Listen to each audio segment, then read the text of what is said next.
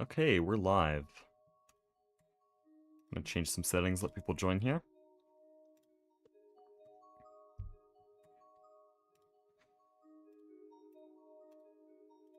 You have a bad feeling about this. Thank you, Thumbcraft. Thumbcraft isn't real.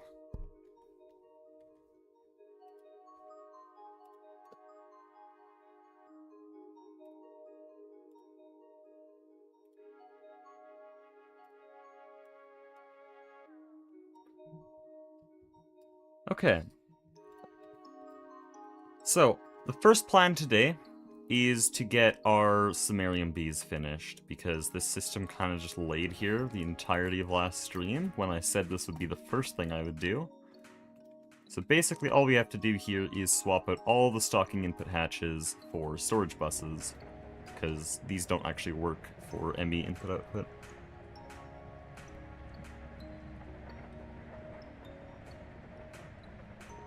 Thinking where the stream was. I was eating, which I didn't do the last few streams, which was very regrettable, so today I decided that I'd actually eat before stream. But yeah, the systems we got finished last time worked very well. We have all of this chlorine, and this looks like quite a bit, 69 million liters. And then there's also the 39 vouchers for 32 million liters, and so let me just quickly whip out a calculator here. Not redeem! Okay, so yes, this is 1.2 billion liters of chlorine. That's what we made overnight. We're gonna work on fluorine today, but first I need this rare earth line finished. Actually, correction, Hekiba. That was made in surplus. Because it's being used, remember. It's actively being eaten by something. There's systems that are just actively using it. Oh, is there... Hold on, how much hydrochloric is there? Oh, there's no hydrochloric acid packets. Why? I just made it stop at 64 mil. Oh, well, it's at 97 mil, so... We don't need that much hydrochloric acid. I don't think we need that much. I'm not sure what you mean. Do you know how fast this thing is able to crank it out? Like, we're just voiding, like, until we get passive hydrogen and stuff, which, I mean, I guess we have now. I just didn't want to void all of the hydrogen, because stuff needs it. If for some reason you want that much, sure. I don't. I was joking.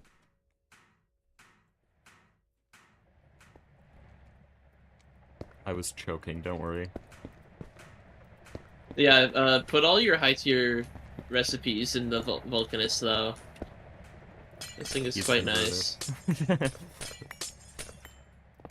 Oh no, oh no.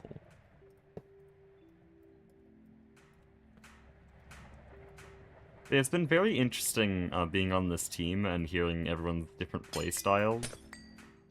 Because, like, Goose is just let AE2 handle everything. I'm pretty sure he's a real-life network engineer. I'm pretty sure it's real-life things doing this.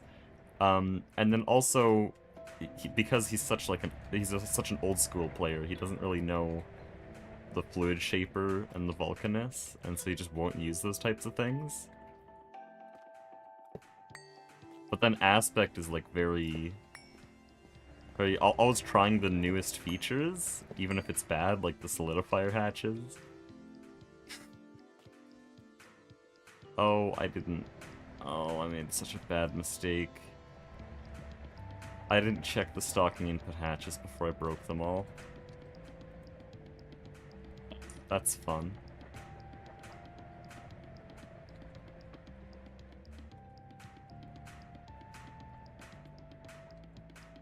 Okay, that can be a stocking bus. That makes sense. Because it's just pulling from storage. These need to be storage bused, though. Also, is music the right volume? Or is it too quiet? It's also very finicky to get the settings right.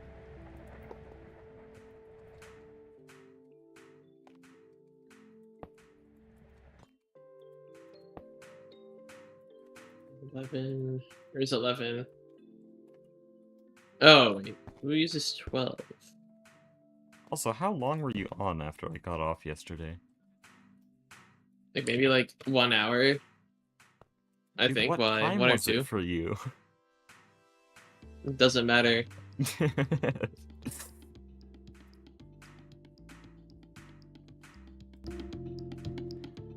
I can't really talk. I ended up staying up until 5 a.m. editing StarTech. Shouldn't have taken that long, but I kept getting distracted.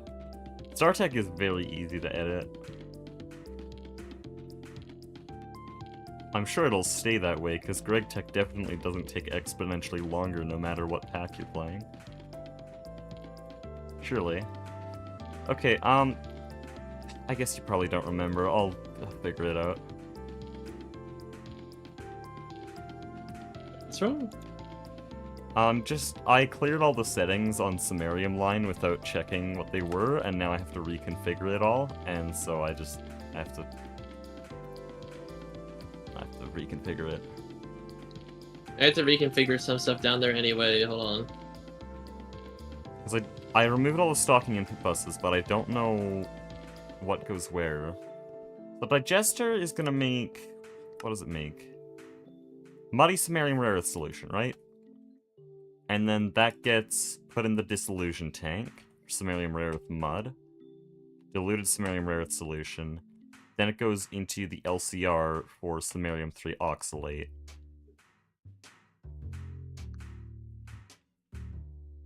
And then Sumerium 3 chloride. Samarium chloride, sodium chloride blend. And then electrolyze into samarium. And then this centrifuge, I assume, is taking... Where is it here? One of these recipes, samarium 3 oxalate, gets dephosphated samarium. So that's my first clue. This is a centrifuge, so it's gonna be dephosphated samarium. And that gives thorionite and samarium. Okay. First one solved. Mixer. That would be the blend, right? This stuff. Wait, no, the mixer doesn't make that, though. It takes in samarium 3 chloride. This electrolyzer takes the blend, right? Yes. There's our blend. What's being made here? This LCR will be taking diluted samarium rare earth, and that gives samarium 3 oxalate. So this is doing samarium 3. I think we just fixed it then. I think it's the full system.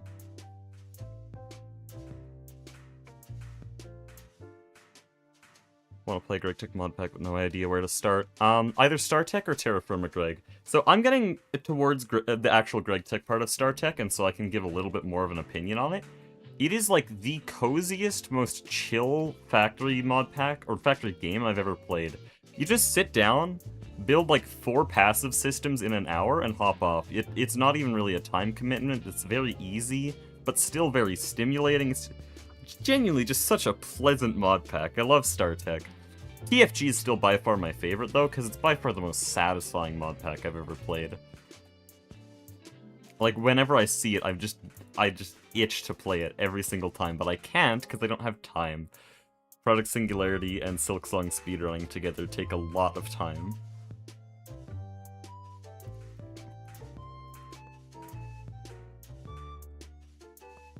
But yeah, we should be working, right? Or, oh, did you storage bus these? I had to insert some stuff. I had to storage bus in some shenanigans. I need the muddy stuff, so I had to turn this on. Hold on.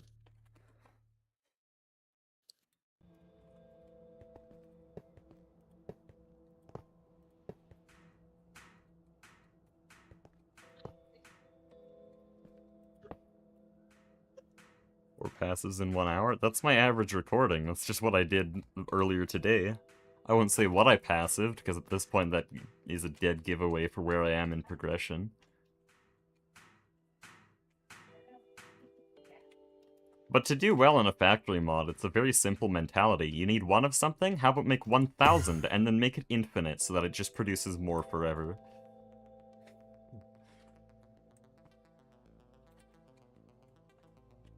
Take that to its furthest possible extreme, and then double it again. It's just always overkill.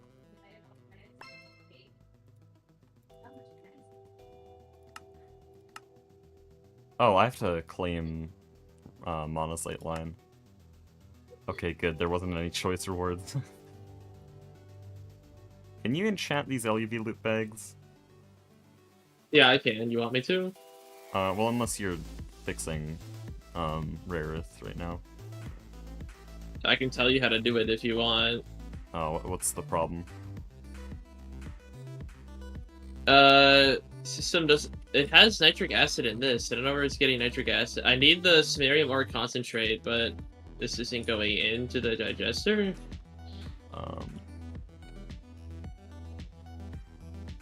Well, I can handle it from here. I'll give you the loot bag.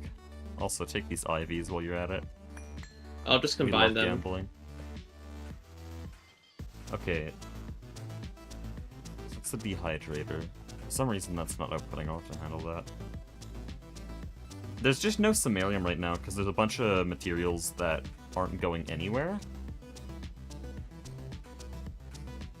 So I need to create a bunch of new cells. I need gadolinium, ytterbium, I think it's ytterbium, and dysprosium.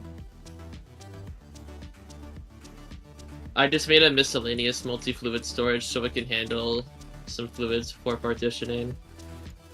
By the way, apparently there's a mini gadolinium line that we just skipped by doing this. That's nice. Are these even used for anything, man? Who knows?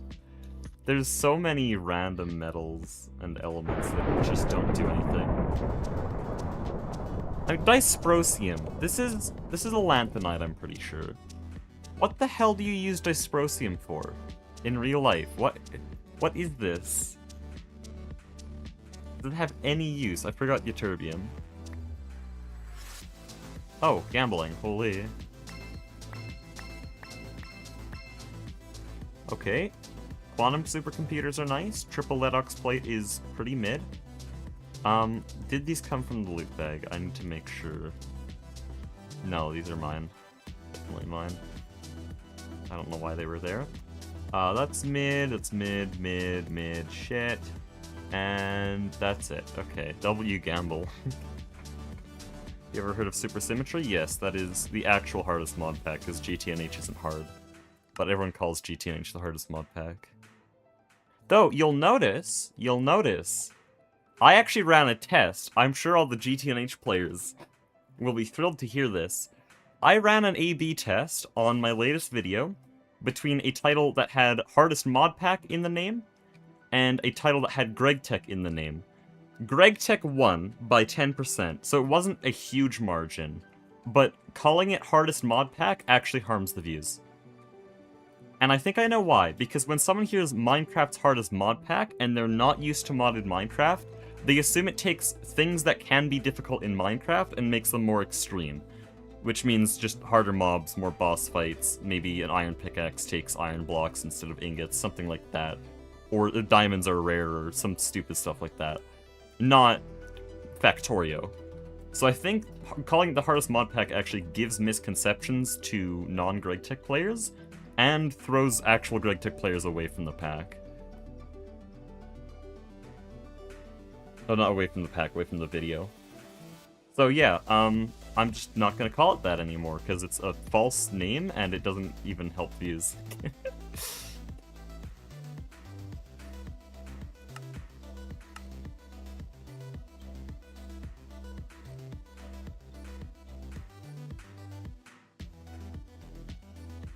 Anyways, I was gonna make those cells. Where's the ytterbium? These are all green, interestingly. And then there's copper and arsenic.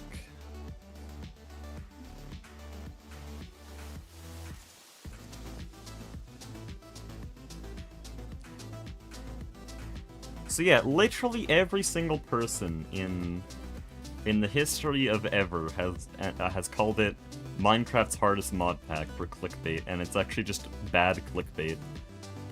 It doesn't even work from a cynical perspective, and it's also false.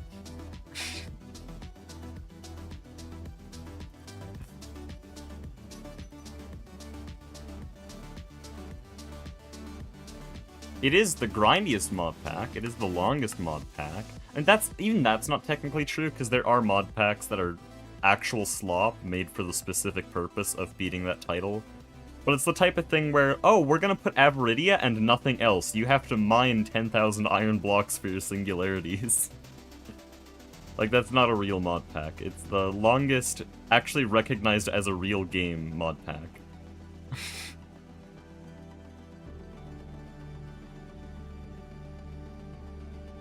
We called the Insane mod pack. Honestly, I'd say Super Symmetry takes that title even more, though. Because have you seen its chemical chains? They're schizophrenic as hell.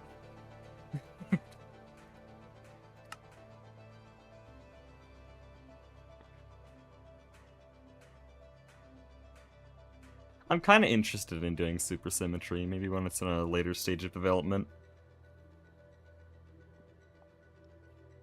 Yeah, all I need is a samarium ore concentrate, and I need to import nitric acid into the system for it to work. I know why it's not doing samarium ore concentrate. Whenever we made it before, it eventually got used up somehow. I don't know where it went.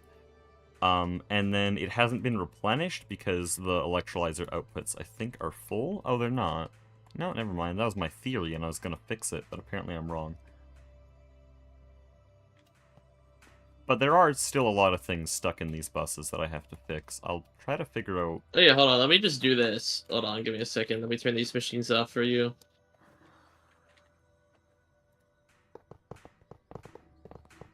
What the hell are you doing? Oh, did you get knock alloy? Yeah, I have NAC alloy coils, but we have so many of so these here's the that I haven't deal. arc furnace. Here's the deal with these. I actually do not know if coils do anything. I know they do it to the vacuum furnace mode, but I don't know if they actually do it to the dehydrator mode. I'll read it in a second. I just see they take coils, so I'm just putting them down. Yeah, it's exactly the same. Let me switch it to Cupernickel. This one? Yeah. It's off. Oh, awkward. Oh. What was this input bus? Or are you just bus spamming? Yeah, its minimum casing requirement is 5, okay. so... Oh, yeah, no, fair enough. One of the most expensive casings, might as well. Is it 1 per second? Yep, it's 1 per second. Okay. That's good news, I guess. Does this one matter? Or does this is a dehydrator though, no? They're all dehydrators. Oh, it's only the vacuum? Okay. It's only the furnace that matters. It looks so ugly though. I'm probably going to use nichrome because it's less ugly, and also we have more nichrome. Unironically. 3,400, yep. There, that's a bit better. Still 1 per second. Yeah, that was my suspicion.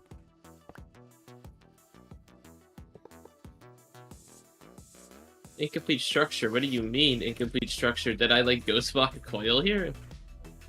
No, it works.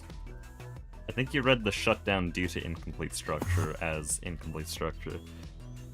You ever heard of Better Than Wolves? Pressing the button. As far as I'm aware, Better Than Wolves is actually just a bad mod. I haven't ever heard a good thing about it. There's a difference between a difficult mod slash game and a just bad game that hates you. Because, like, Silksong's difficult, and I used to think I just don't like difficult things. But, dude, Silksong's fucking good. And TFG is relatively, like, kind of... When compared to, like, E2E or something, TFG's kind of difficult, but that's not why I play it. But Better Than Wolves is kind of just made as a Pew mod, as far as I'm aware. Maybe it's different. Maybe I have some misconceptions about it, but basically everyone, especially Terraformacraft players I've talked to, basically just say it's a Pew mod that doesn't care about anything. And because of that, I haven't dared to actually look at it, so I don't know anything about it. It is just a Q mod, so...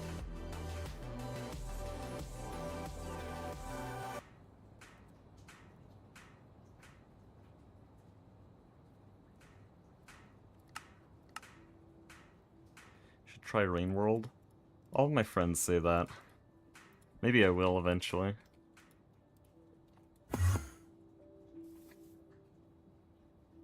For those, for Silksong adjacent games, though, I have a few others on my list whenever I get bored of Silksong, which, yeah, that'll happen one day. But, first I want to play Nine Souls, because I've heard it's very similar to Silksong, and then after that, Cuphead, because I really love Cuphead's style, and it basically seems like Silksong if it was just the boss fights. Or Yeah, Nine closer, Souls is good. closer to Hollow Knight if it was just the bosses.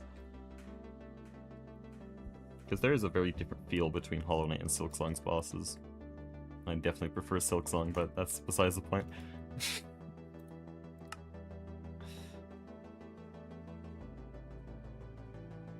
When do we get Alright, a so- multi-block circuit assembler? Oh, sorry. What were you saying? I think we get it now. The circuit assembly line. Oh yeah, it looks like it. This one looks really interesting, because you have to, like, wrap everything. Which basically just means Yeah. you need to use extra polyethylene everywhere. Oh no! Anyways. It's very scary. Oh no, the polyethylene But demand as says far the as oil I'm baron. aware... Oh, wait, do you need a different assembly line for every different kind of circuit? There's no way, right? I hope not.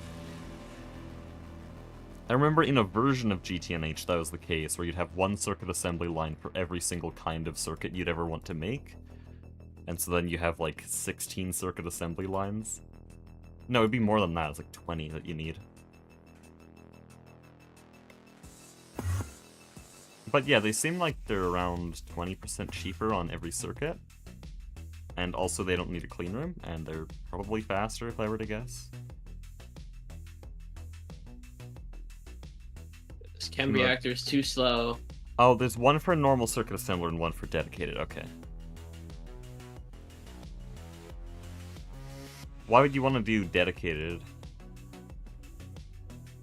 Oh, probably for... No, this is an assembly line circuit. Alright, well, this seems to be working well. We have 128,000 enriched Naquata sulfate dust. Oh, are we not... are we not doing I left anything? I left it as sulfate because you can turn it into ingots for really cheap, or you can electrolyze it for the dust. Because enriched sense. Naquata dust... That's probably the best form to leave it in then.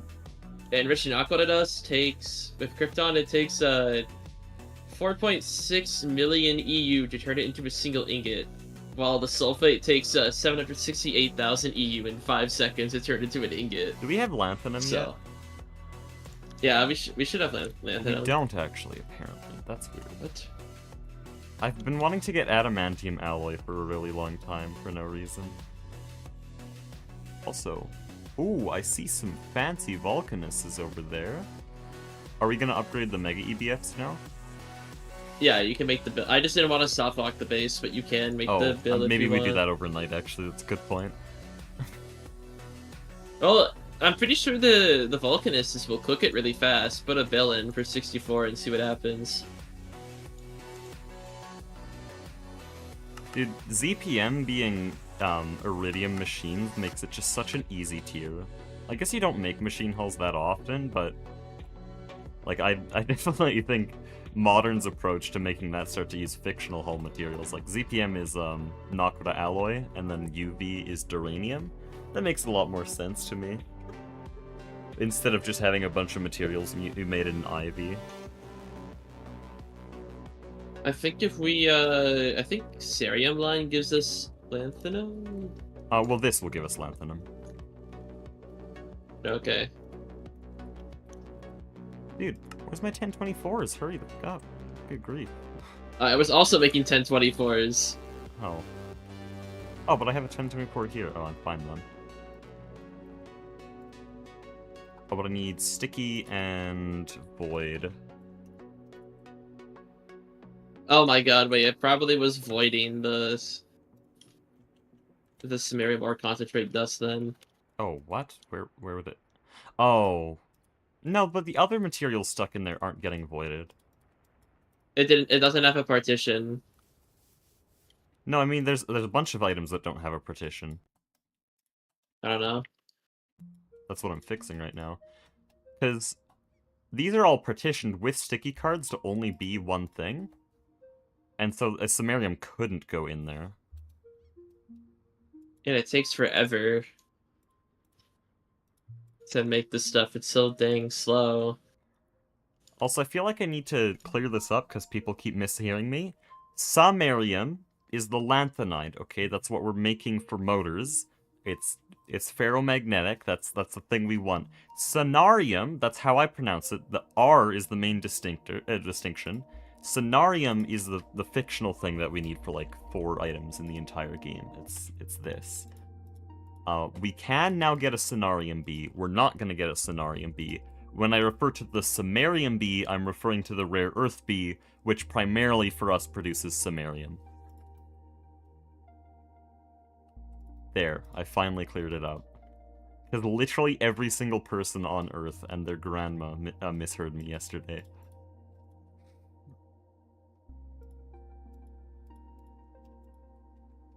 It doesn't help that they're all like, they're both kind of yellow to some extent. I mean, we could make the fusion coil block now. Yeah, you want to just make one? I don't know when I'll actually make the Samarium, but... Let me go pattern it, hold on. Where's my funny staff?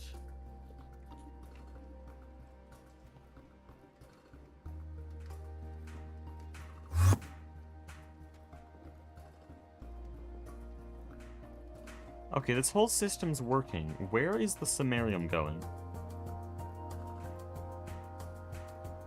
Let's see, do I want to use, requires clean room? Oh yeah, wait, it doesn't matter. The assembler does not care. Never mind.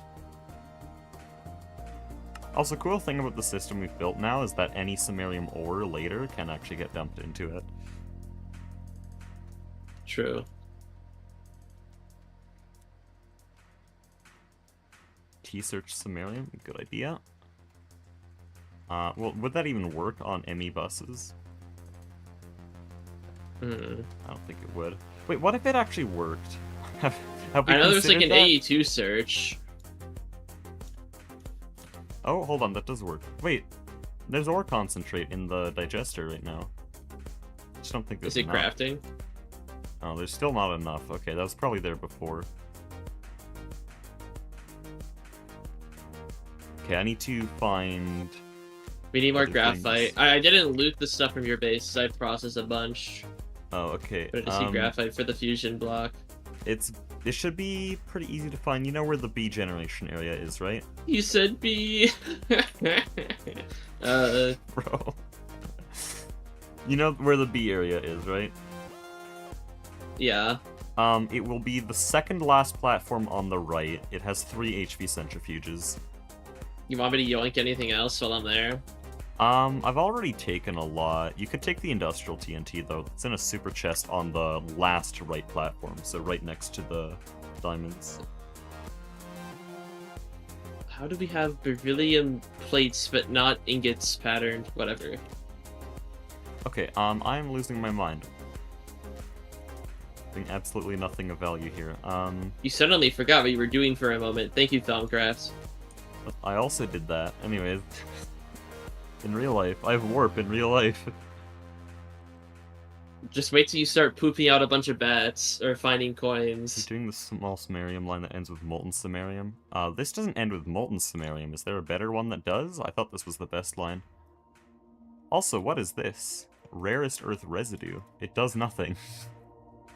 It's literally useless. So rare. Holy. It's so rare that nobody wants it. Yeah, I just see graphite. Okay, let me go to your base. Go gadget Also, iPad. hold on. This is called thorium phosphate concentrate, but it's not a phosphate. Because phosphate isn't that the PO3 ion? It's not phosphate. It's phosphide. That's different. Unbelievable. Shit-ass devs. Oh, I think he means this line. This is... Oh, maybe we can do this. Or, no, that's nanoresin. Never mind. That's probably what that person was referring to, though. That's UV. We're not there yet. But yeah, a samarium ore concentrate is being made from electrolyzing fluorescite. Do we have fluorescite? Is it in here? Yes, fluorescite is there. It is properly stockpiling. In fact, it just did a recipe, so is there more samarium? Yes, okay, so the entire problem is just that it's not producing it very quickly. That's all. It actually works. Here's 9,350 graphite. Oh, but hold on. There's a problem now. Or did you storage bus it? Uh-oh. Oh, no. No, wait. Where would it go? You have a cell for it, I assume. What? There, muddy samarium rare earth solution. I think I have a cell for one. I didn't have fluid cells to do the other one, I think. Alright, what do you want me to grab here? Because I have the graphite. I can't get the graphite B because I can't get it from the apiary without voiding it. Yeah, I know how I'm gonna handle that. That's fine. Further down, just one more section down from where you are, there is a super chest filled with TNT. Bring that as well. A super chest filled with TNT. Pretty sure it's a super chest. 403,000 TNT? Yep. Industrial TNT, specifically. Yummy. Oh, I am fat. Hold on. Set of my inventory. Fact check true. I'm sorry.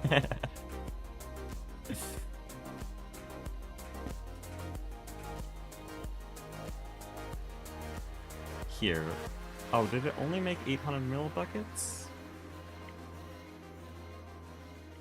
Or is it already looping it? Did it, like, do the whole line without me noticing? There's not really much of a way for me to know.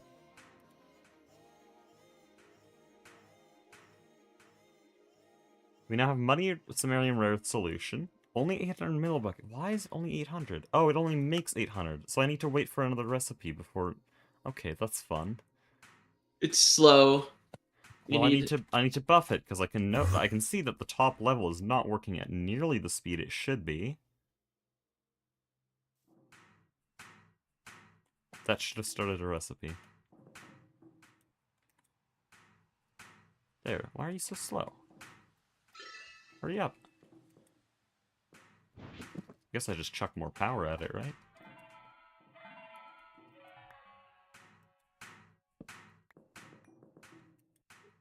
I think it's mostly bottlenecked on this. Or no. No, we need more bees. Okay, fine.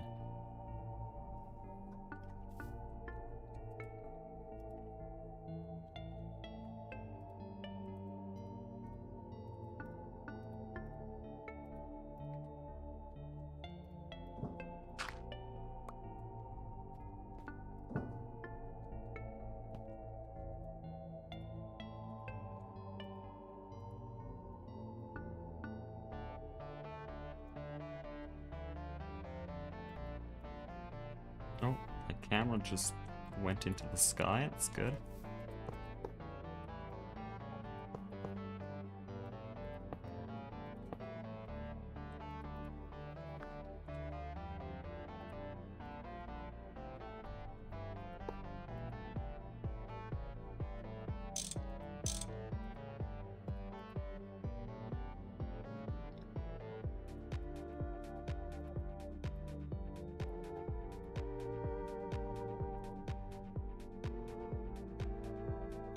I wonder if there's another way, another upgrade for these apiaries. Oh, you good? It seems to be lagging. Okay. Yeah, there we go. You just didn't say anything and then disappeared.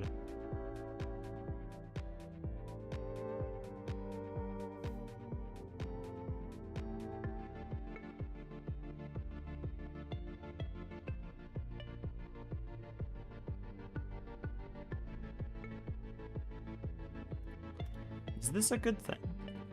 I actually kind of want to test the production modifier, because this is an upgrade I haven't used yet.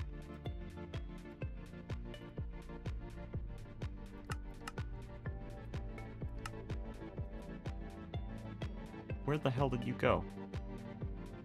Hello? Oh, automation upgrades in there.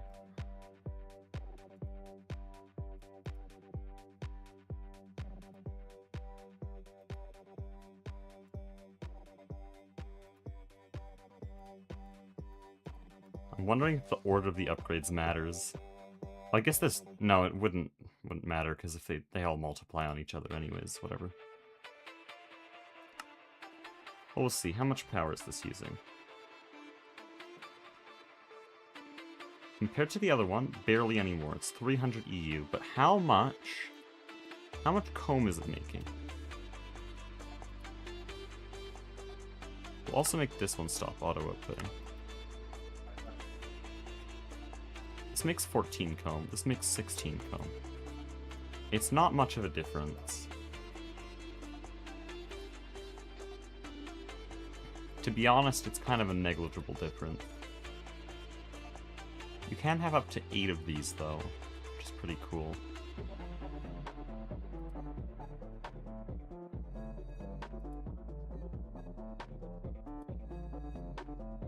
It's pretty consistently in the 16 range. It's like a little bit more rare earth, but it's too much more power. I'll still install it on all of these, just because I have one now, might as well, but I won't go into any trouble to get future ones upgraded.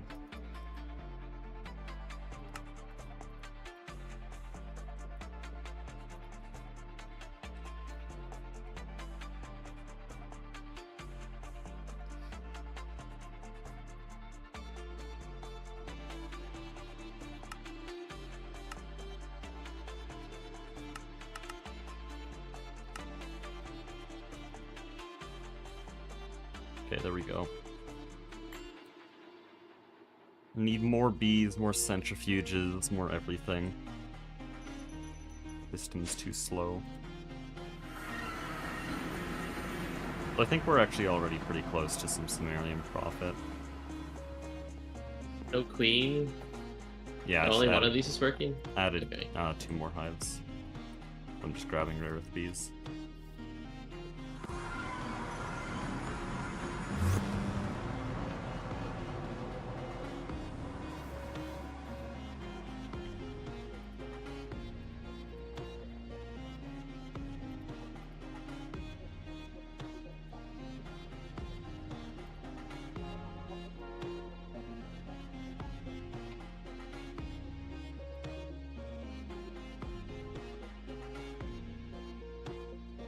Okay, then the chem bath.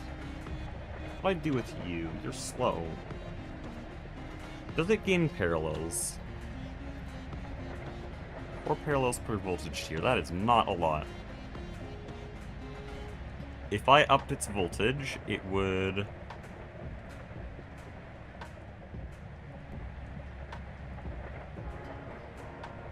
be just over twice as fast, barely. Just not that much.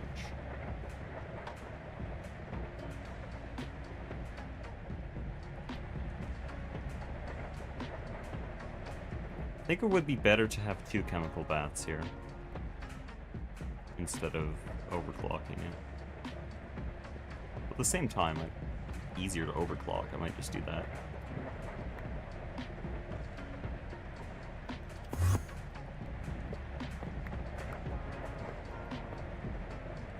I'm smart. Put it in exactly the same place.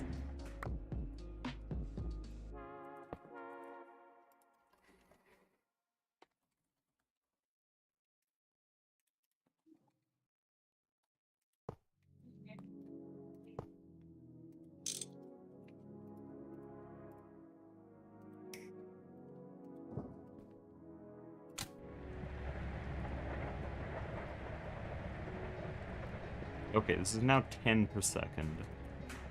Here's Xanthanium dust if you want it, or lanthanum. This is, Oh. yeah, lanthanum here. Nice. I don't need it right now. If I were to... Oh, wow. Where'd that come from? This system, Really? Okay. it's just in the subnet, yeah. Okay, well, we probably should have left it in the subnet, whatever. It makes, you can just put it in there, it doesn't matter. It makes a lot of goodies. Yeah, I hadn't yet added an interface. Oh, you make cerium-rich mixture too? Okay, that's kind of nice. Oh, I you can use have- that for Mosinite. You have this storage bus the wrong way. Or what Which are you one? doing here? I'm just You're I'm pulling just giving Sumerium this. in. Why? Yep. Wait, where? What? On the storage bus, it's pulling Sumerium in. I didn't do this. Oh. I didn't touch the storage bus. That This was wasn't all me you. either.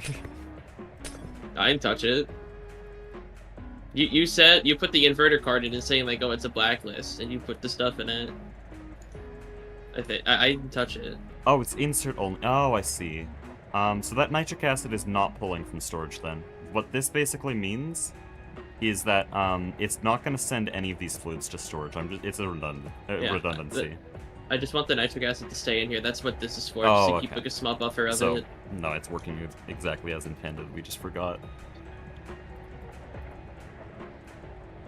I will want storage to be able to access anything in here, though. At least any item. Then just That's what I'm doing. interface storage bus, yeah. Not the fluids though, yeah. Bidirectional, right? Yeah. Well, I don't want I don't want it to shove stuff in here, but I mean, it's a storage bus. It's not, yeah. Well, why not? Or no, it can.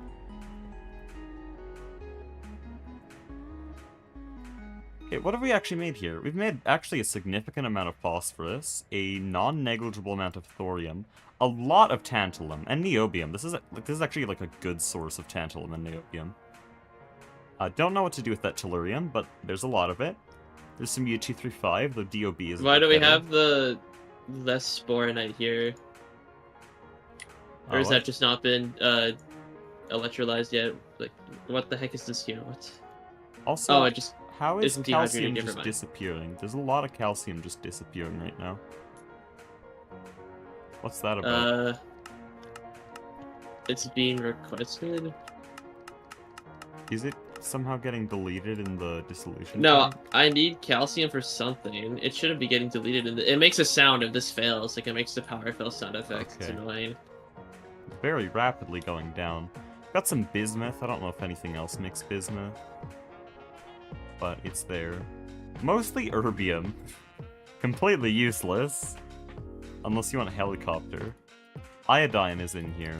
Iodine actually has some interesting uses. Germanium, gadolinium, ytterbium, tellurium. I just don't know what to do with all those. They exist now. But again, we're mostly here for samarium, and I don't see any samarium. Yeah, blame this. It's too slow. It's not that this is slow, it's the system upstairs that's slow. Are the centrifuges stuck? I'm a bit worried. Not enough item output space. As a matter of fact, the forge hammer's a bottleneck. Shit, they were right.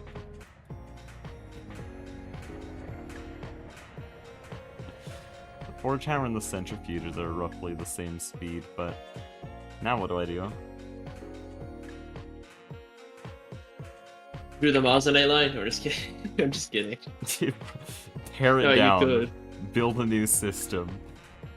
Just because the forge hammer isn't fast enough. I guess I'm doing a multi-block forge hammer. It's crazy. Oh no. Mastiox, are you ready for the worst thing you will ever see? What, you mean like a steam forge hammer or something? No. Arguably worse. What? Industrial sledgehammer? Well, yeah, I already said I'm making a multi-block forge hammer. But it's where I'm putting it. I will need a quad centrifuge, though. Don't worry, I've probably seen worse. No. No, I'm afraid you haven't. You have not seen some of the bases my teammates have cooked up. I don't think they would know how to build what I'm about to build. This is a level of curse that takes expertise to actually figure out. I've only seen one other person crack it, and they have over 8,000 hours on the pack. Are you, like, while sharing the input hatches to put, like, multiple machines as close as possible? Because that's when it looks really ugly. That's part of it. That's part of it. Yeah. My friend in StarTech made all the machines with the minimum casing, and it looks like crap because he makes them visible. Like, why? Please wrench that. I don't want to look at this. He thinks it looks cool. But I disagree. I would understand doing it to piss you off, but doing it because you think it looks good, that's insane. Yeah, I know. Like, this is not good. This looks like crap. This is sad. And when do we get a better centrifuge? I want a better one. We need energy crystal bolts and fine zirconium wire, which are two components that are only used in this machine. In fact, I don't even think we know how to make zirconium ingots, because why?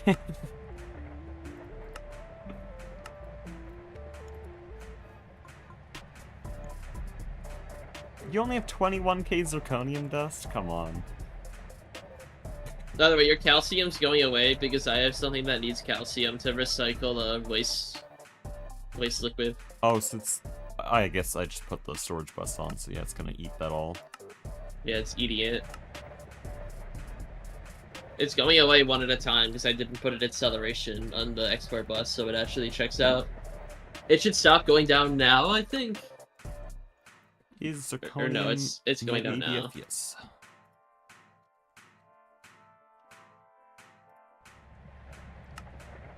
That's MEBF1.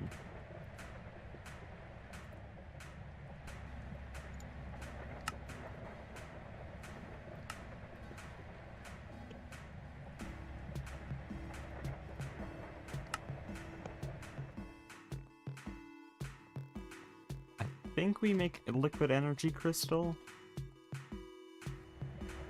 Yes, okay, then I can just solidify it into bolts.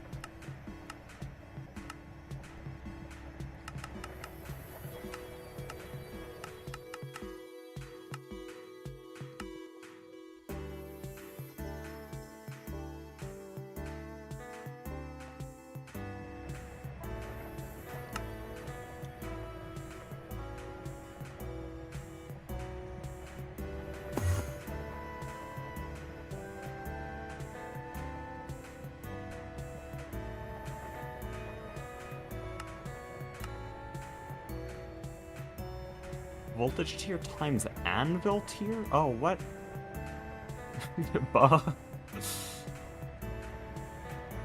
Oh my goodness gracious. Okay, the titanium from this is not going in the linked input bus. I gotta fix that.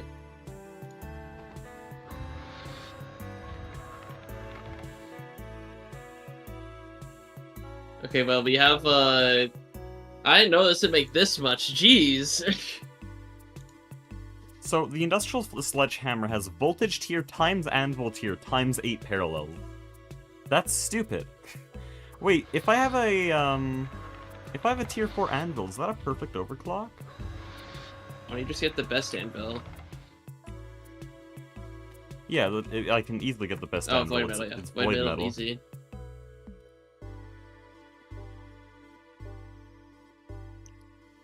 This is such an odd machine, honestly.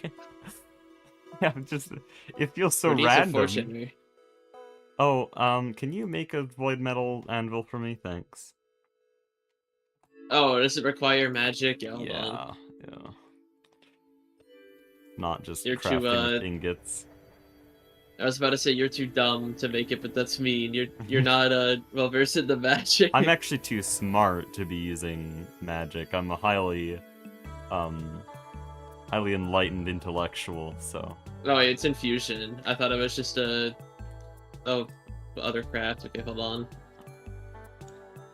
I'm just a redditor, so I don't do any of the magic stuff. Dude, you're cranking the floorboards. Chill out.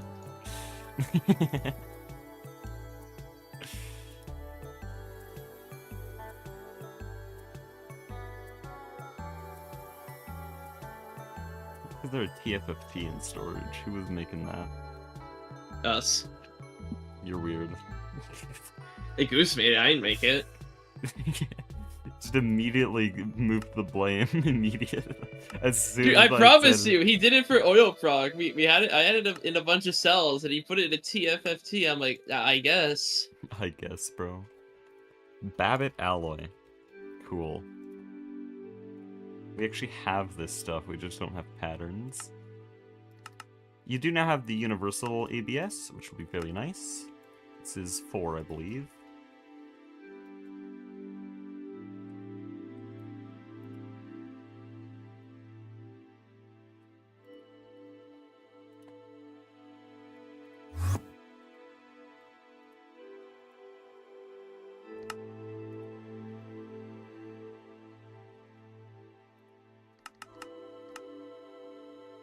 Oh, I need,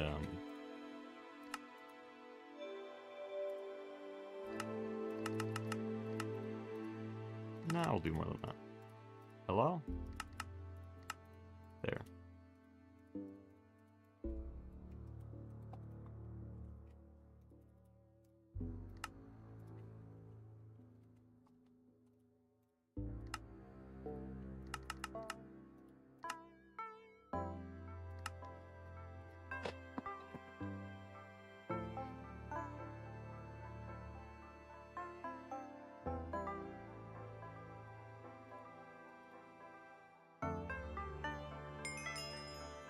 Holy! Huge progress. Massive, even. Thank you. Have a burger.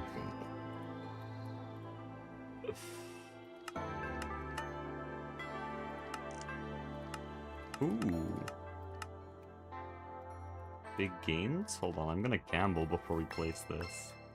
Data orb is quite nice. Enriched knack ore. Also, I got a weird crossbow, which seems to have some alright stats. I'll leave it in there. Oh, thanks.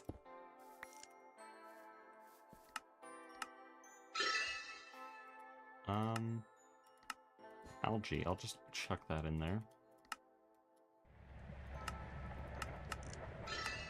Okay, there's a lot of quests I haven't claimed. There's another LEV loot bag. Honestly, we should leave that for the end of the day.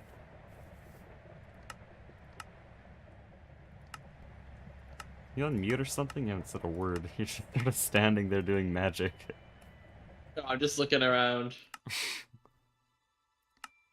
I'm messing around with these foci.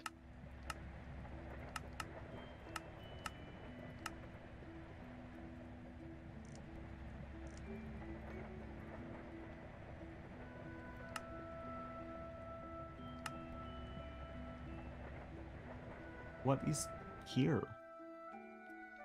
Oh, we're gonna keep getting quests from Duck. Have we invited Duck to the team? We haven't, have we? It's not on right now. It's like 8 AM for him. I don't know what's going on here.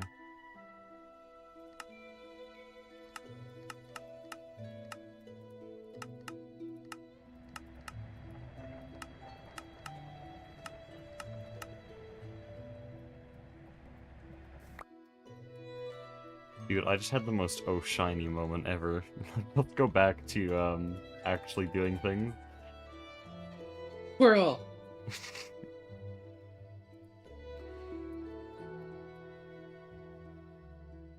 Okay, so we need a quad centrifuge because these aren't enough. And I'm gonna do something truly majestic to make this work. And I love how slow this is. We're missing so much. We need so much freaking concentrate. I'm just gonna do something I'm working else. on it. Oh yeah, you should. What should you be working on right now? Maybe fusion? Yeah, you could set up air distillation. So should we do actual liquid air distillation at this point? I think that would be beneficial now. Let's see, what does it give? No, that's a lot of goodies. The 100 mil one? Yeah. 100 million liters? Because I was Xenon... doing liquid air centrifuging, but this would give us one of our first sources of xenon. Yeah, and like extremely small quantities. But it's there. Is it worth it? I don't know. What's a better source of xenon, if any? Let's see. Oh, there's a lot. I mean, my thorium system's gonna produce like buckets per minute. Oh, perfect. And then once we get the Mega Apiary, probably by the end of the month, then I can get the Xenon B, and then we're set. I mean, what do we need for xenon B? Let's see. Oh no, we can make the Xenon B. In fact, I have the Xenon B. It just can't actually do anything until we have Mega Apiary. Oh, can you not do it in a normal apiary or something? Yeah, its jubilant requirement is being a Mega Apiary. Bruh. Missed the last three streams, what have you been doing? Basically, like... Actually, no, not all of this. All of that building is, wow, my zoom. All of that is ducklings, or specifically Mastiox and Goose. That is just ducked. He's actually kind of a good builder. That's all been Glistu, though it will be our power plant. And that's mostly 9 and Mastiox over there. I've been setting up multi-blocks together with the rest of the team, and setting up bees in that building and this building. So right now it's just bees. An Ognescent bee? I don't think so. And that has me sad, because how are we gonna get Ognescent then? Oh, Knock Fuel, never mind. Knock Fuel is from bees, by the way, so... Okay, let's tear this down.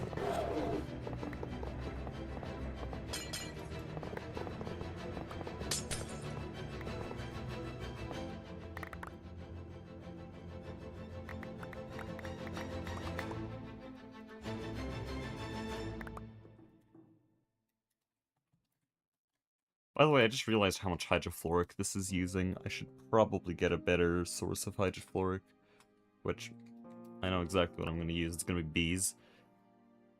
They get knock fuel from bees? Knockwood from bees. I'm actually not entirely sure about that, but knockwood-based liquid fuel comes from fuel mark 1. It's heavy and light knockwood fuel. Where do you come from? Knockwood solution, I assume, is the start of this. I need knockwood emulsion. Yeah, that's bees. Enriched knockout we get from bees, hydrofluoric acid we get from bees. Actually, primarily from bees is going to be the goal, so knock fuel's all bees.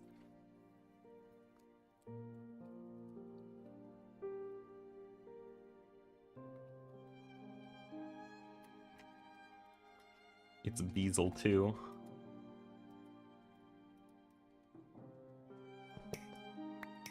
I should probably just call the knock fuel Beezle. Basically just what it is.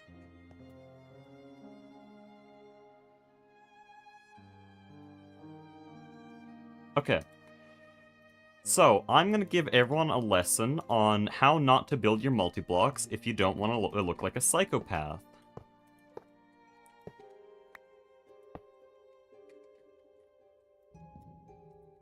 So I want 4 centrifuges here. And they're all gonna output... Oh, where are they gonna output? That's a good question. I didn't think about that.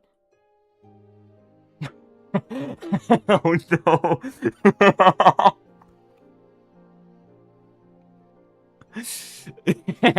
I'm gonna make it better. I'm gonna make it even better.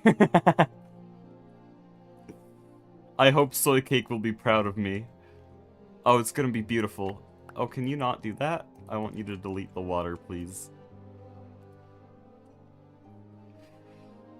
Okay.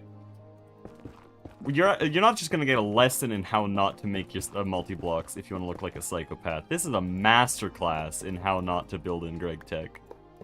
This is gonna be peak cinema right here. Use a sushi belt. I think if you could do a sushi belt in Greg Tech, it would actually be less cursed than the bullshit I'm about to pull out of my ass. I just need to see the casing limit on this thing. It's 6. Oh no, they've made a mistake. They've made a horrible, horrible mistake. Why is it a casing limit of 6? They could have stopped me if it was 10.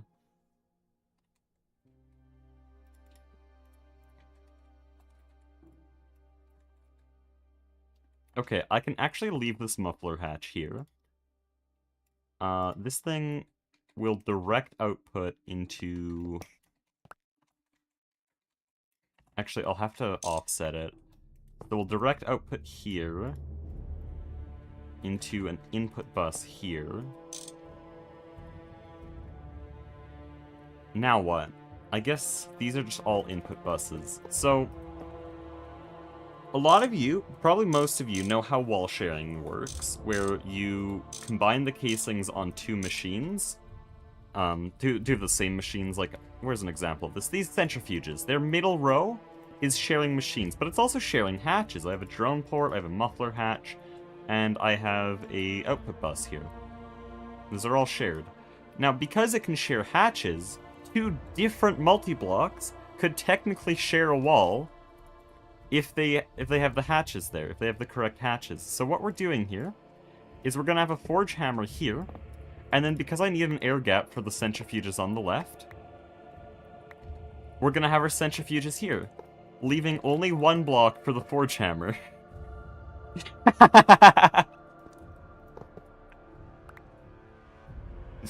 In fact, we did not change the footprint of this factory by even one block by moving this from a 1x1 forge hammer to a 3x3x3.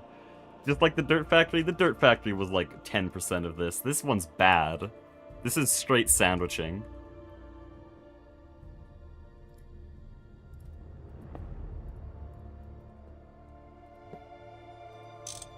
I hope I can inspire a new generation of GregTech players to never be like me. Okay, so here's the problem now. We have an input bus here. We need at least 6 forge casing, but we only have 5 right now, or else the multi-block won't form. So I can't have the input bus here. It gets worse. Believe it or not, ladies and gentlemen, it gets worse.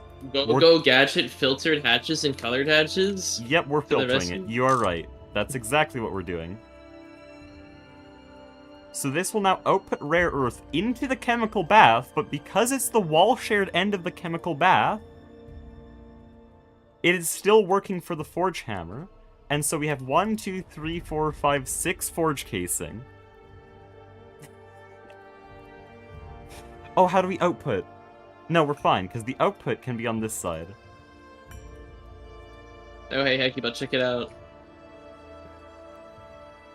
Oh, nice. I'll do that when I have a bee breeding area. I need to lock in on this first. Why do you need this for Transformers? What are they thinking? Okay, so now we need to wall share between all of the centrifuges. Because there's going to be 4 centrifuges here. So the only block that can wall share is this block, which is also part of the forge hammer, interestingly enough. So this is our central input bus that hits all of these centrifuges. And then, what does our maintenance hatch look like on this? I could move it. I won't, though. I think I'll wall share it. Like, this can't be forge casing. That's literally not allowed.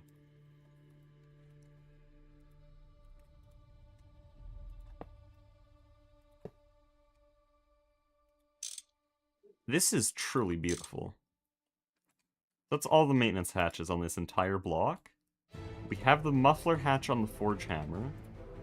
We have the input bus on the centrifuges. Is that everything the centrifuges need? Because they have input, and their output can be on the other side. I'll deal with their mufflers also on the other side. Yeah, okay. So we do this. It formed. Oh wait, no it didn't. Why didn't it form?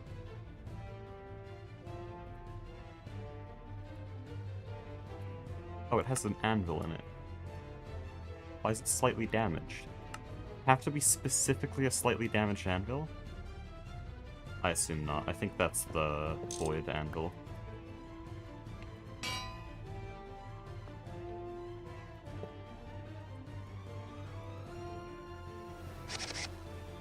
Ladies and gentlemen. We've done it.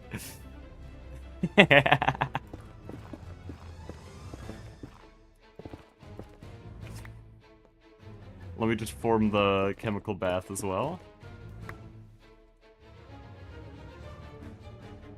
Oh, do I need to replace all of your fluid? Probably.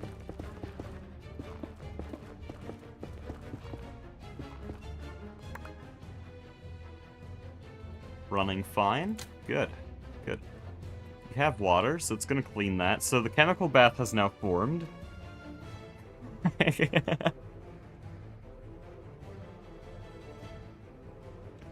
Everyone in my chat is panicking right now. I've caused mass hysteria. Perfect.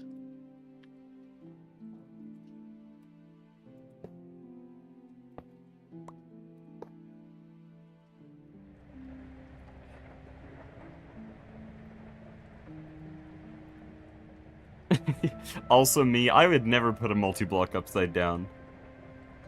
I don't consent. Oh my goodness gracious, it's gonna take a while to centrifuge.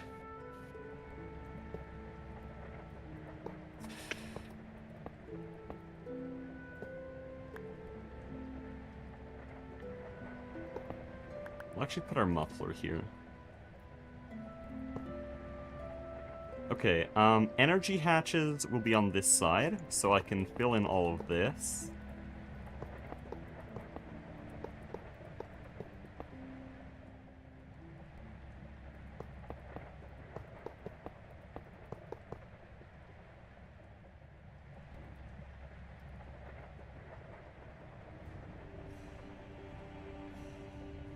Putting muffler hatches on the spinny faces, it covers it up. It's all nice and tidy. It looks better this way, you know?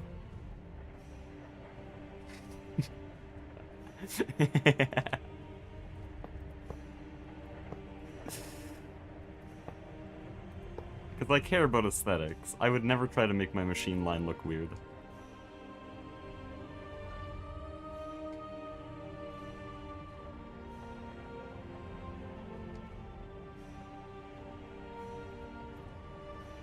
Okay, there's our ME output bus, and I think that's it.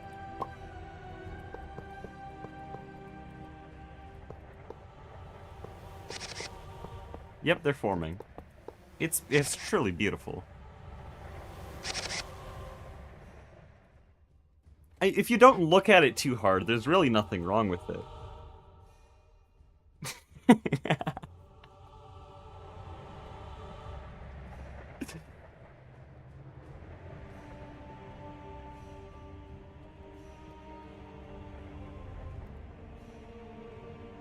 I'm sending this.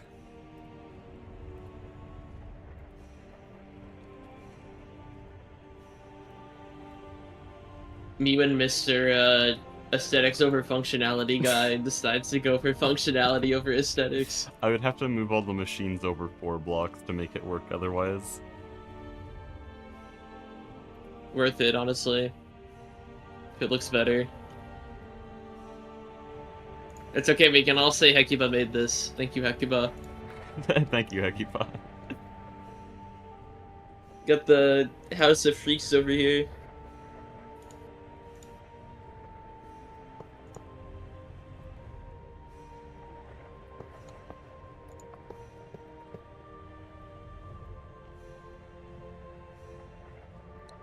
I might just start pulling Osmeridian cable out of my base, out of laziness.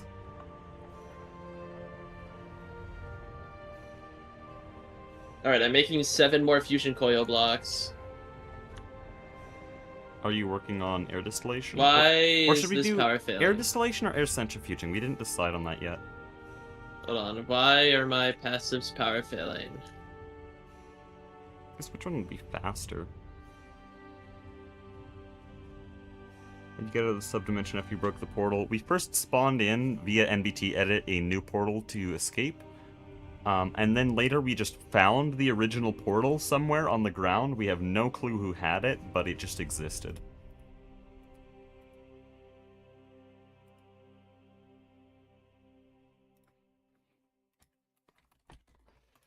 Okay.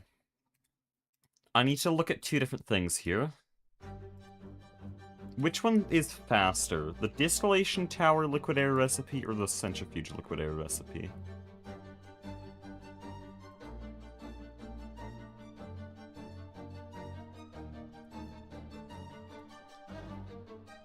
Oh, you could do a Mega DT. Which one's better, Dango or Mega DT?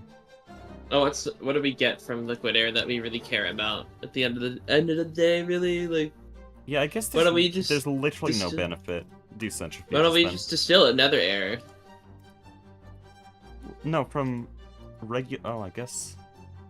What do you want from Nether regular? air has a lot of goodies. I guess I was kind of thinking to rebuild my air distillation setup, but with ender pearls, there's no reason to. I was thinking of having liquid air and then nether air at the same time in the same area, but I guess skip to nether air. That would make way more sense. I mean, I think we have to do it anyway for netherite. So.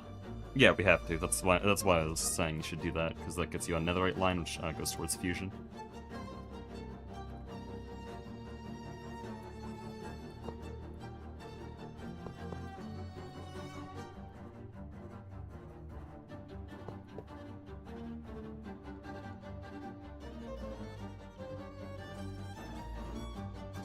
This actually works fine. It is actually scary how effective all this was. It wasn't even that inconvenient to make it fit together like this.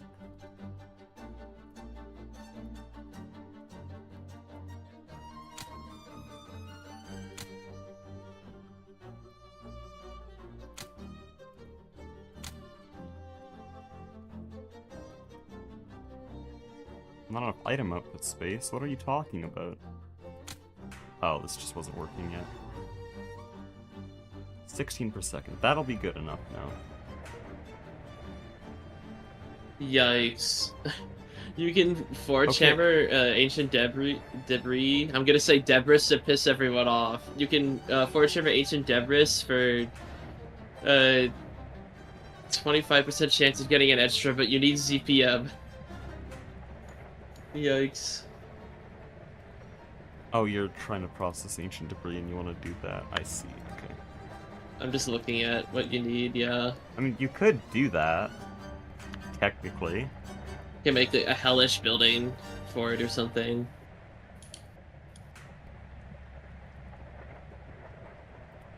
How do we get ancient debris? Yeah, we do need to actually start with that. Or do we? Do we need ancient debris to make netherite? I don't know. Oh, Yeah. it's combined with heavy hellish mud. Okay.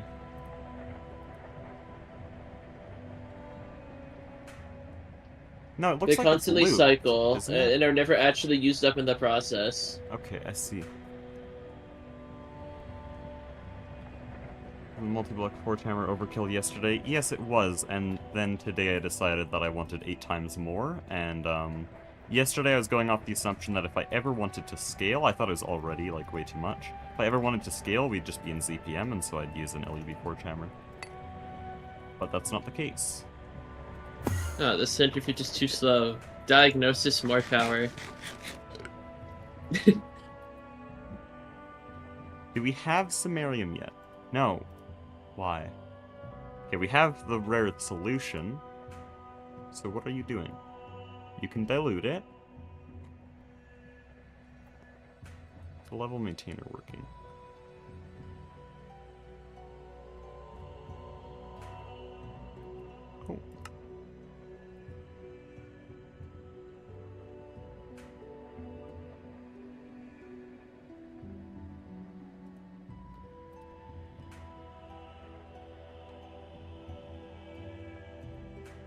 Oh. I think you've just confused the level maintainer. I'm gonna set these recipes to 1,000. That should fix it. Why? You can do this, right? Oh, what? I was doing it in things of one. That's why I was No, I'm just one. trying to figure out why it won't start a recipe. I think it's because you're using the 9 times ratio, so it's like really waiting. Oh, what's the benefit for 9 times? It's just like Oh, if you have a lot it's of throughput. significantly faster, I see. Yeah.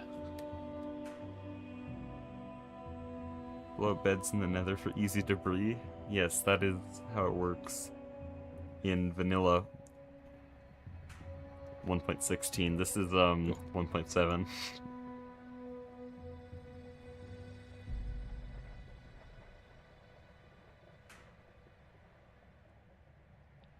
I'd be interested in doing Netherline with you, if possible. I guess I'd have to lock the hell in on bees. You can do Nether air distillation now, which, I by can the make way, a building. We can make like a hellish building. What's up? I'll let you build the hellish building. I think Z-Tone's blocks are actually exactly what you'd want for that, so I'll let you have free reign on that.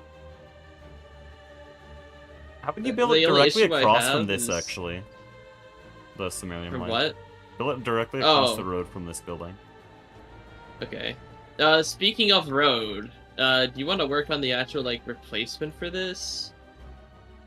I want to do that when we have copy and paste. But, for now, don't even bother with the deep slate. Just place the Just for, packing like, the blocks. pattern. Yeah, I just want to see the pattern. Like, we could fit something in the middle. I showed my friend, or one of my friends, the Z-Tone stuff, and he's like, what the heck, this is the Greg Tech, like, this is the Greg Tech building mod. He said it'd be added to all my mod packs. Yeah, I already liked it, but you went crazy with it yesterday.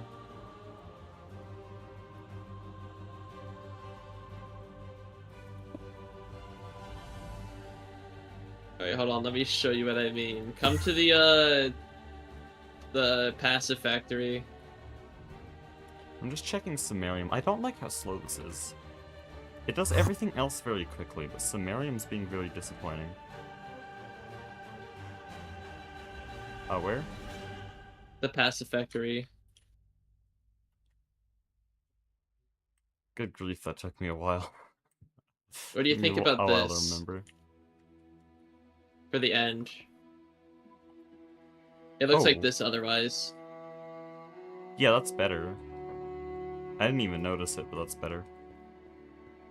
Yeah. Like, this is fine for the intersections. The intersections can stay as the vectory, but... Okay, let me calculate something, because if this calculation disappoints me, then I'm going to continue working at this rare earth line to make it good. Because here's the deal. Muddy Sumerian rare earth solution is doubled when you put it through a dissolution tank. So we basically have 3.2 buckets here. And then that's multiplied by, again, by 10. Yeah, multiply again by 10. So that gets us 32 buckets of diluted Sumerian rare earth. So that's 16 recipes here, which is 32 Sumerium, or wait. No, what is, not 32, 80. Oh, that's a lot more. 80 Sumerium 3 oxalate, which, oh, this starts to multiply a lot. Wait. Okay, I drastically underestimated this system. The Sumerium rare earth solution we have right now is something like 60 Sumerium. I didn't want to do the math further than that because there's a lot of weird ratios. But yeah, we're fine with that. It just needs to run until it gets 9 buckets. I'm just trying to think of, like, what I want to do for this road. Like a pattern.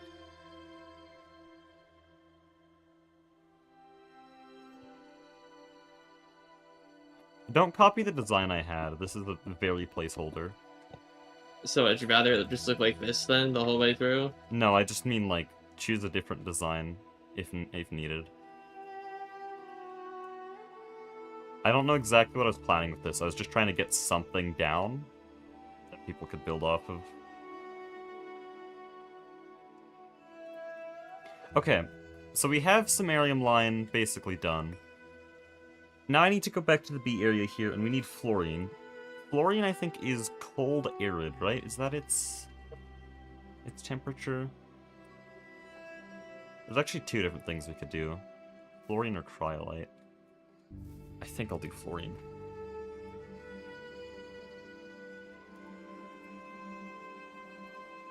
Wait, what? That's undergun fluid.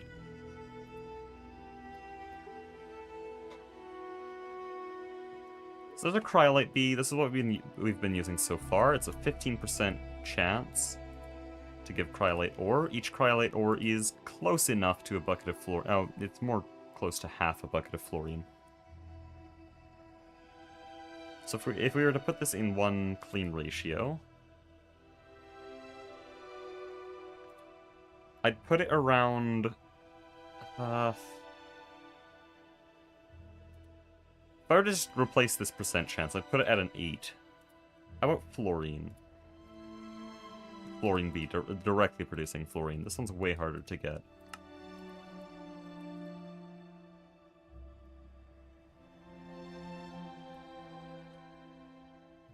So it's 45% on the fluorine comb.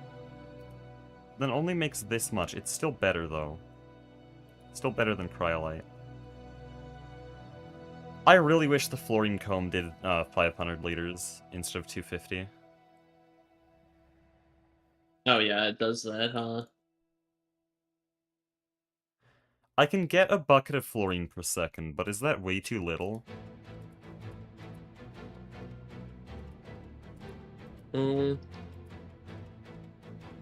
I think it's... I mean, how much you need to make a bucket a second? So I feel like a bucket a second is fine.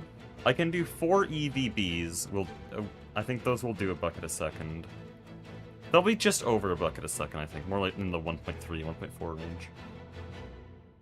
Well, that's 1 IV amp for 1 bucket. I guess pretty good. That's a pretty good way of looking at it. And if I do HV, then it's actually 1 IV amp for 2 buckets a second. 2.5 buckets a second. So in 2 amps IV, 5 buckets a second, if I just do HV upgrades. The only problem with that is... that's like 16 apiaries. I don't like that.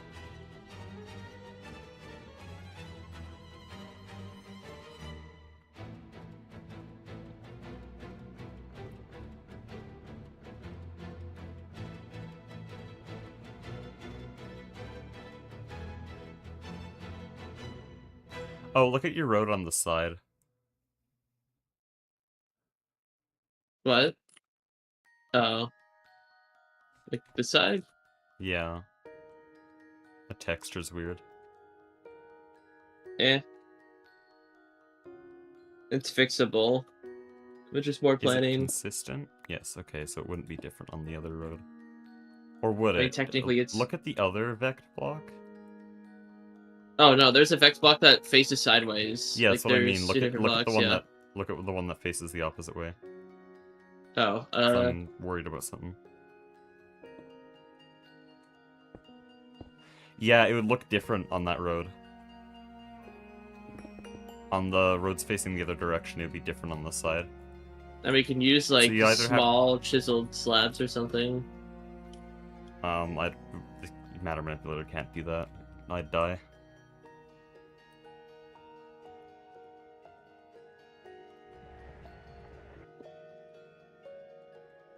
I'll ruminate on it for a bit.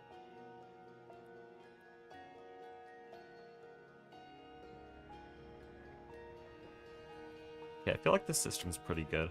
What the hell do you do with 9,000 erbium? Well then, I'm not gonna sit around.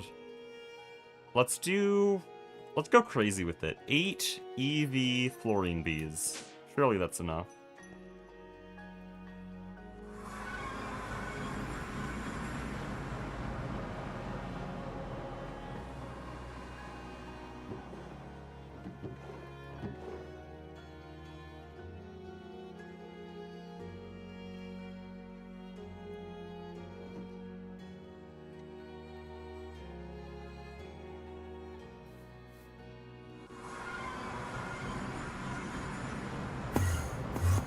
How do I duplicate princesses? Just, like, straight up. I don't really want to do a bee meteor, but... Yikes. 94 seconds to make a neutron reflector. That's We have not a bunch of 40 hives. seconds. Just yoink the hives. I don't want to. We Okay. have them in the system, just break them. Is there any good hives? Oh, there's rock hives, okay. You know what, I'm gonna be doing a lot of this kind of bee breeding. I should make a system for this immediately. Oh, now this reminds me that I want to actually organize this building. Because now I have very weird organization on temperature. Couldn't you These just need install, filling like, the pumps. climate upgrades? That's not how Jubilant works. Jubilant has to be in that climate. Even if it's an alveary with the simulated climate, it doesn't work. Huh. I mean... Hold on. I guess I haven't tested that. Aspect told me it didn't work, but I don't know if he tested it. Maybe he was just referring to the alveary, or just assuming that the alveary would work the same. Okay.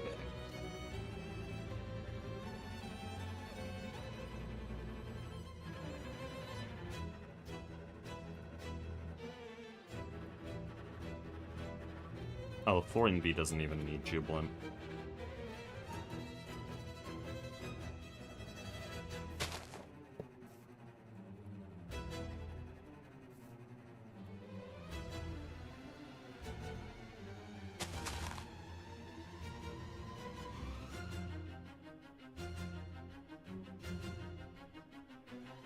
Hold on. Actually, I'm gonna bring some of my bees here. As a better test, because we have really good bees here. Let's actually test Salt, because Salt gives all the Jubilant stuff I want. So this one has specific stats, so now if I go back to this world...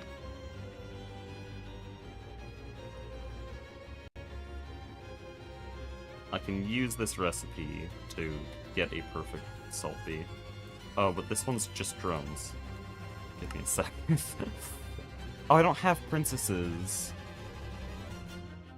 Then I'd have to choose a different bee to copy over.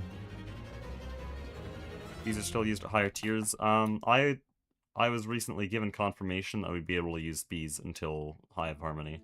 That was already the plan, but like Soycake actually just told me, hey, that's actually like a really strong source of production. So yeah, we are using bees forever, essentially. Eye of Harmony is a really, really late game thing that's basically only used for getting the resources for Stargate, and so that's when bees finally fall off, just because you can't compete with something that's specifically made to deal with bullshit recipe sizes.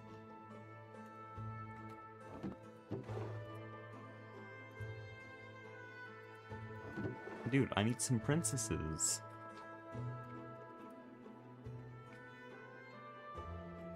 There's no princesses in here. I didn't move the princess crate. This is quite a hassle.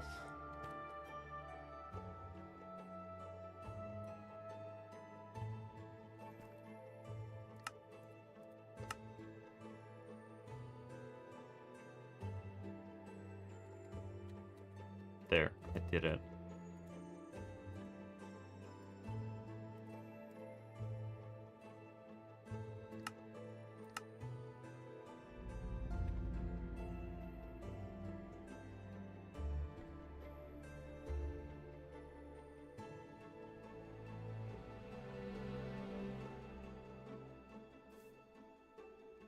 The main drawback to bees, which is why I wouldn't actually recommend this to normal players, is their setup cost, their entry cost is ridiculous. Like, maybe you can start doing them with mutagen and stuff, that's your first level, but it's still a huge pain in the ass to start going down all those bee breeding trees, because at that point, the bees you need are really down the line.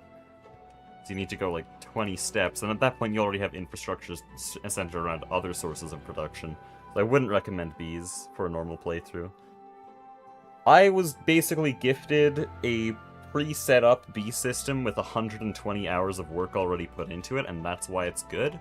But you need that setup time, and I don't recommend looking at Logan's streams, bro. Cancer.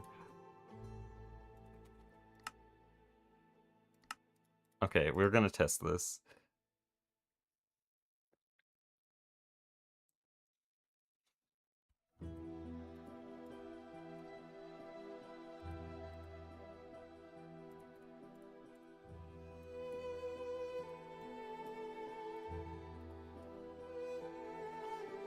Okay, so we'll get 16x acceleration, and we'll get this.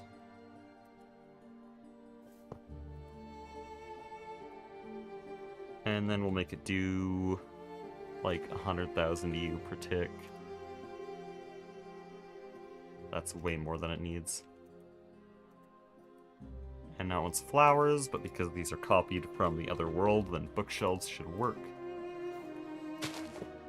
That's an apiary. What are we doing?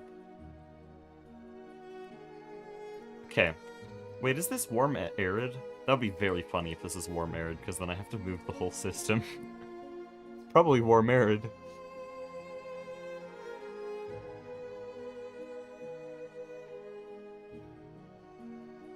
We'll see. If it produces comb, then we know it's warm arid. It did. Okay. Cool. Nice place to set up your bees. Genius.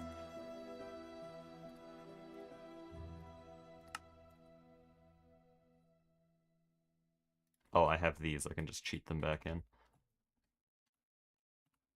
We'll go here. This is Cold Plains, which is somehow next to a savanna.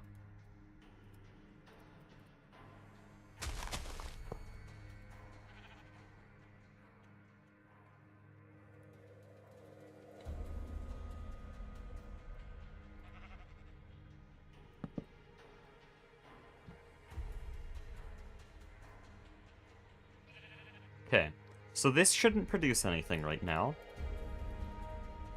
Because what salt bees need to produce salt is a warm, arid biome. Now, the theory is that it works like a alveary, and the bee cannot actually be jubilant unless it's naturally in the climate it wants. So there you go. That's slag, that's expected. If that didn't happen, I'd be very confused. Now, there's upgrades here that can mimic other biomes.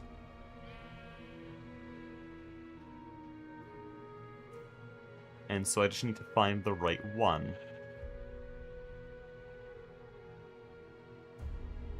Oh, what? This is so weird. Oh, I have to upgrade humidity and stuff. Okay, so we want to make it drier then. No, not desert emulation.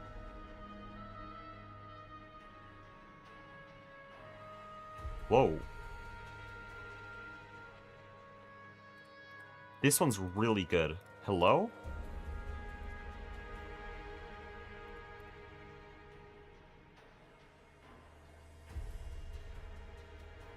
I've never seen this upgrade before. Is that just... This might be the most broken upgrade I've ever seen. Alright, I'm back. I might have just found something that breaks the game open. I don't know if I'm reading it correctly. Did you find the production upgrade or something in forestry? Dude, what the hell? That's busted. That's so busted. Okay, so the production upgrade is actually really bad. It's so fast! But the lifespan upgrade... Well, Oh, yeah, bee no, production they is scale based on on their lifespan. lifespan. We learned this yesterday because my salt bees were bad. Their lifespan was really bad. But we can... Lifespan upgrades stack to 4. Each of them is minus 33%, assuming it's multiplicative, because otherwise I'd be at negative 33% lifespan, and that doesn't make sense. But yeah, basically what we have here is I think around 40% the lifespan of before. Do you want to know the power cost of this upgrade? Or is it like It's 5%? 5%. It's 5%. Yeah, okay, sure. The automation upgrade costs more, and that thing basically just emulates a conduit going in and out. That's so busted!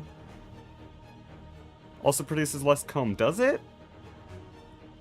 I don't know how to test that. I do know the value for the rare earth bee. Oh. Because rare earth bees should produce around 20 comb. There's no way they overlooked that. You're probably right. That'd be an absolutely ridiculous thing to overlook.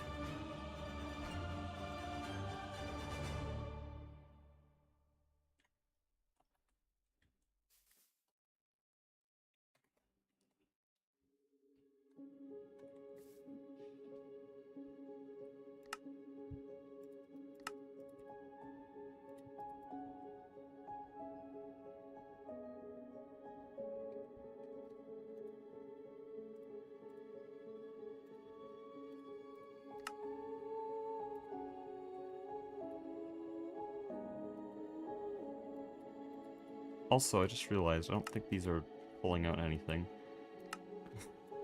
Minor oversight. Went from 15 to 3. Uh-oh. Okay, I just needed those rare earth bees. Now we can go actually test that.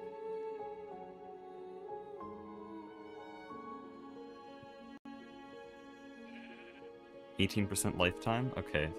I mean, it looks like it. This is so stupid. This would be a ridiculous oversight. Because that instantly makes all of our bees go from pretty damn good to nothing compares.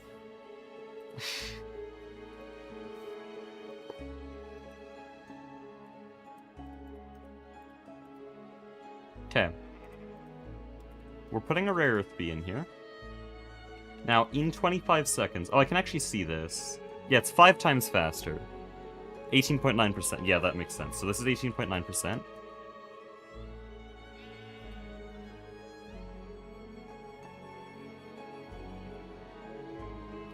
So if you look here, it's going to be like 19 or 20 comb.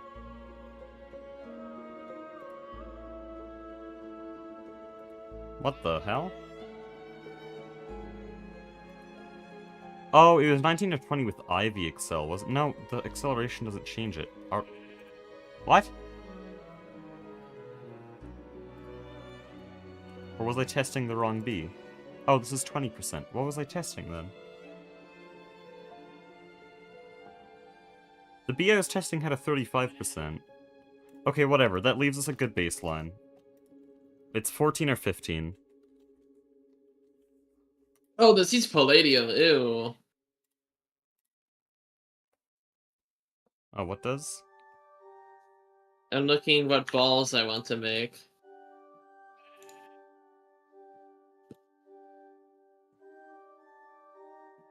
I'm getting the blue ball. I need a palladium to make allanite. Okay, that is way less. So it scales the lifespan. I think this is just a upgrade for bee breeding then. Which is kind of useless because we can't put frames in here. Why would we want the IAPOE for breeding? Never mind. Okay, we got sidetracked. We didn't want that. Making nitrobenzene. Damn, that's really sad. I thought we had actually just broken it. With our setup, making nitrobenzene's easy, I guess.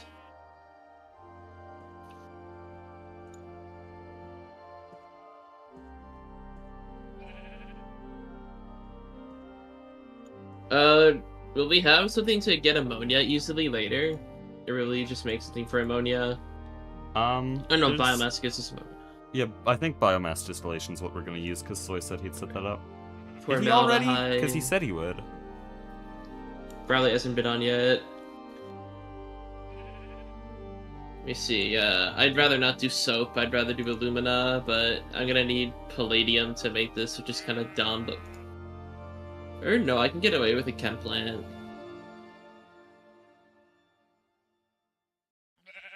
I'd have to make nitrobenzene, but that's not that bad, so I'm pretty sure we have, like... a bunch, yeah, and a bunch of benzene, that's fine. It doesn't seem like anything here, increases... Like, here's the dryer upgrade, that's what I need. Is there anything to heat it up? This makes it wetter. Cooler. Okay, this makes it colder. Where's the warmer one? Heater upgrade. Jeez, why are they not organized at all? Or actually, is there Savannah emulation? Because that would be nice.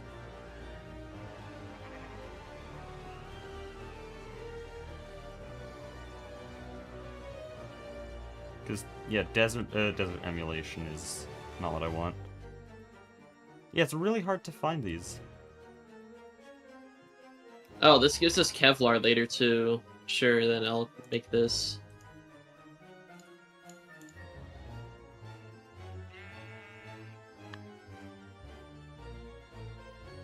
Do we have a really easy way to get a crap ton of alumina dust? Because I'm just going to use alumina, unless if there's a soapstone bee. If you want aluminum, the oh, I guess you need alumina with the cryolite bee. I need alumina itself. Ruby bee. Okay, that's easy. Ruby bee. No, you're right. Get it.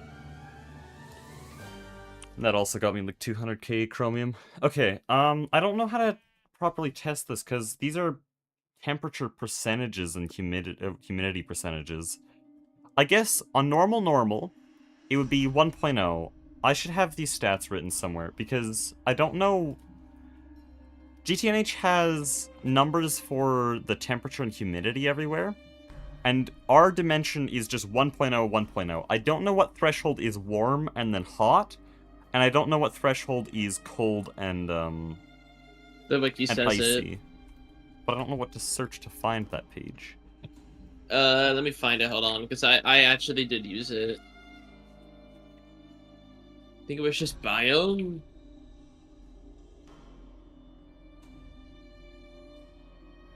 Yeah, no, it is just the biome page, and then just Control F cold, and you'll find it.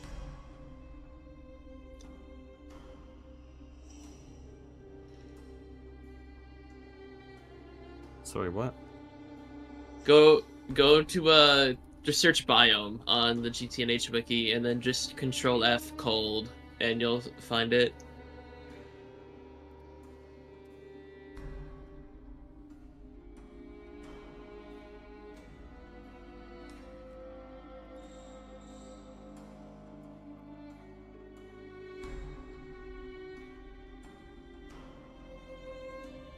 Okay, there we go.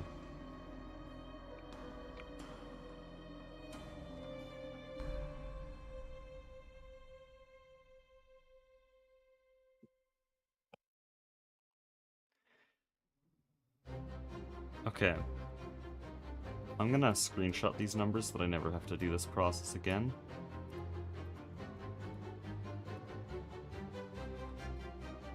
Oh, no one yoinked their chem plants. But if I want warm arid... Oh, what? Okay, assume normal is 50% heat. So if I want warm, then I'll probably need 2 heater upgrades. We'll do 3 though, because that still stays in the range. And then for arid, that'll also be 50%.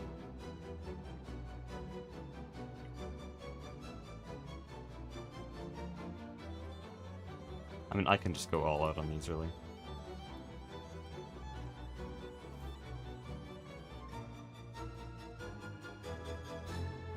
Actually, this lifespan upgrade will be really useful for testing. But I don't have enough slots with it. Well, that sucks then. We'll get a better accelerator then.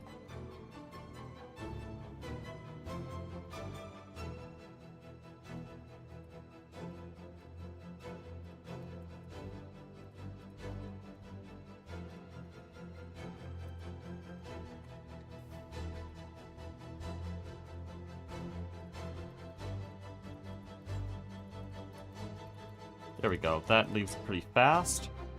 Now I can properly test. If I put the heater and dryer upgrade in here, will we start getting salt comb?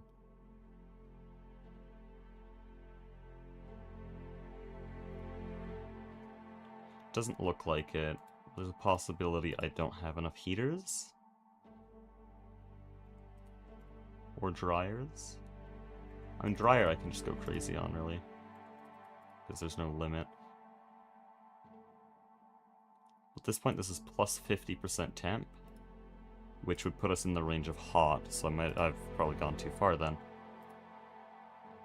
We'll go one more higher, and then I'll lower it.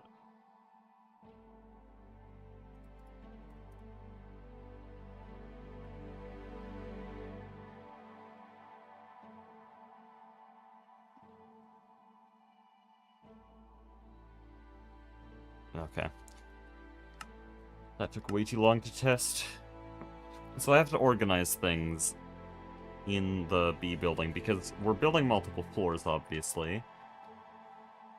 And so if we set a biome here for all the salt bees, then everything above it is going to be warm arid now. The problem is, this doesn't make sense. It's not organized, because there's hot and hellish above warm. We can't do hellish unless we're in, oh wait, no, it's another biome, not dimension. Yeah. Okay, never mind. I have a bunch of hellish bees. Iridium's a hellish one. But we can do arid here. Like, this is on the edge of the base. This makes sense. Then we have arid, and then we have, like, normal on the edges there. And then we have damp over there. That makes sense. But then we have warm, normal, cold, icy. Where's hot and hellish, though? Because this is now off the edge of the building. And I don't want to make the building an overhang. And I don't want to extend it out here, because it would look really weird. The heck is a flotation cell? What is this? This probably looks like crap with default textures. What I could do is extend the building to the side, which honestly might look a little bit better. Oh yeah, there's reason to do that anyways. Extend the building to the side, and then we'll have hot and hellish here. This gets it really close to the road, though.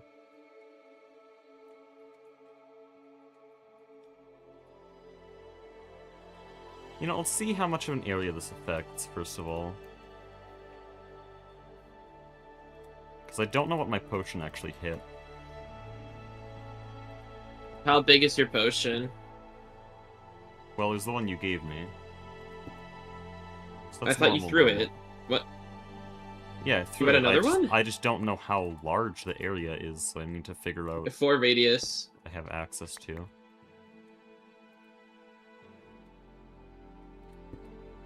It doesn't seem like 4 radius. I gave you my biggest potion. I mean, I'm pretty sure that's what the wiki says. It's either 4 or like 3 or something. I don't know. It seems significantly smaller, or it's like a weird pattern. In fact, are all of these even making it? Machine does not lose efficiency when overclocked. Sir, yes, sir. Loud and clear. Wait, what machine? I will be purchasing that immediately. Some mill grinding machine. Oh, yeah, we're gonna be building a lot of ore proc systems centered around that. Yeah. Or, like, nickel and platinum and stuff. What is I'm the shape of researching it this now. biome? What? I don't understand what's happening. It's like a weird ellipse. I'm trying to mark it out with these Maybe it's apiaries. where you put it. Maybe you put it in like a weird spot. Because I usually like center my potions. I think you just like threw it on the ground. No, I centered it. I made sure it was centered, but somehow it's reaching all the way down here. And it's like, it's kind of semicircular. Is there an easier way to change the biome, or do we have to use those every time? There's no easier way to change the biome. Damn, I can't just throw energy at the problem.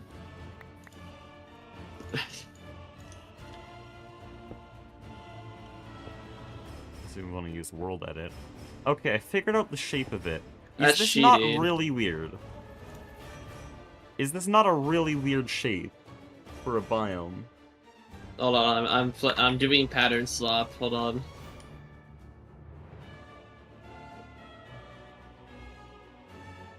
What the? No further I mean, on you were any of standing these like edges. here and you threw it down. I don't know. Yeah, but how did it go? I think you threw it like in the middle of these blocks, so it Maybe it spread placed weird. a 3x3 in 2 spots? Or actually, I guess it would be 5 wide. I think you threw it like in the middle of this block or something. Yeah, that's actually exactly where I threw it. I threw it against okay, the that makes cable sense. towards the apiaries. You didn't throw it in the center, so now it looks dumb. Oh well. Okay. In that case, I could probably be pretty strategic to fit hot and hellish out here. And if this is warm, then I can have normal all over here. Because a lot of bees don't need to be jubilant, or they are just normal.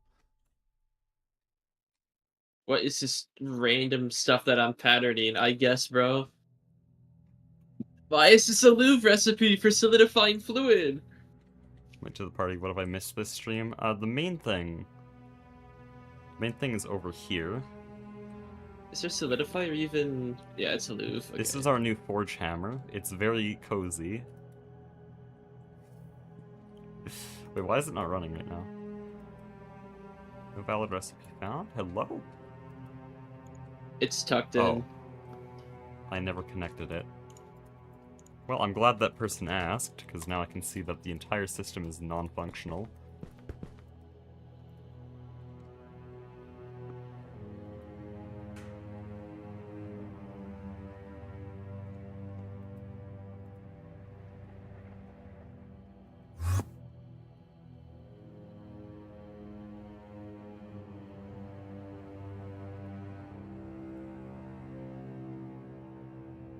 Duct fire reacted the build.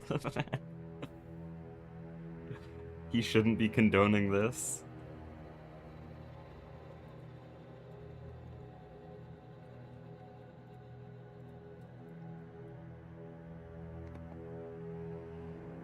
Okay, so the other problem I have with extending this over into here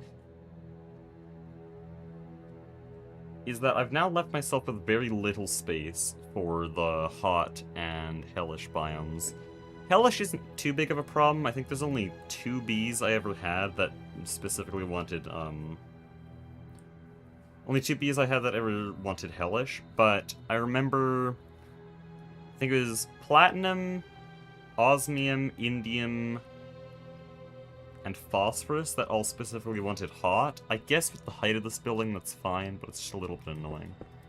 Oh yeah, Hekiba, really good question. What are we doing for our industrial diamond recipe? Are we gonna be doing diamond dust, or you want to do the dumb coal chunks? Okay. Coal chunks, not even a chance for coal chunks. Waste my time.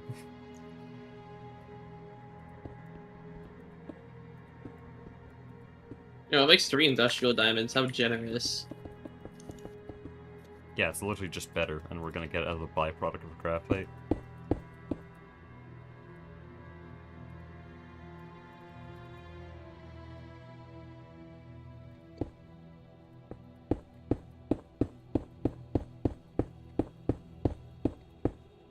Oh, wasn't I gonna make a bee breeding area to duplicate fluorine? I'm gonna make all these buildings in the this hellish building, by the way. Over here. Gonna make all of what? The, like, netherite, netherline stuff in here. It's gonna be kind of big. I guess that makes sense, because there's nothing else to do with nether. So nether air, netherite, it's gonna have isomill stuff in there as well. Like, it's gonna have everything. And I see you're doing good with shape there.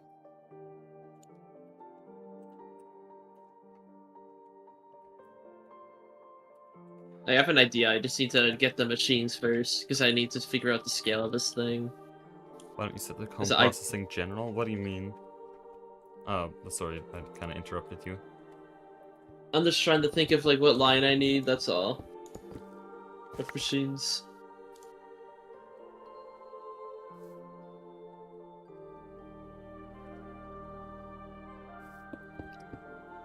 Also, at some point, I'm gonna need either you or Duct to either supply me with the resources for, or just straight up make every single biome and climate. I mean, I can do that. It's a pain in the butt, but I can do it. If you just give me the pages. Like, that's literally all I need. Just give me the freaking pages. If it's just the pages, then it's fine. I'm just thinking, like, diamond vapor makes me want to die, so if you have that, then I can do it then. Go, continue. I have diamond vapor. We have 15, but, like, it depends how big you want the biome. You don't need diamond vapor. Oh, really?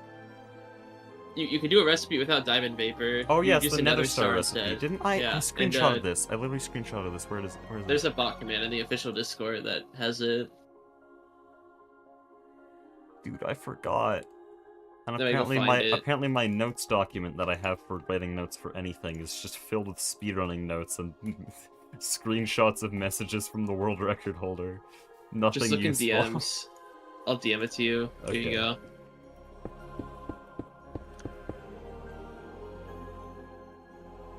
Oh, nice. Toxic Everglades? You mean Florida? No, someone said I could replace, like, basically all of it with a nether star. Someone had a recipe that's, like, 4 items. The quest book says it. Dude, who was it? Was it cracked? I forget. The quest book says it somewhere. Okay, I'll just get it. Well, The Witchery doesn't really have a tab. It Does it? does. Look to the edges. Why wouldn't they actually just name it Witchery?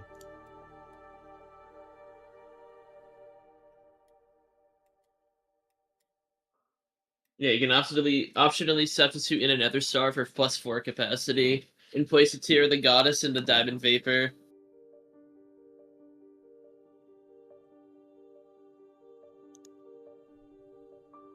Oh, that just replaces all the annoying parts.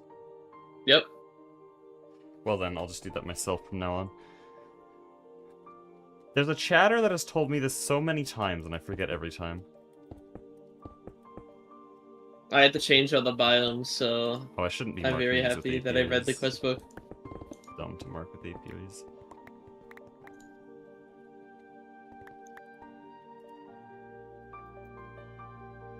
I need a good block to mark everything out, because I want to color code all these regions. But the problem is I also want to be able to use microblocks with it, and for some reason concrete does not work with microblocks. It just doesn't. I don't know, it's dumb. I think hempcrete does, though. Yeah. Weird.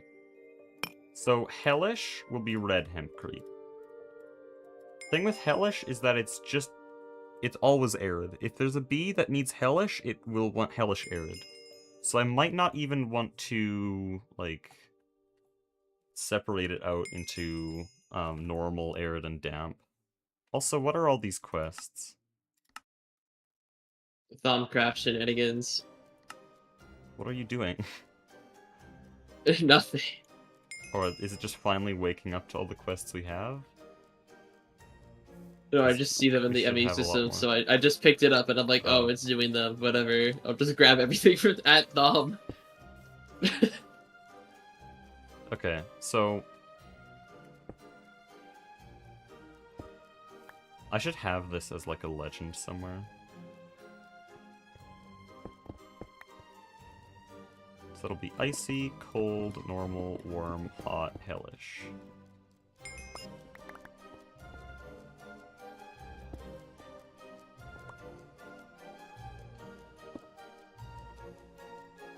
We're doing that.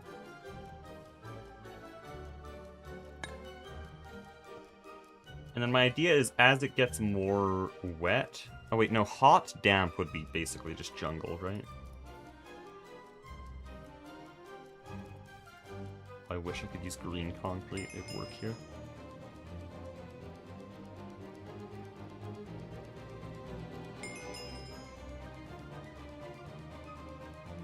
I just tried to chisel green wool, I don't know why.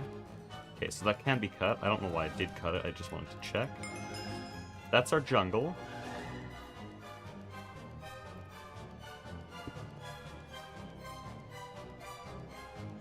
And that's gonna be hot and normal, which is a very rare combo, but it happens. And then I think if there's a very flat end stone, it's not flat enough. I need a block that's the color of end stone, but basically completely monotone. Ooh, sandstone. I guess it would make a lot of sense if I used sandstone. Do they have backported full sandstone blocks? Please? This one, smooth and flat, is probably what I want.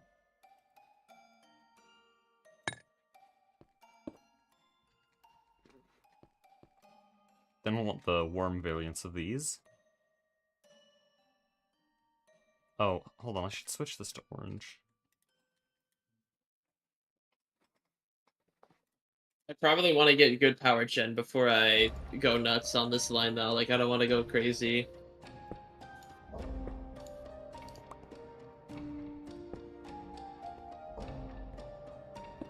Hold on, I'm color coding. We're gonna really do this bee system the right way. Smooth red sandstone from Et Futurum Requiem is completely unobtainable. Thank you, GTNH. Use a block of helicopter instead of sandstone. The problem is, it's not monotone, so I can't. Oh my goodness gracious. It's over. Wait, what did you just pick up? Read this. Read the description of this. Oh. I lost. Hold on, where's my magnet? Sorry, my magnet's trolling me. Why do you need a mega LCR? Look at how read it.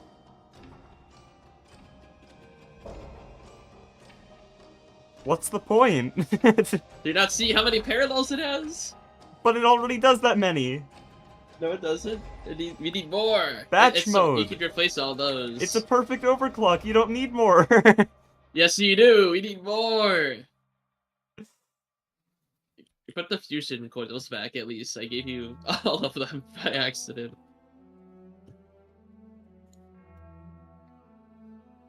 Plate foil of helicopter on a frame box. These are supposed to be all cut. In fact, I didn't test this. I want these to be lines on the floor, so they need to be cuttable.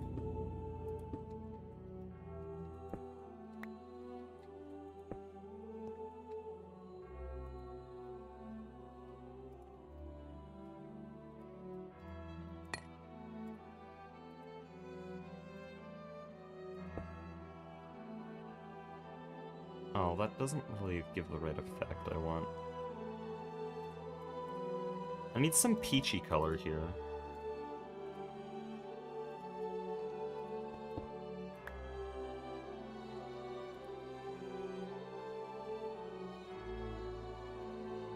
I know Z-Tones has got me.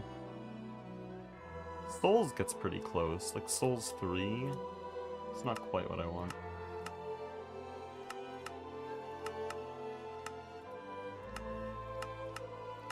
I know there's a block that fits this. I remember it so clearly, but I don't know what it was called.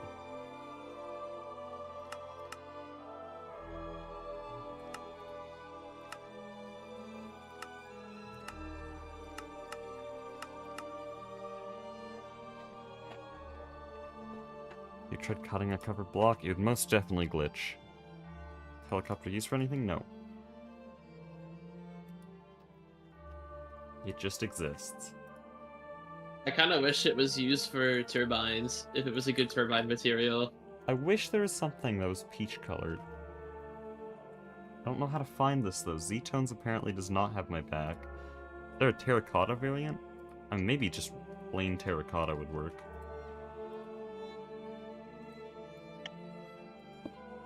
Oh yeah, that works. Though this feels a bit harsh now.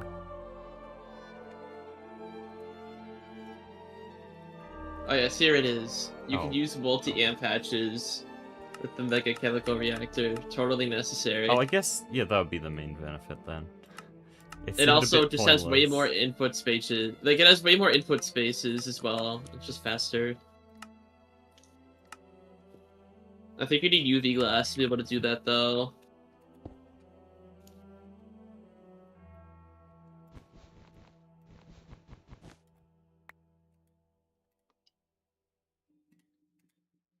Wait, why is UV glass actually not that hard? What? We can make it now. We've been able It to just make wants it for a melted while. osmium. Yeah. That's what I'm saying. Why? ZPM, Why? ZPM and UV is like really easy to do. Why is it so easy?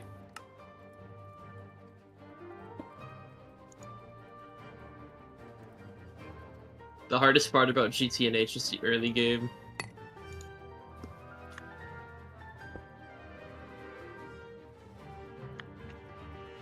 Here there are bees. Right now I'm just organizing colors so that I can color code different sections of this area. Organize it very neatly, and have like lines on the floor leading everywhere. This is the type of thing you gotta do once you're actually in a multiplayer base.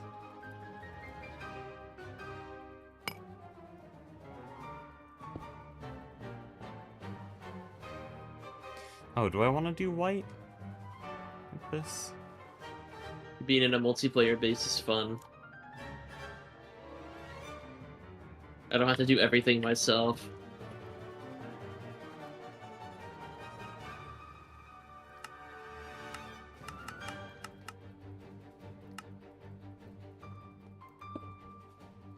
Oh yeah, we could use the Azure blocks for a water line building, actually, now that I think about it. That would actually work.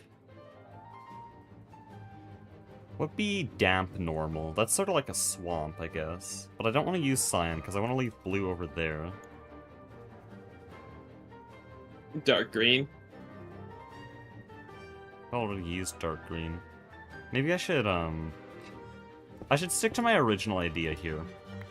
My original idea for how I'd organize these colors is basically just basic color theory. Up here, the most damp things will be the highest saturated, while this will be the lowest saturated. And then this will be red, this will be blue. It's just a full spectrum like that.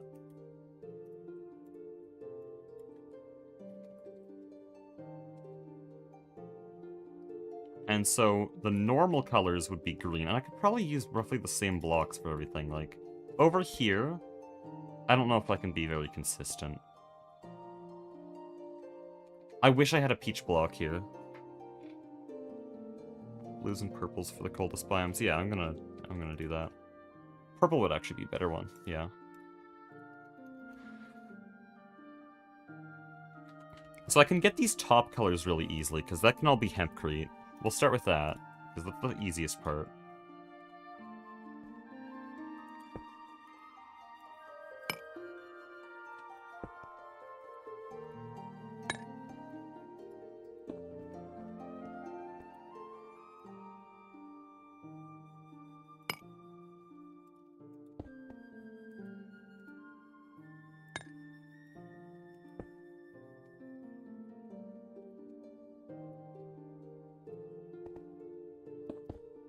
So now anyone who's messed around with blocks in this game, I just need monotone, kinda saturated, and then just desaturated versions of all these. I don't know how I feel about these two.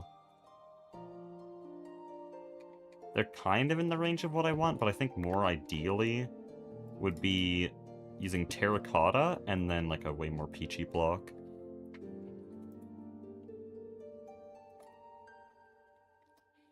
I think I can get this middle one working.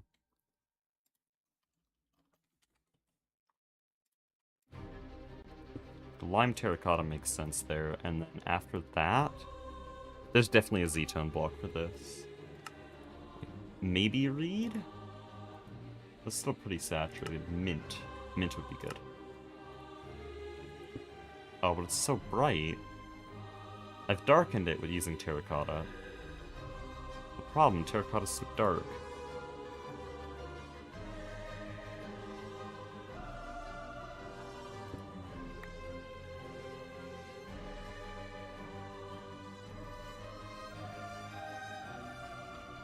New block of lead. We're not using Greg-Tech metal blocks.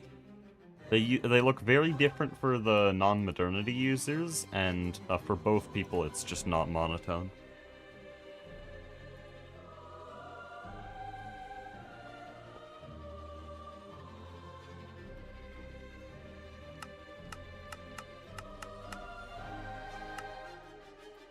I could try forcing terracotta here.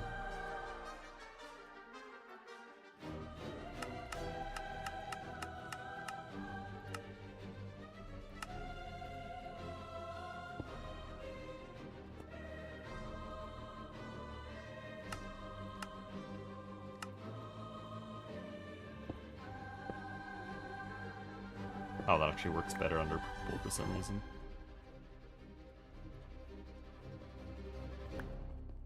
How does wool look? Wool is very saturated.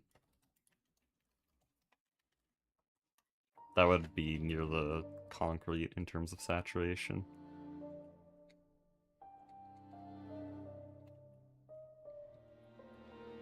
I just can't really go beyond here without going way brighter. Also, I've gone darker. I don't want darker.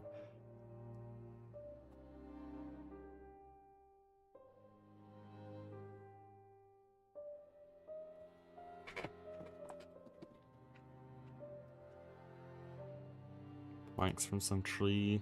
Unless there's a chiseled plank that's actually flat, I don't think that's an option. Large planks gets close, but no.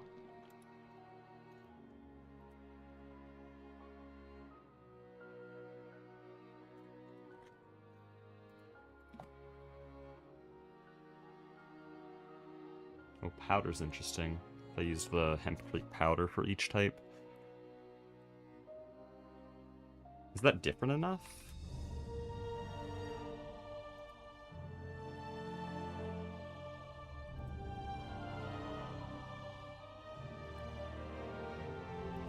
I can't even color these, I have to crush a fully made one.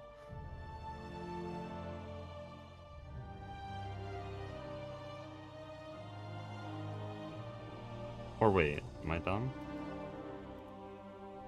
No, wait. Oh, you just chisel between the powders. Okay, that's good.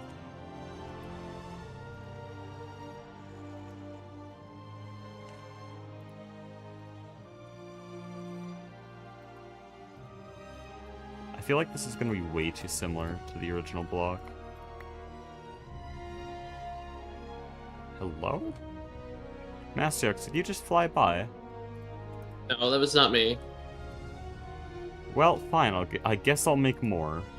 Oh no, it's here. I haven't been I'm so moving. confused. I don't know what just happened. So it's a little bit different to use the powder, but like barely.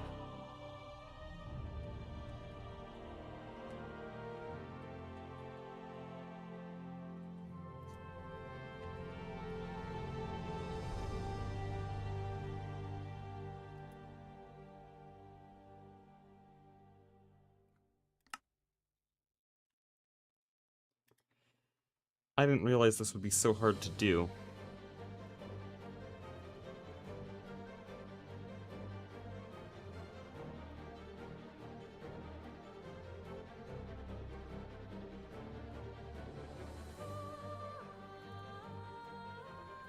Glass. Again, I'm trying to cut this up and put it on the floor. You'll see through the floor if you do that.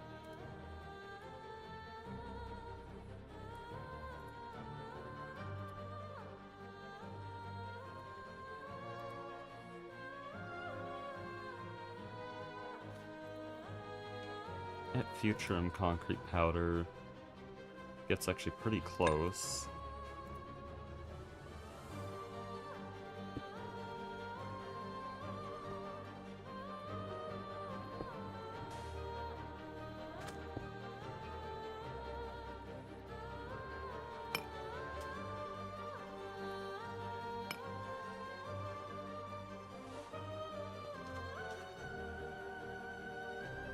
Is this it? Is this seriously what we're using?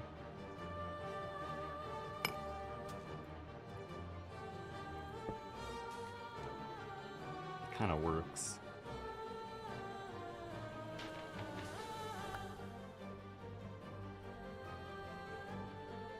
I had to find a higher saturation block. There's no higher saturation than this. That's as far as it goes.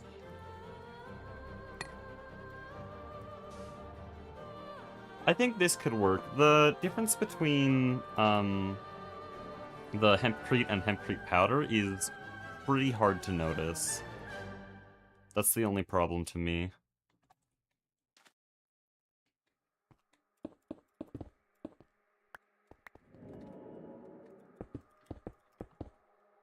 But I think it's still good enough that I'll use it. Yeah, these wafers take forever, dude. Oh my god. 0.2 a second for activated carbon? It's so slow.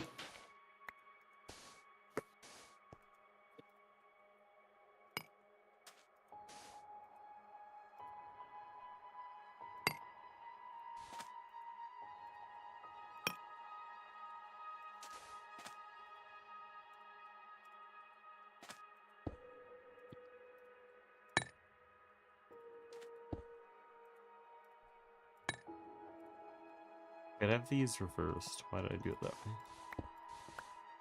I had it right the first time.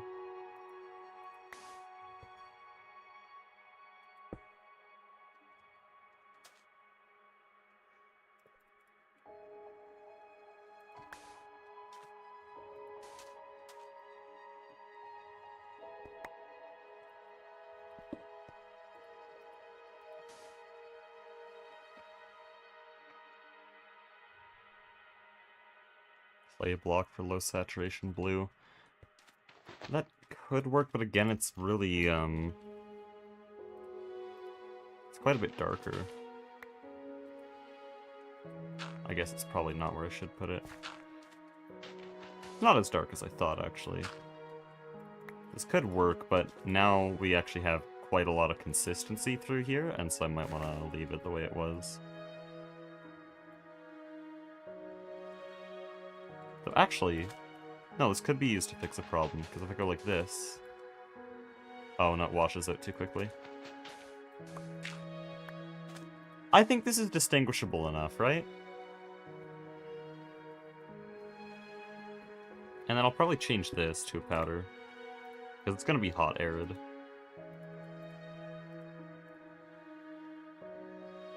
There's still the problem that I'm 90% sure... Oh, here. I'm 90% sure that these powders will not actually cut.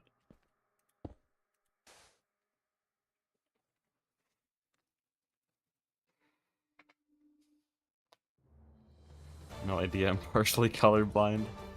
Not exactly the best chat for this, I see. Tough crowd.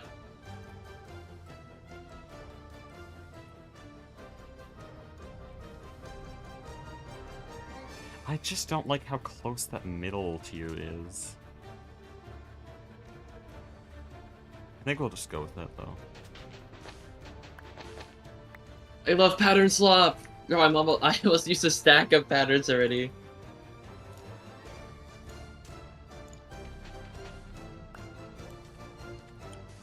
What color are you looking for?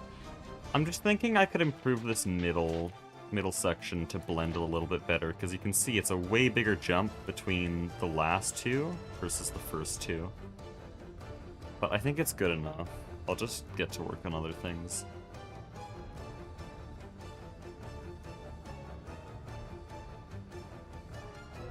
I think that's every temperature. I'm actually not entirely sure.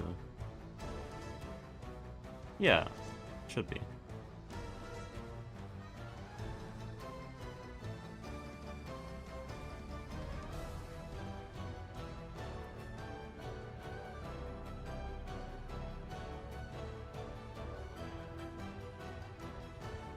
You have neon blocks that had that color. I did, but the problem is that they're neon blocks. Wait, no, when they're turned into micro blocks, they aren't. Right? And the whole idea of this is that I'm turning them into micro blocks. Oh no, they do still. Okay. Okay. I need potions.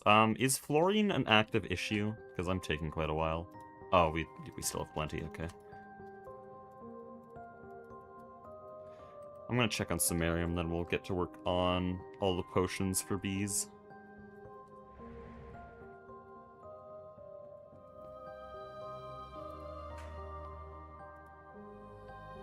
So no samarium has been produced yet. It's still stockpiling the solution.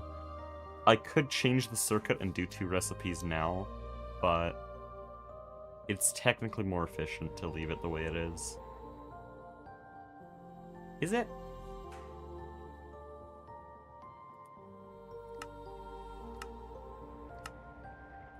Hold on. Yes, it's more efficient. Moving to single base together? Yes. If you want to see what that looked like, it's stream 71. I think? Or 72. I mean, it probably has a big title about it.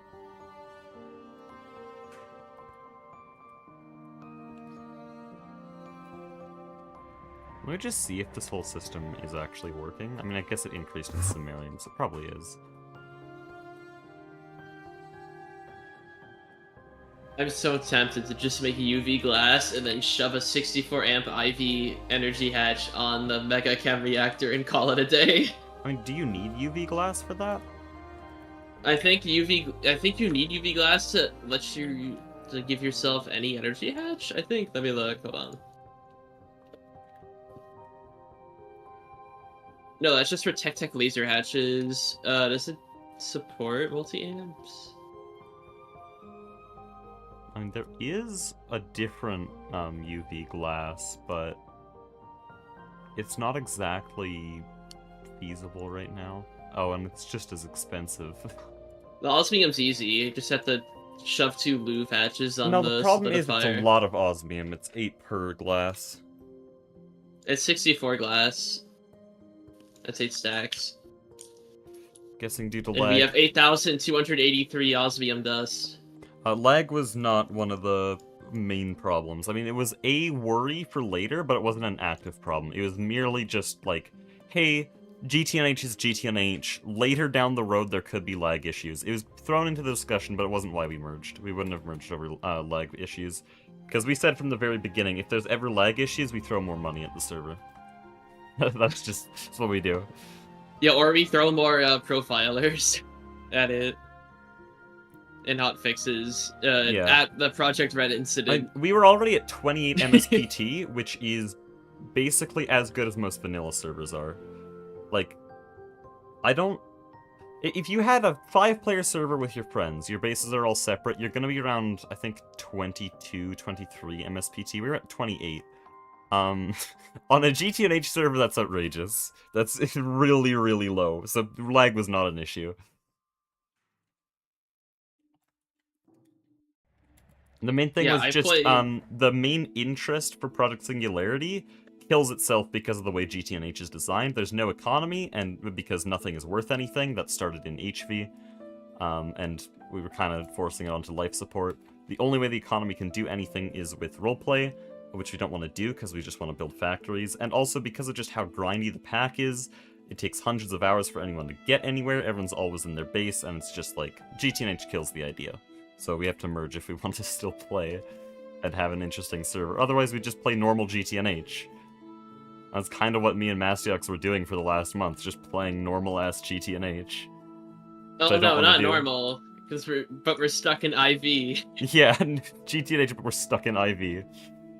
Yippee.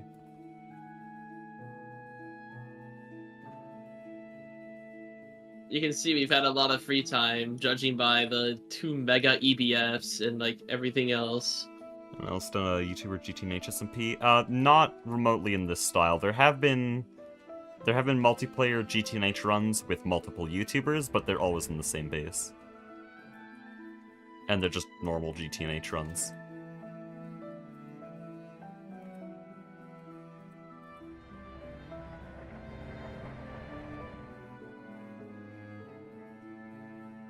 But yeah, the last thing that made us finally switch, at least for me, was when I learned that there are no more funny exploits for Goose to do past Ivy. And so, like, there's nothing. There's nothing left. It's just the pack. Yippee, pack it up now. It's just Gregnant time. You can't do anything else.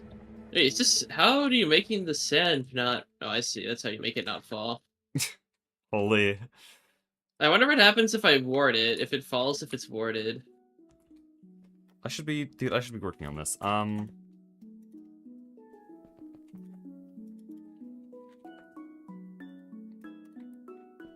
Could I build a mini witchery system here for those potions? I don't see why not. Oh, I want to test something. And when I say mini witchery system, chat, don't freak out. It's not like proper magic. It's literally just a cauldron where I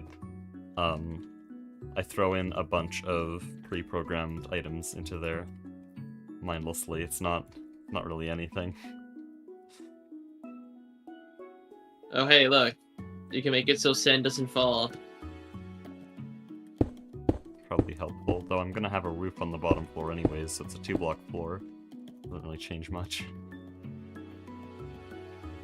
I don't know. I didn't think you can do this, but this is cool.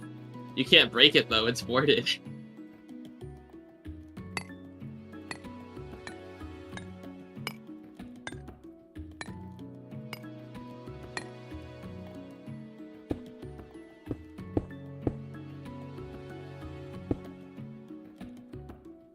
Plus 20% chance of not damaging catalyst per pipe casing tier. Oh, okay, well. Oh, are you building a chem plant? Yeah. What do you need it for? Balls. Wait, what? Grinding balls? For milling balls. I need it for aniline to make milling balls.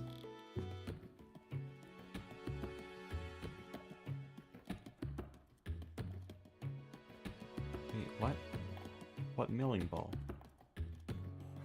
I was about to give some advice on the chem plant, but now I'm really confused why the game's asking for a chem plant. I mean, would you rather me use palladium every you're time saying- I you're try and saying make the for- balls? Wait, which ball is it?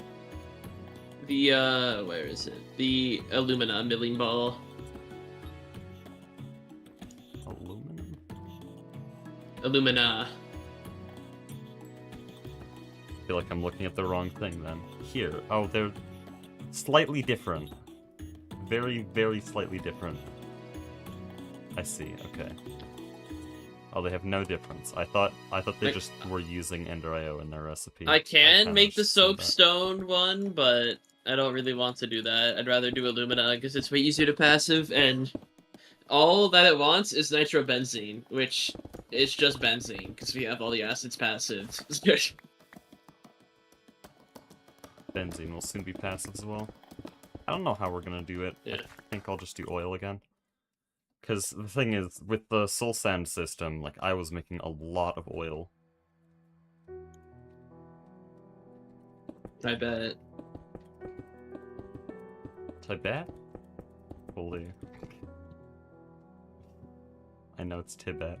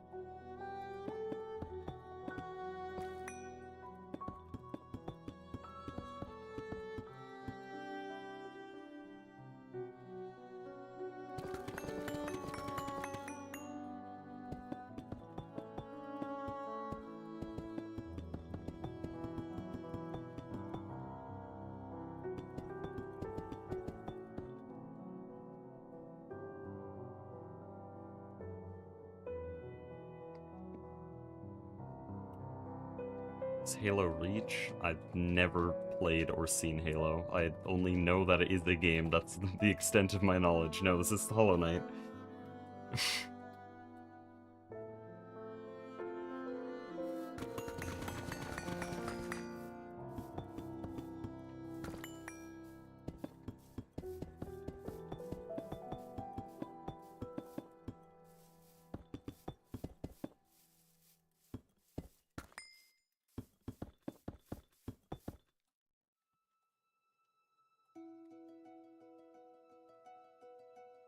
Okay, the B building's way bigger now. Nice. Unfortunately, because I had kind of just, like, mindlessly threw that potion on the Salt Bee system, I've had to extend the B area into the road, like, way further. And now it looks a little bit weird on the map, a little bit asymmetrical.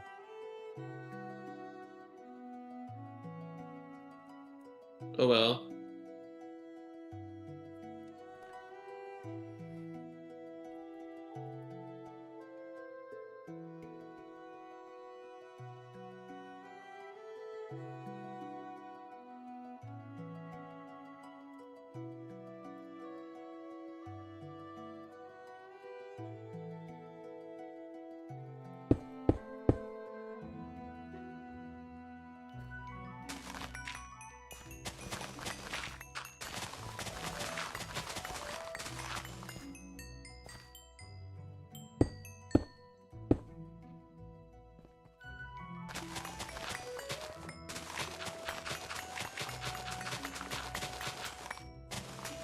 Okay, well, speed boost doesn't work side to side.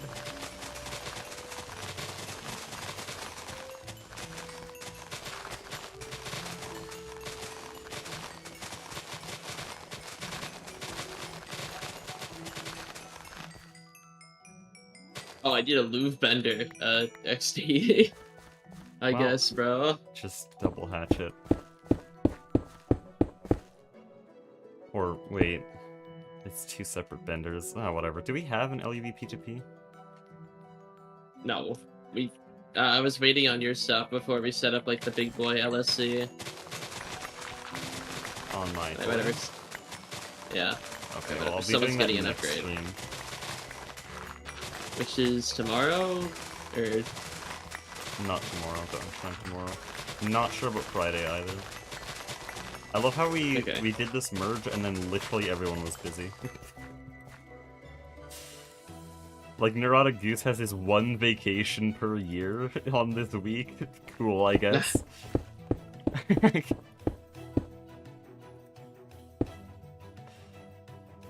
And then Soy is still in the middle of getting an... Or does he have a job now? I'm actually not up to date on that. Hmm. He still has a lot of complications from moving, though, so he's not able to be on much. Duck seems to be pretty available. Corbin looked like he was gonna join, I'm not sure. He's busy Oh. streaming, I guess. Streaming other stuff. He checked the server to see if he could join. Well, see if he would join, but no one was on at the time, and then we joined 30 minutes later. That's kind of just unlucky.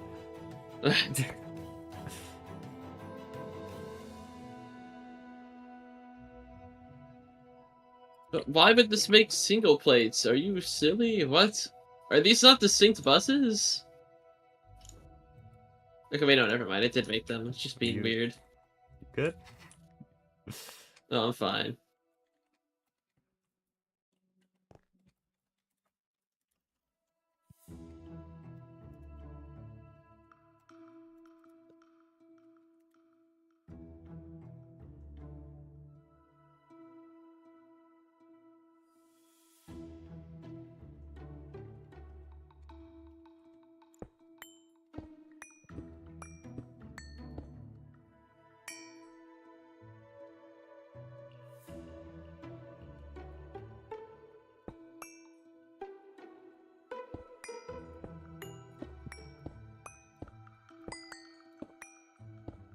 Oh, I don't need holes there.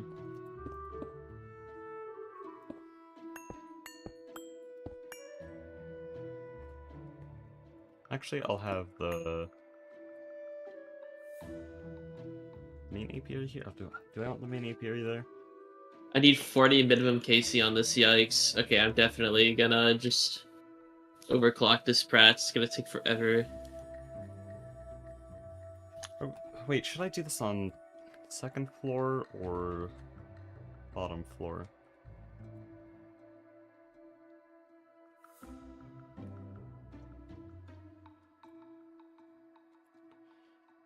Also, I assume I should make all of my apiaries have sky access, right? Just in case they don't have the cave dwelling trait. Surely they'll have the cave dwelling trait. Well, no, a fresh princess, if I combine it, it'll be missing a lot of traits at first. Often ends up changing its climate tolerance a bunch. Up to you, really. You're gonna be John B, so... John B. What does B stand for? B. B. Wow. Holy.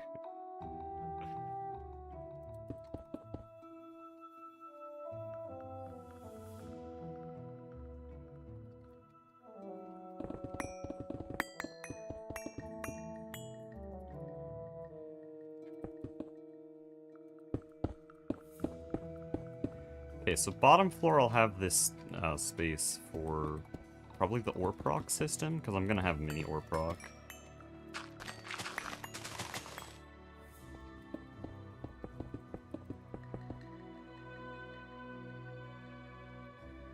I'm so tempted to just make a bunch of the Mark 1 electronic unit casing for the press.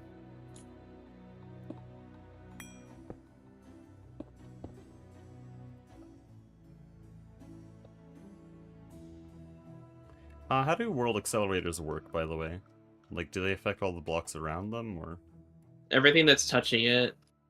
Okay, so I could have world accelerators between both of these apiaries, and it'd be good? I mean, you're using tile entity mode, so it is going to be everything that's touching it, yeah. Okay. And I've been converted to the Ivy world accelerators. What I did on my system is I just had, like, world accelerator here, here, here. That's just what I did with my B system. Like, I just had them like this, and I had levers on top of them all. Ah, okay. I'll do the same. I need a lot more, though. Did you move all of yours? I yoinked them all, yeah. Did we eat them all already? Well, I don't know where they went, but apparently we've used quite a few for this. I mean, maybe there's some. I don't know if I left any. I doubt it. Oh, I could organize the apiaries better. I think it looks better like this, and that's ultimately what matters, if it looks better.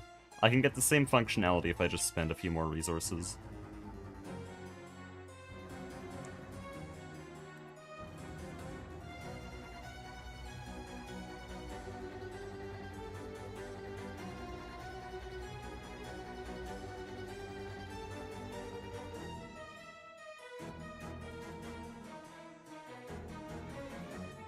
So I'll let all three of these apiaries always have sky access.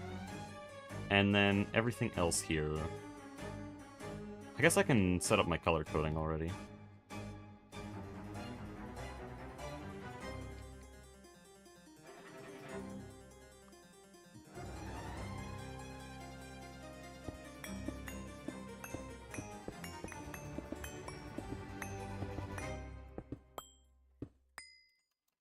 Are there, like, Malice's doors trapdoors? Maybe? I don't know, actually. Oh, dude, holy spelling. Just pull out the door factory. Yeah, I'm doing that.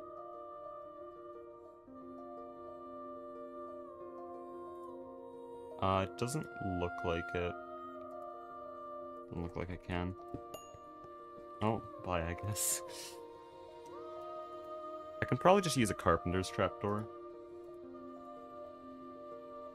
Or is that not a thing? Oh, there it is. Carpenter's hatch. Sorry, they have to be special and autistic. Like everything in this pack.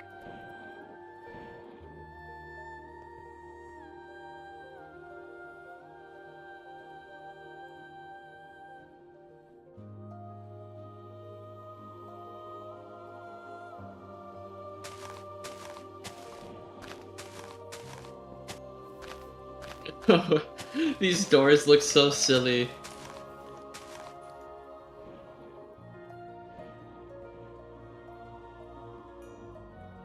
Why? Can you open that door? Actually, I don't like this. Oh wait, no, let me get rid of that. Oh, it's a key code. Okay. I don't even know if it lets you break it or not. I need a tile. What's a good Z-tones block that's just a big tile? Surely you know. What, like tile, as in like Oh, actually, I tiling? think I know exactly what I want. I just What want color a block, do you want? a block that's a big square. I don't know what color I wanted, but now I do, because souls, look at this. Yeah, I'm gonna use that in my factory. I'm Looks too placing good. all the apiaries on here.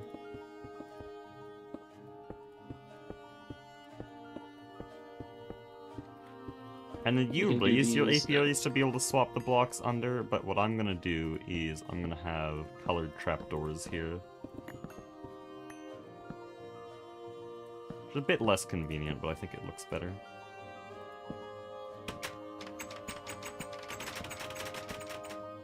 You realize you have to go from the back, right? To access the block. That's cool.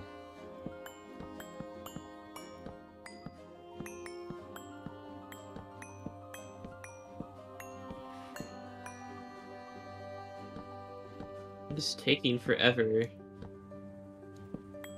What is scheduled?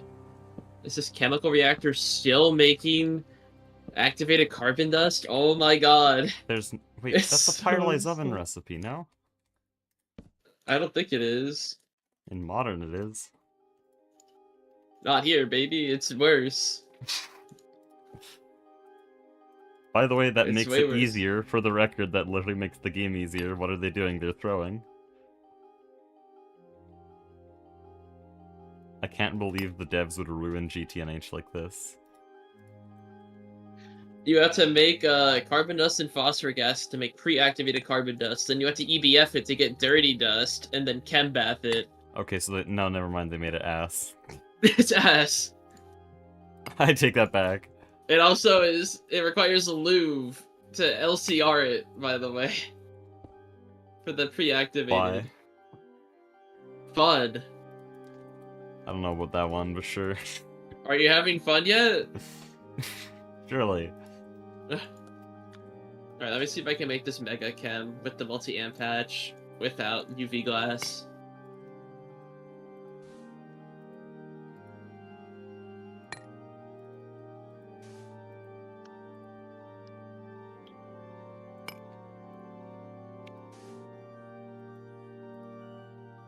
Yeah, I this is what I forgot was this talking world. about with the powders. Like, you cannot tell that those are a different color because of the shadows. Those, from a distance, they're the same block. That's why I wanted to use something different. Now that I'm using just full blocks, though, I wonder if I can use Minecraft concrete on these.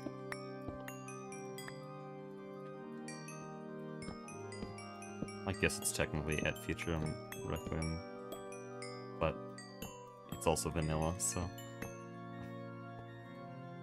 confusingly.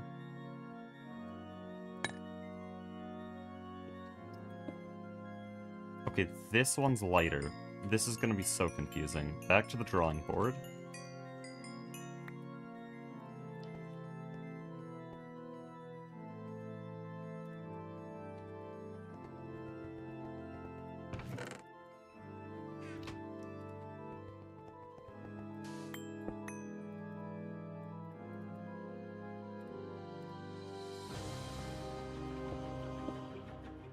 There, that's significantly better in my eyes.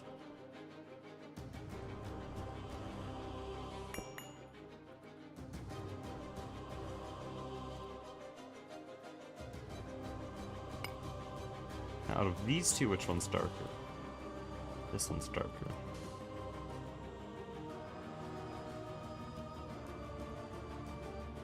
It's so similar, though.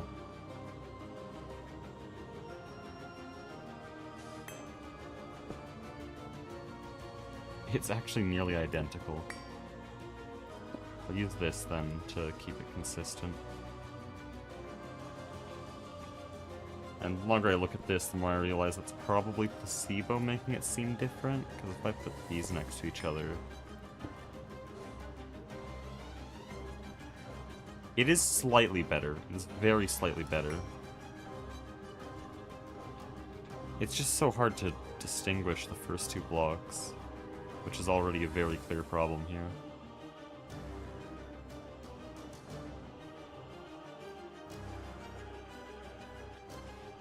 Probably fine.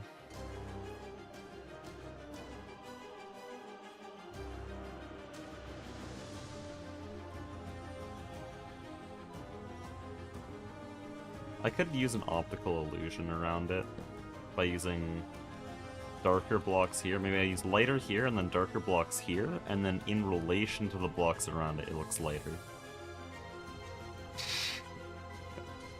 Surely.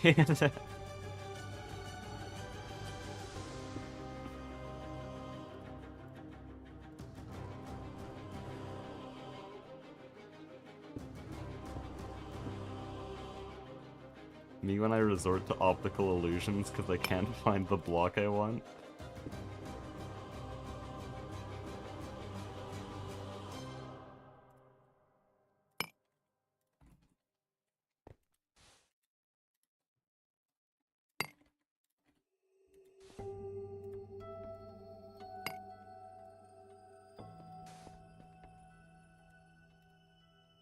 It's probably not that big of a deal.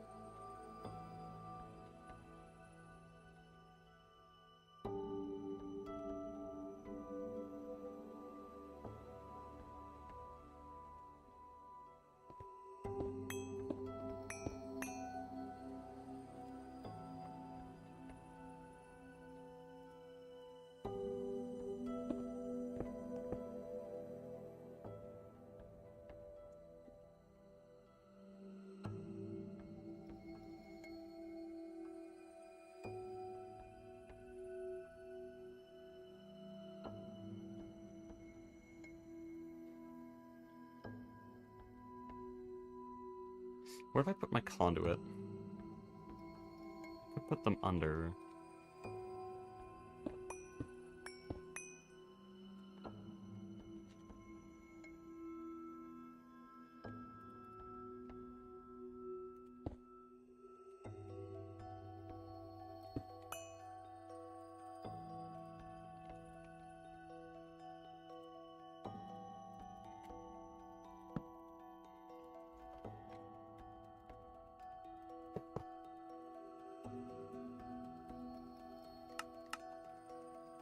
Okay, we're gonna test something here. If I put levers on these lamps, and I activate this one. Oh, there's no way for me to know. Also, it's the wrong one. Oh.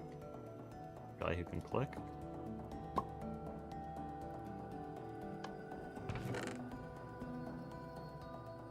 I don't think that works.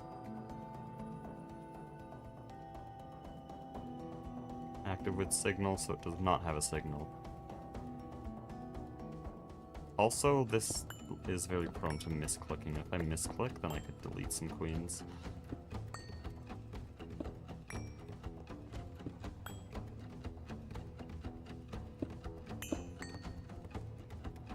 I completely forget how I had it in the original system.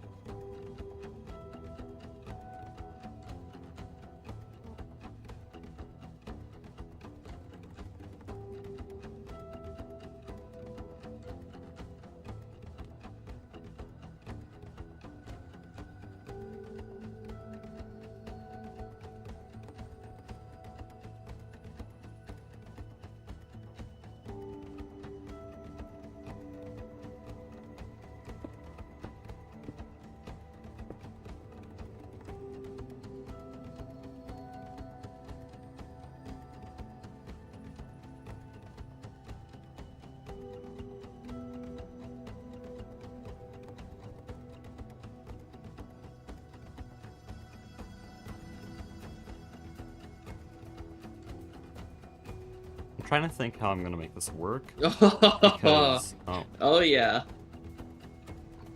Sorry, the mecha chem reactor does work. We can do it with, I think we can do IV glass, but, yeah, in my test world, this is making 737,000 sulfuric acid, buckets a second. It's totally that's alright. necessary. It's just me testing. But yeah, Oh, I ran out of oxygen. I need to put conduits down here.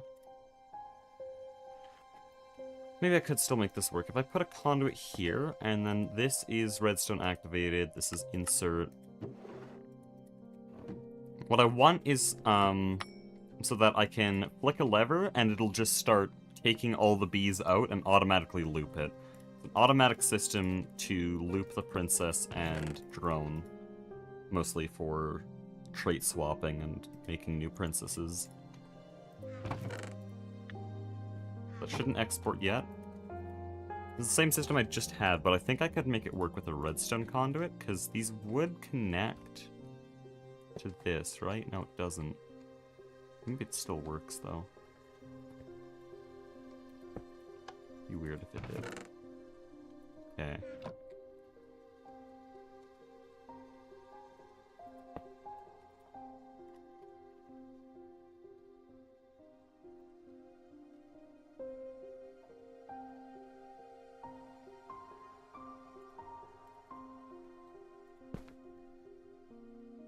How do I pull the signal through here?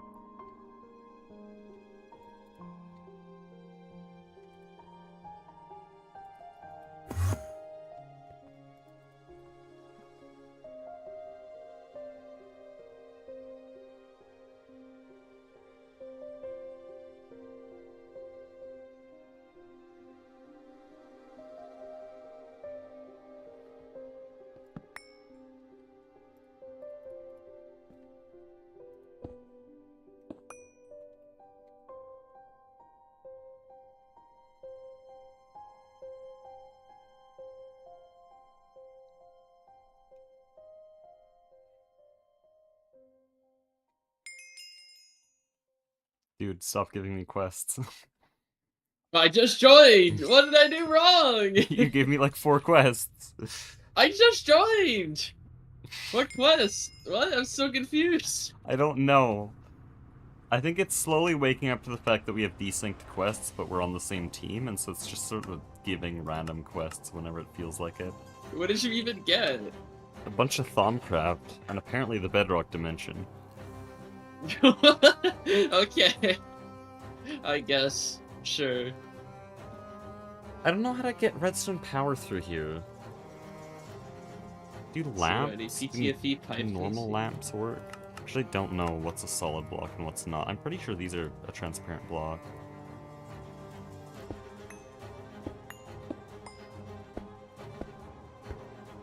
Should I build this out of move glass actually, or just stick with IV glass for now? If you're gonna do higher than IV glass, I'd do ZPM glass.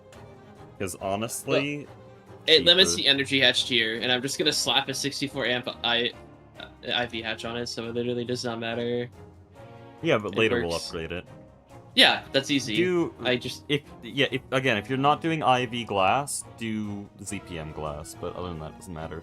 We have over 200,000 iridium. If you're wondering why I'm saying ZPM would be fine. I'm just using thorium glass. It's easy. It's already in here. 21.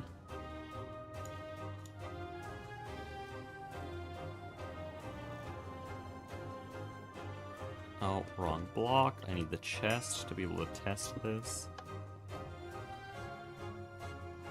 Oh, that does work. Okay. That's not a chest, by the way. Dumbass. Wait, if the conduit's on, then why are you not working? Active with signal. Oh, it did move. Wait, what? Okay, it works. That's all I need to know.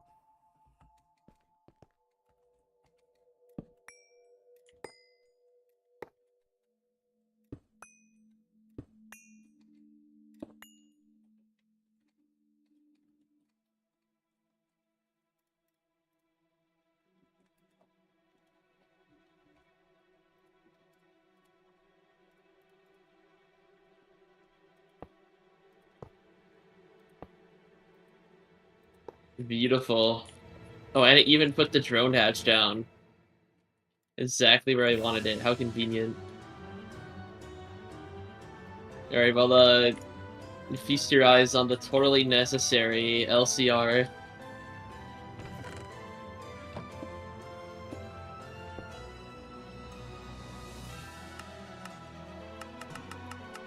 Good grief, this thing is huge.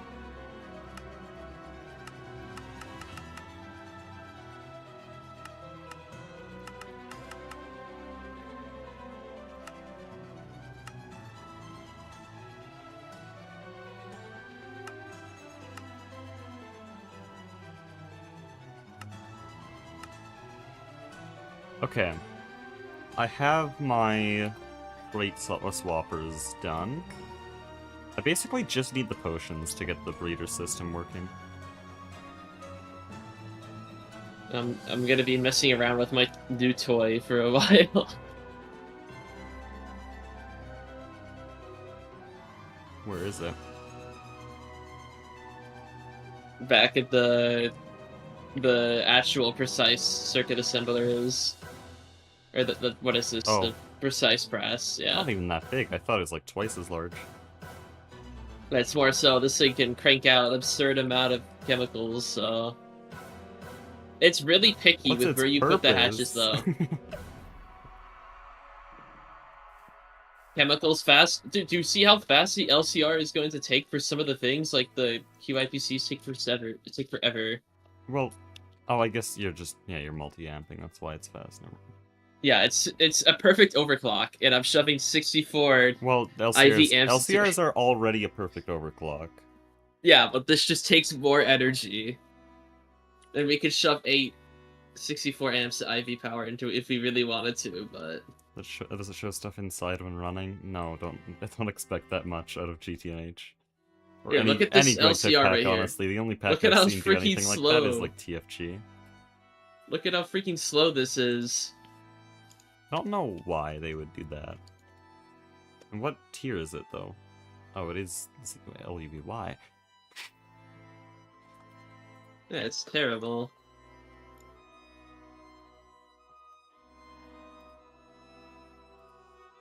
Okay, there's no world accelerators. Why? This thing is very picky where you put the hatches, so I'm gonna have to like chisel this out. Okay. Do you know why everything's stuck? Oh, it's because of that carbon. Yeah, please make I that can recipe. cancel it. Yeah, What it's is it so bad. making?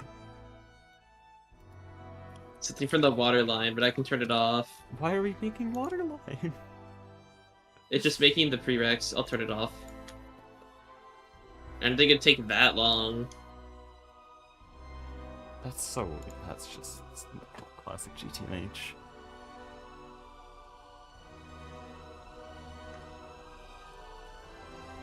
Yeah, just move recipes like that, because it's still gonna lock the entire base. Either way. It's like literally everything else is fine in this LCR, and also it's kind of just bad timing, because... Oh, this is LCR 0. No, it's not like a mixed circuit, because Goose doesn't do those. No, like the wafers take forever to make as well, so...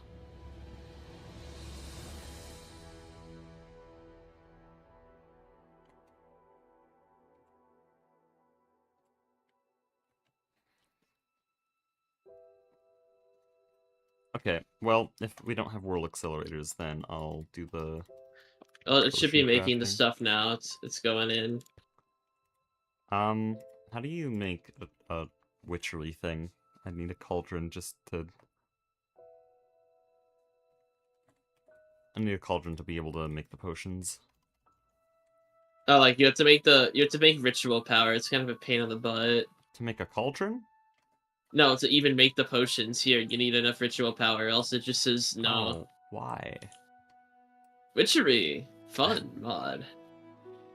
Shit. Do we have a cauldron You're not here? you need altar power.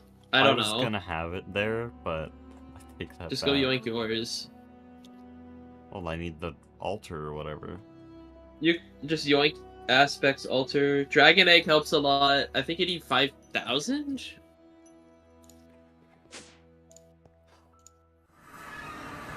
Exactly 5,450 altar power. Like, fetch quests fucking magic mods.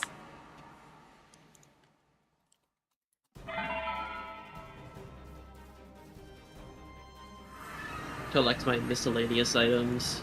And you can't automate it. You can't auto-craft it ever.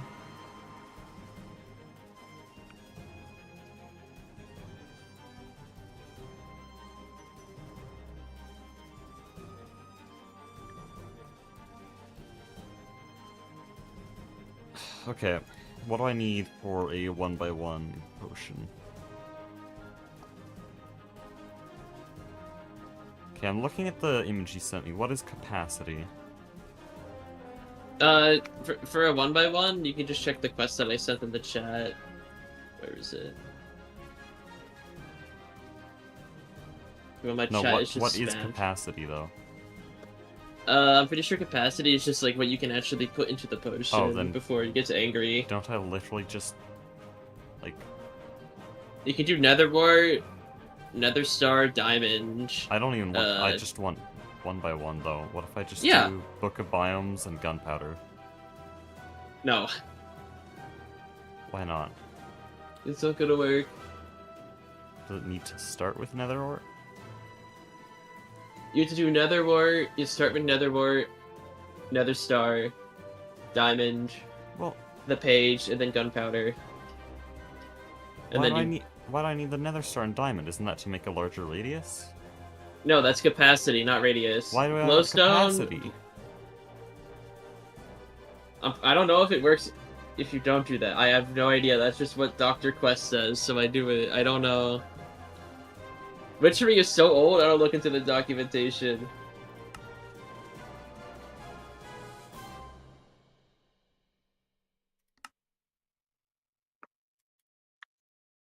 I'm so glad Aspect did this all for me first. I mean, it's not like we're bleeding nether stars or something. Well, I know, but I'm like 90% sure that that just expands it a bunch, no? That's No, I've done this. It's Oh, capacity. okay. Well, then I've been misinformed, because someone told me I just drop it in and it does everything. Maybe even I lie.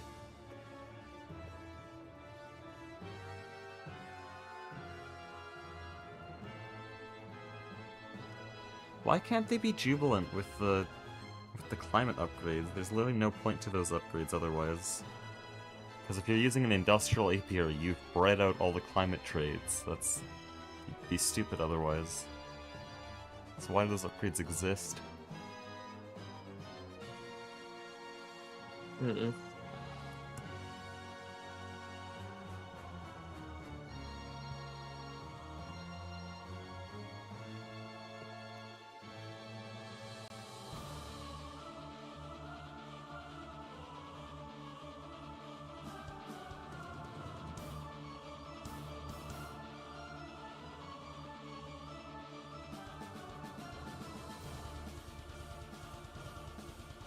Yeah.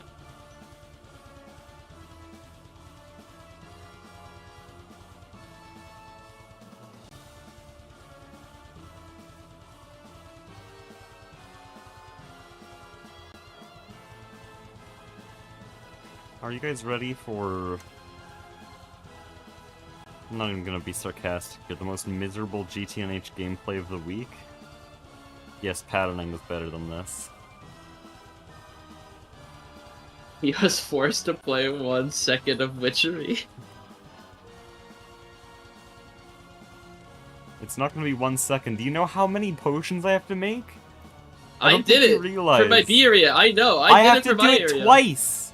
No, I have to make one for every single apiary, and then I have to do it for every single section in the B area. I have to do If it you have twice. the pages, it's fine. I'm gonna die. The in most real annoying life. part is getting the pages.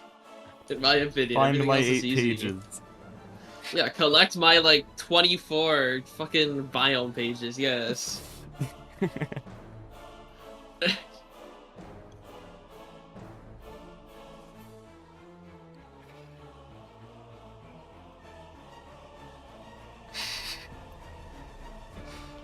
Okay. It's like glowstone and blaze rod for the... Because I'll have to expand it later. Because again, I have to make 2 of every potion.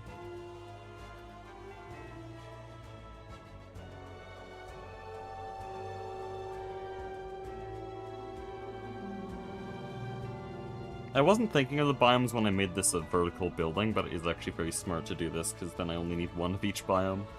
I would actually die in real life if I had to do any more than that. I think I'm gonna die in real life anyways. You're gonna go bald first. Also, how did you get such a large radius? I did all the radius upgrades that Dr. Questbook wanted. There's charged attuned stone. That doesn't sound like something I can do. It's just, right, it's easy. You just need the stone is the most annoying part. So I have no idea how to get that. Yeah, we're not doing that one. Well, that's annoying, because then I don't have large range.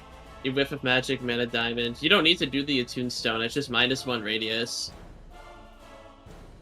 Well, no, I need 1 by 1 for all the apiaries, and then I need maximum possible radius for everything else. Oh, let's see. How do I get whiff of magic then? Gambling. Great. Never mind. What if I just make could... 3 of every potion? Then I can have more! No. I mean... What was that? You good, bro? No, I'm fine. It's GTNH. I'm A-okay.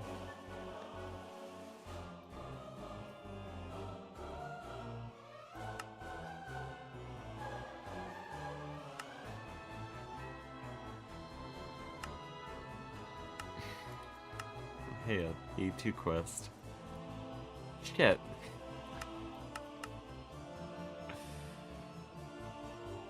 Crash Out Arc has started. The easy way to change biomes, it says. Hold on. Doesn't... Oh, no, there is a different witchery way to make it worse. Kill me. There any other way? Why the hell did someone put a wireless setup kit that's bound to something in the AE2 system? Why?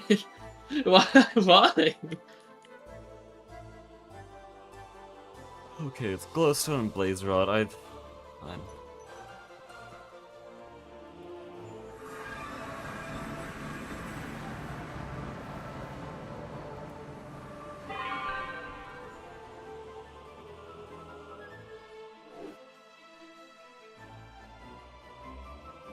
Everyone just leave the stream at this point. The most boring, shit-ass gameplay ever. I'm gonna be throwing stuff into this cauldron for the next hour.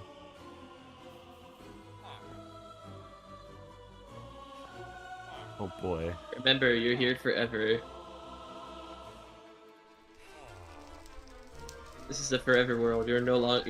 You're gonna be doing that for a while. Okay. We are gonna go in order of hottest and driest to coldest and wettest. Okay, so what that means is I'm gonna go Hellish Arid. There's nothing for any other version of Hellish, so there's just Hellish Arid. Then we'll do Hot Arid, and then Warm Arid, Normal Arid, Cold Arid, Icy Arid. And then we go normal, no, we go, hot, normal, and yeah, we'll loop that. I'll have to find all of the stats, or I'll have to know all of the stats based on these decimals. This is awesome.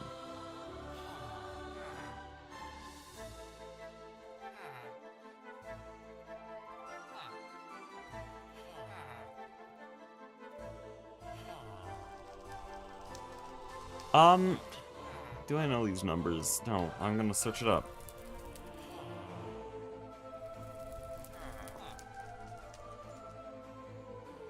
Well, let's look at this. This is a beach. Why does it have such low rainfall? Mesa is temp 2. Well, this can't be 1-to-1 because these are all percentage. Wait, what? No, why?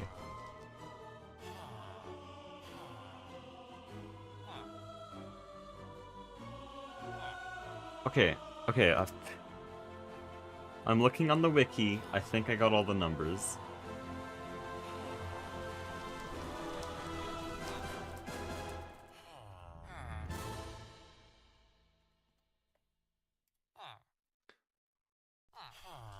Let's start.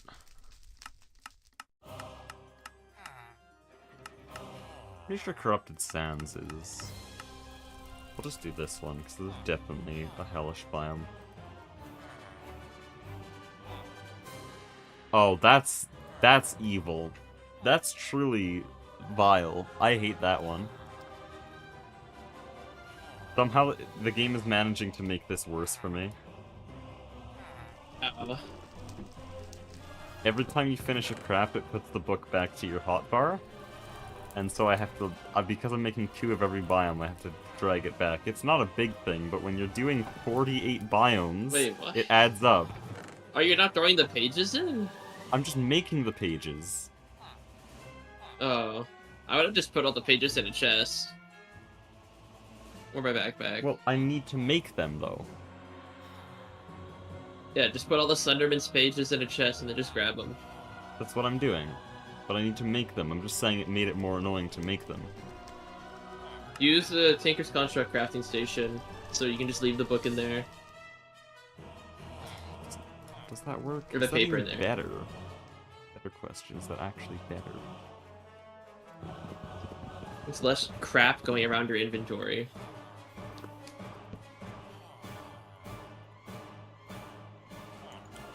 Did I do Mesa already? Okay. No, it still sends it to your hotbar. It's worse than a crafting station. W design. Oh, my mic.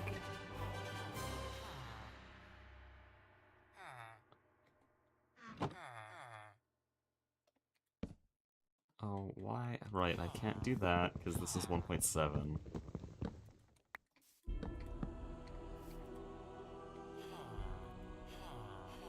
So now I have to find something that is warm arid, which is that savanna biome. But there is nothing for the savanna here. Does this work? Now I have to go check. It is arid, but is it warm?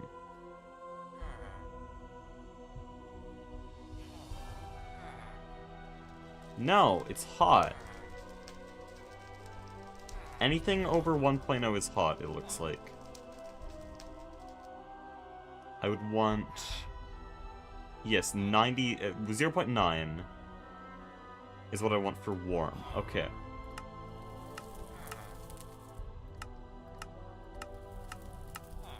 Oh boy.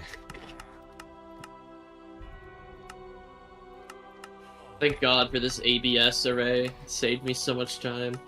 Hot plains. Hold on. Hot plains are ironically actually warm. The wiki tells you, like, what everything is. I'm Like, on the this is the wiki. biome I'm space. checking it all. I just control F the hot/arid or whatever I need. It shows you exactly what it is. That's Well, how then I did all the have to find it in biomes. the book, though. It tells you what page it is on the book. Oh, okay. It literally tells you the page.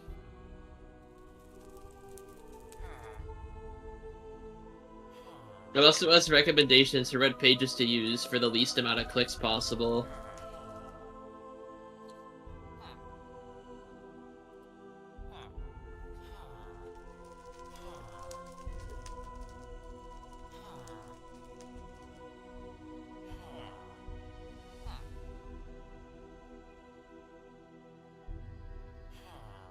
Wow, 4 liters a second. This is it. Thank you, GTNH, for this awesome ABS crafting recipe. Thank you. Holy moly, I love GTNH. That is a new low.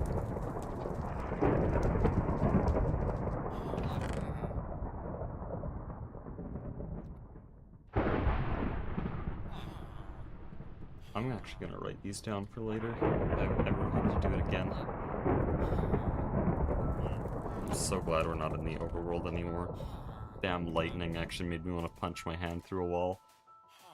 You could have just asked me to toggle downfall with my funny stick, but alright.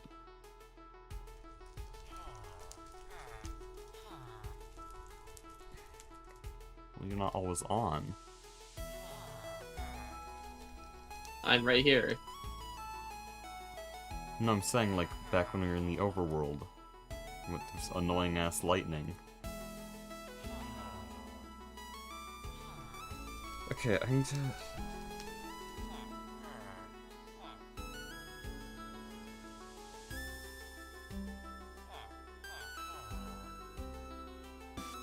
By the way, there's nothing to show the most efficient pages.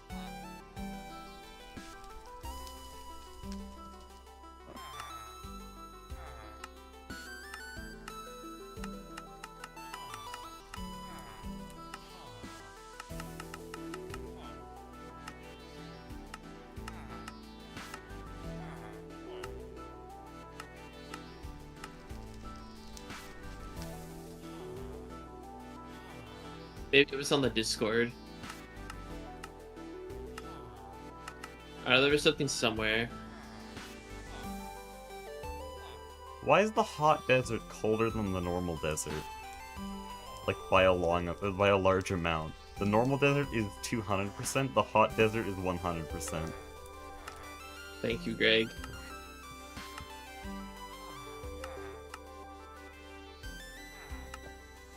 Mesa Bryce. Who's Bryce, bro?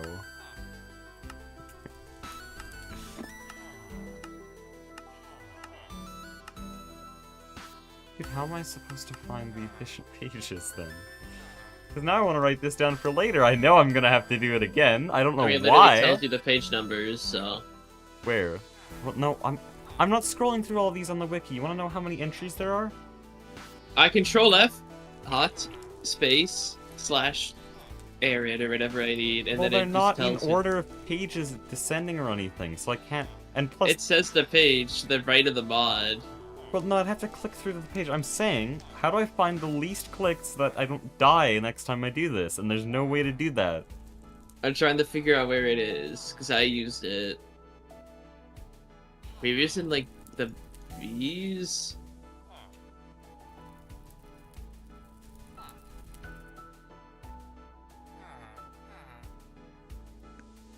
Yes, for some reason, all of my Google Docs and Google Spreadsheets are completely blacked out today. Oh, here it is. I found it.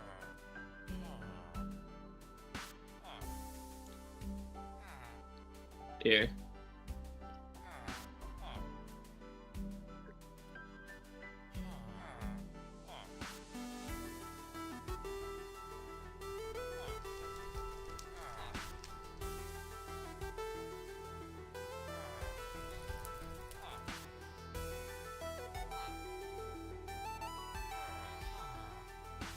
Okay, but it doesn't...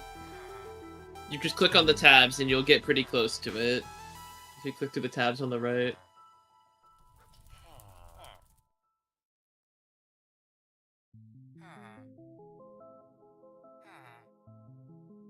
What's the blazing electron tube?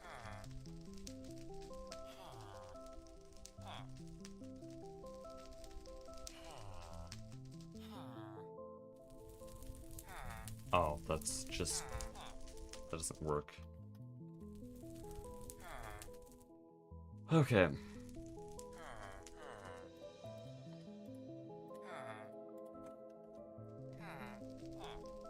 So let's go through here. We had... I'm actually gonna delete these just because I want it to be consistent. Why am I like this?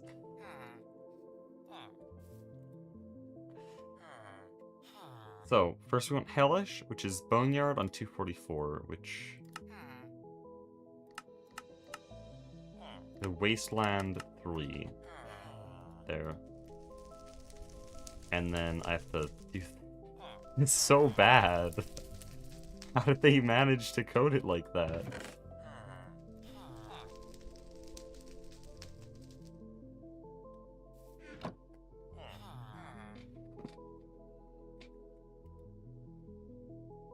Okay.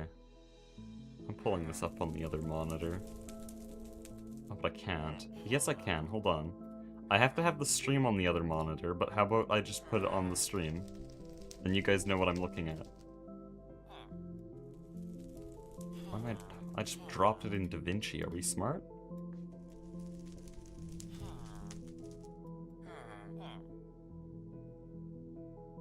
I think right here you're not missing it. It's thundering again. That's unbelievable, actually.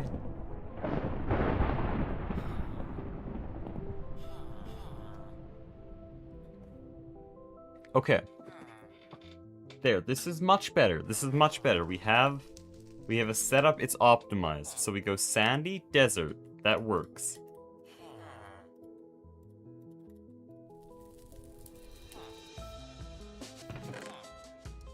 They stack. Good to know. Now, we want lush desert, right? No, we want to continue down arid, so we go warm savanna on 74. Wow, 600-second ass line recipe. Let's go. I love GTH.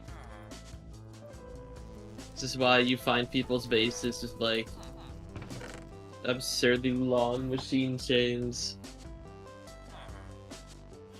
Now I need shrubland on 153. That one just kind of seems annoying to reach, just generally. Wait, what?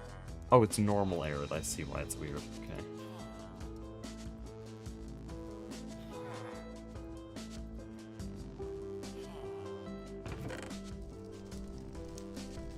So they're all arid.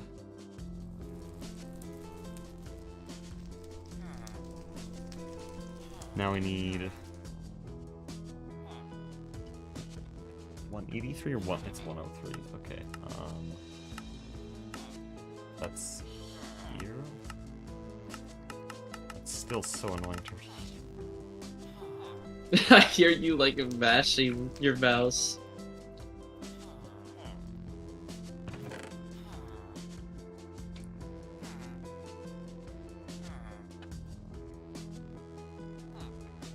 Glacier on 96. Surely this one's easy to reach because it's an extreme. The extremes are easy to reach. It's not. Okay, I feel like I'm getting scammed here. You just need 0, 0. Is there not a 0? Wow. Really, it's that bad. Glacier 96. I'm in the wrong spot. Wait, hello? Why is it not? Apparently Glacier's a hill. Wait, no, I'm looking at the wrong number. 96. Okay, here, this is where we want to click to. Why?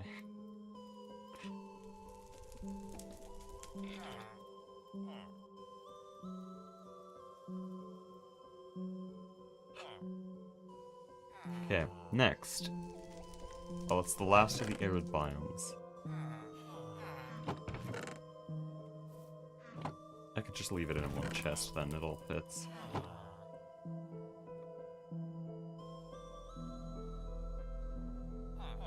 So, Lush Desert is next. It's on 188, which I believe is in the range of Sandy.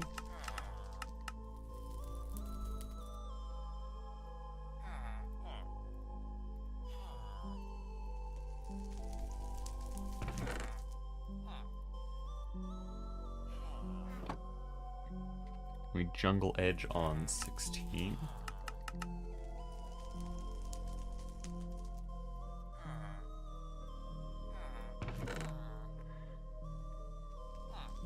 And then we need, I don't need to get a page for normal.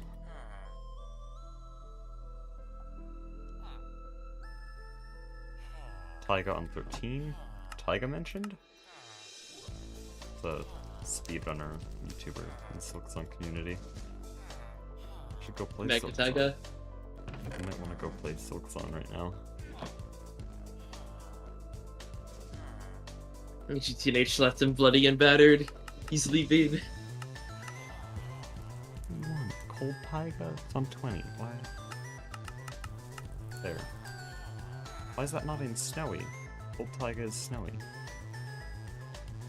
This isn't even organized. What are you trying to do right now? I'm trying to get every climate so that I can have a proper bee area. I'll only have to do this once, but good grief, it makes me want to kill someone.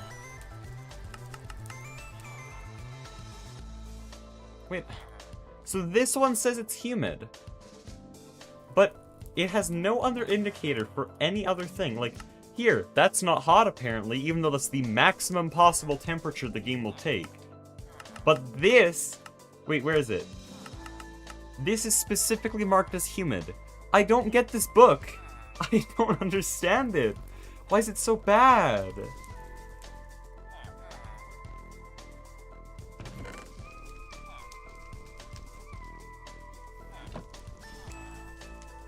The TFG devs, like, changed the field guide to match their mod better. Can't they just change the Witchery book to be the spreadsheet I'm looking at? I mean, it's the same devs who made both. It's not that hard.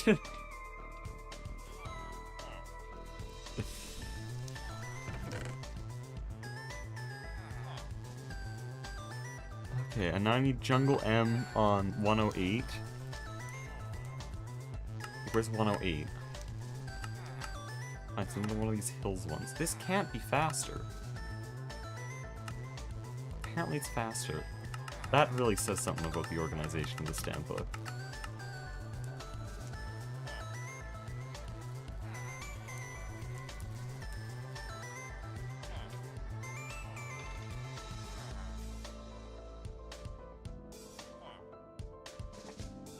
The Mesa's dry hot. The tropics are usually a moist hot. What does that have to do with this, though? It has rainfall and temp separate. Wait, it has humid under temp? Wait. No, this is more confusing. I thought it put humid under rainfall to notify me that, hey, it's humid, by the way. But it's not! What are we doing?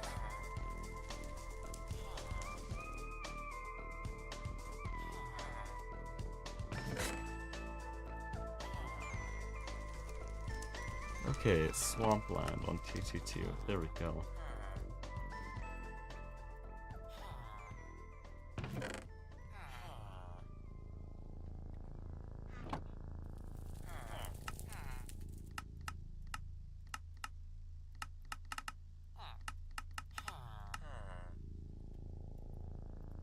No. No.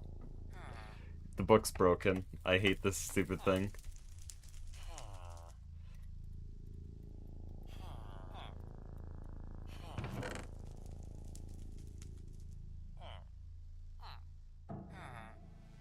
What, is icy damp not possible?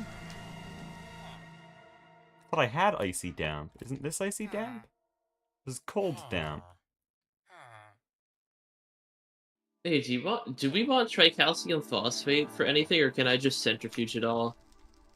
I'd keep it just because nothing else makes it. Actually, no, the bee does make it. I never needed it. I mean, fertilizer, Because I yippee. just need phosphate, that's all. Phosphorus. Tricalcium phosphate cell?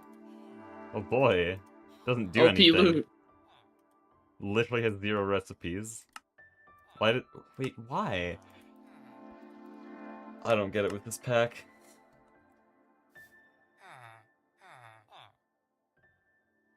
What point is Who it the worth hell ate all the using NDT edit to phosphorus? give yourself the paper? The thing is, it's the same hassle either way. It's just that this one won't have someone complaining in my chat, so I'll take this one. So, this is dumb. This is very dumb. We cannot get a an icy damp area, no matter what I do. Isn't I know there's one thing that you can't get with the yeah, book. Is that it? I can elevate it, but there is no biome that is default icy damp. Would be it would have to be I think you can go to a planet. No, they have biomes, and I could get those biomes here. So I need rainfall above 1, and I need temp at or around 0. Yeah, I see the problem here.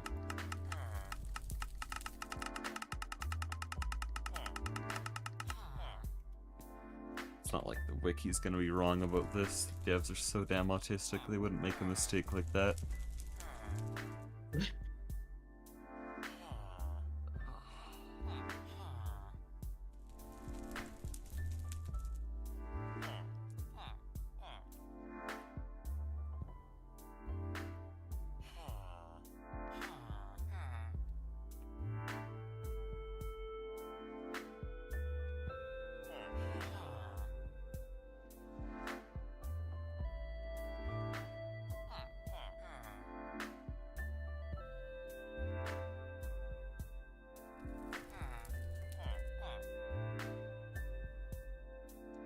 Well, I hope it doesn't ask for me to get a cold damp, well, an icy damp biome.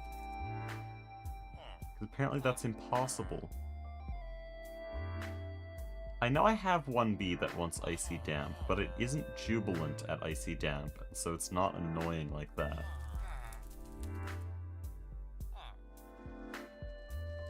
Okay, fine.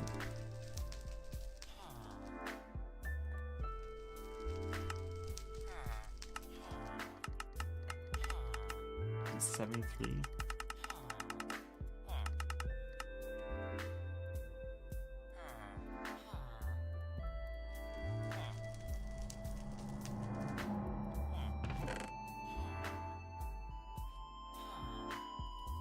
So that's there.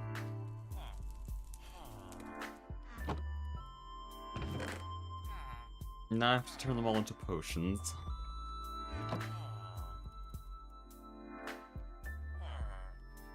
I need to start with, you do book of biomes last, well, the biome page last, right?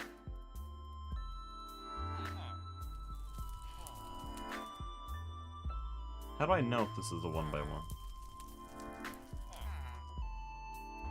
Well, what did you put in? I didn't put anything in yet, I'm just trying to verify, but I have no way to verify. Well... No, I mean, like, what... It should be a 1x1 if you just do, if you don't do any of the radius things, or whatever they're called in the quest. It refuses to take my book of bio, or my biome page. I have colored water now. Oh boy.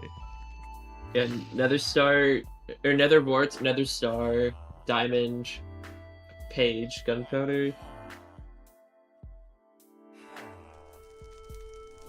Then you have to collect it with a glass bottle. It didn't let me put the page in. Did you not toss the stuff in order? What order does it have to be? I thought this is the correct order.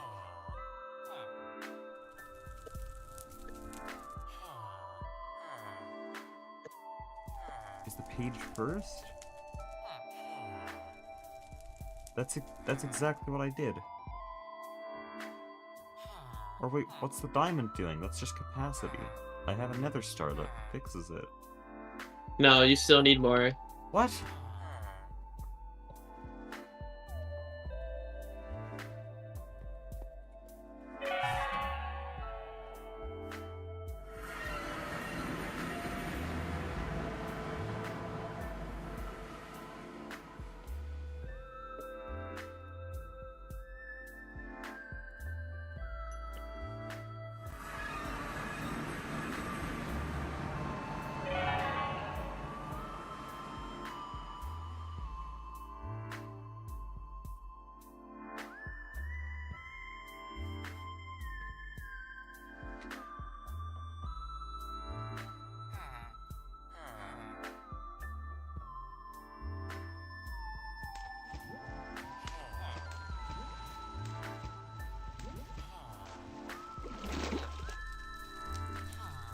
Okay. It doesn't say it's shipping seasons 3, so I assume that's a 1x1. There we go, 3 carbon dust a second. Beautiful.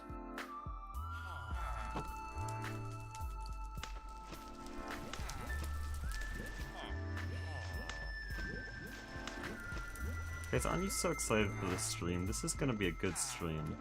It doesn't let me pick this one up. That's really cool.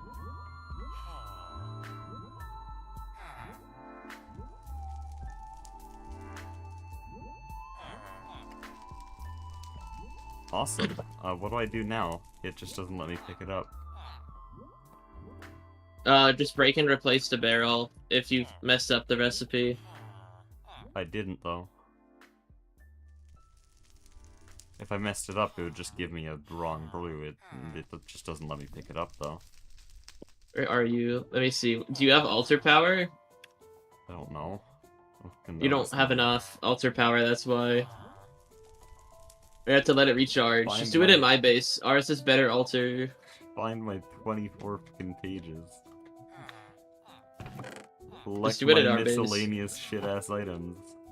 Oh boy, I love magic mods. It's almost I love recharged. Magic mods. I love magic mods. Alright, try now.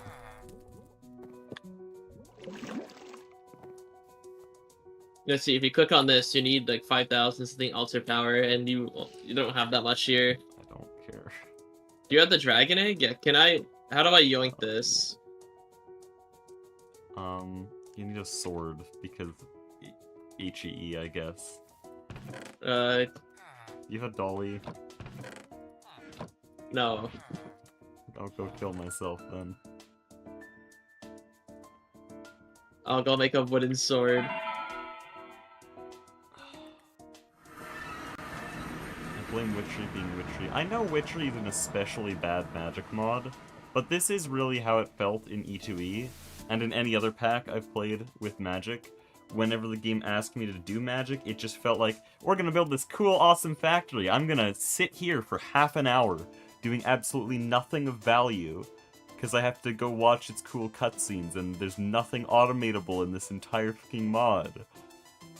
It's just what it feels like to play any magic mod. The only exception is Botania, because it's just a retextured tech mod. And so if you treat it like a magic mod, I like it, but if you treat it like a tech mod, which is what it is, it's a bad tech mod.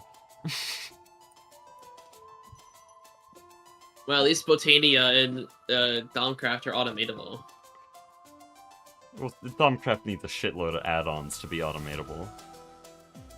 Yeah, but at least it's automatable. Witchery sure In is, this just pack. sure as hell isn't. What do you mean?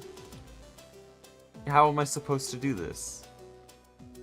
Alright, Automatically. come to our base. Like, witchery is not automatic. If there's a way to do it automatically, I'd be doing that. We had a dolly.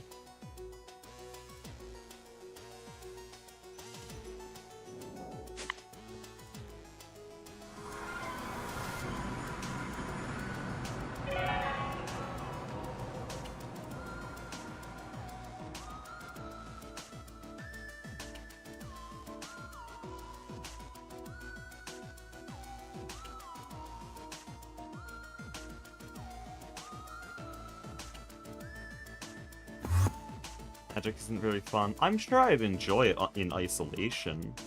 Like, Sevtech was pretty fun, and the first 3 ages was basically just magic. That was quite Totemic. interesting. Even Totemic, honestly. Hot take, I didn't mind the mod. It's at least better than anything I've experienced in E2E or GTNH with the way they force magic mods in, because it just does not even remotely belong in a pack like this. I was gonna automate Fluorine 3 hours ago. Now I'm stuck here looking for a witchery altar. Because something called altar power is limiting me from changing biomes. There's no other way to change biomes, and the things specifically made to replicate a biome don't replicate biomes. I like that a lot. It's over here. It's right here. I'm just placing stuff to It give would you have more been power. ass enough if it didn't take altar power, but of course there's Here. a timer on everything. I mean, here we have 17,000 altar power, so you should be fine. I'm just placing more blocks so you get more. Also, side note on that Sevtech bit, I still don't think Sevtech did it right, because I forgot the damn dolly.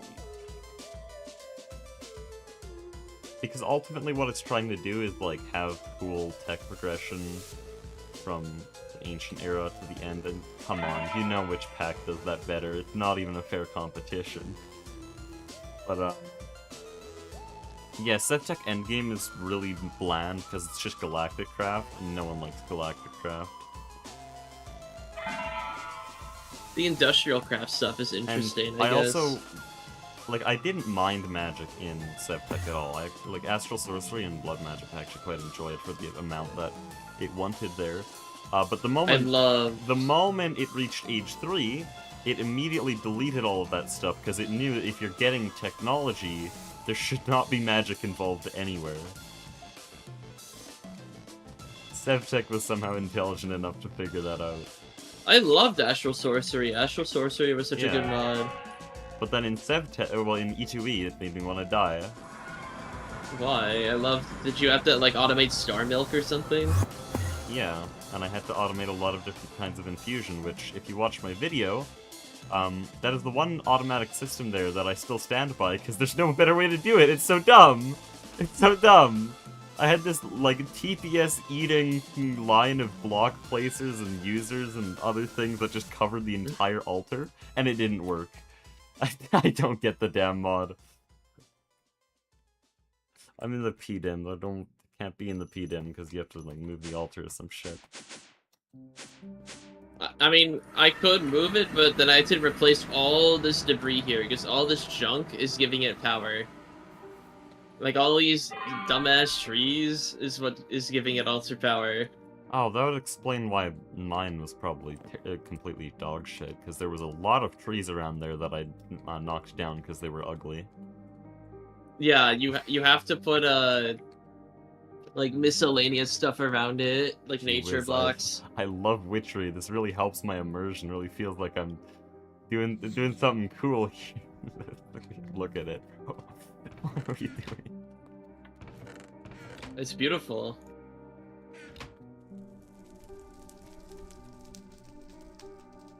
Why did they add it to... I guess the only thing GTNH is consistent at being is just it combined GregTech with other mods. So I guess this is pure GTNH right here.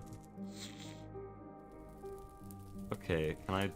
What pages do I have done? We have desert and boneyard. Okay, then stop using this.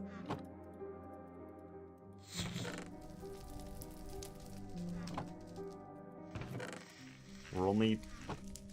What, like 7% of the way there? Really? I don't need this book.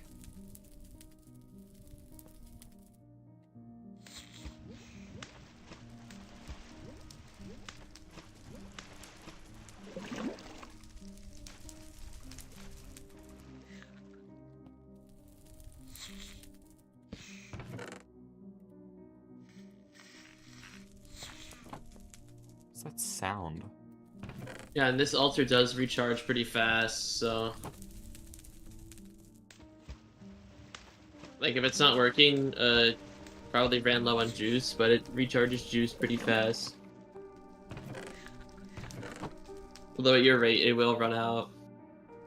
Oh good, I only have 48 more to go. Oh, never mind, you slowed down, so it's actually catching up.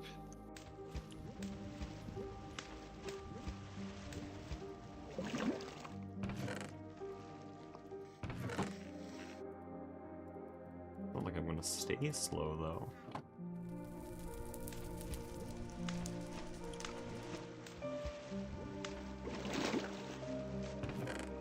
What makes GTMH so difficult?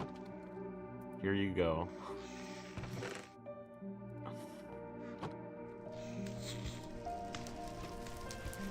I definitely don't have 4 other videos I want to work on right now.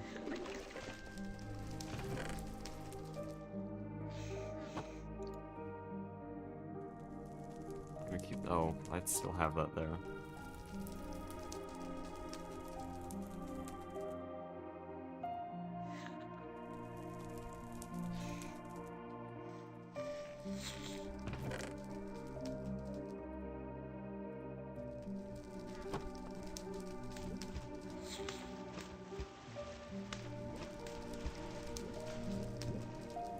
It's out of altar power. Dude, I'm not even 10% done.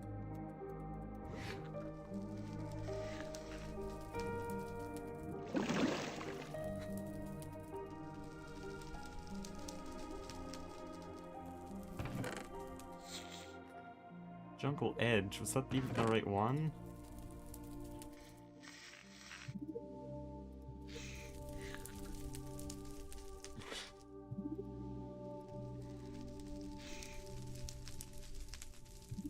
It was, apparently. Water bottles now.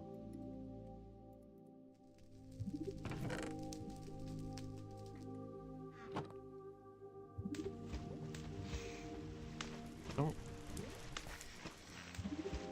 What is that?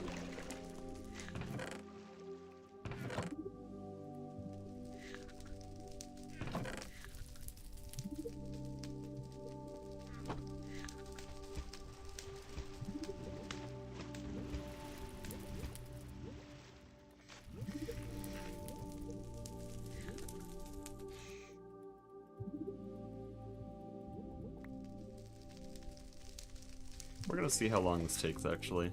Might as well set up live split right now. Let's see, how long have we been going so far?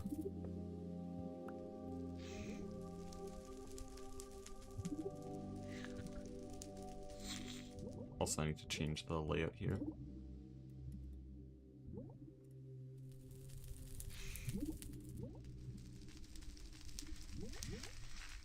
Okay, we've been going for around 37 minutes so far, so I'll start the timer here at 37 minutes.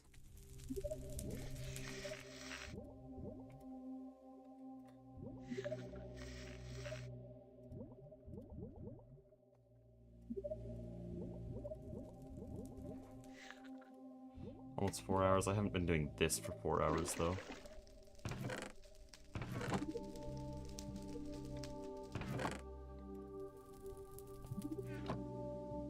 It ran out of water. What? Your pump isn't inverted. I don't have a screwdriver. go.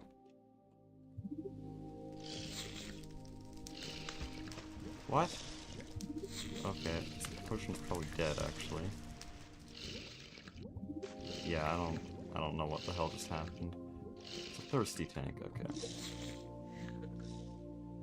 Tank very thirsty. It deleted 2 of my items for some reason. So I just have to... How? Because, I guess.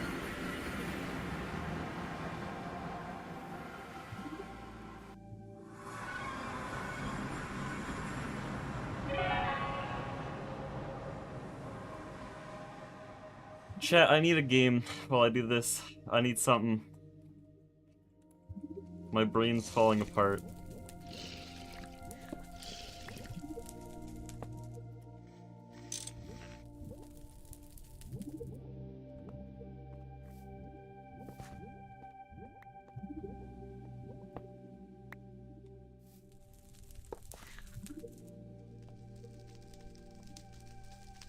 Alright, this should have a faster recharge rate. Good idea. The problem is I'm actively doing this. I have to sit here and drop items in the cauldron. I can't go play Silksong. I can't, like, make a random tier list for something. I can't leave and edit, because I have to be actively doing this monotonous, stupid 1+1 I made it task. faster. It recharges faster. I don't know what progress I have. Is this... Okay, Tropics is our next one.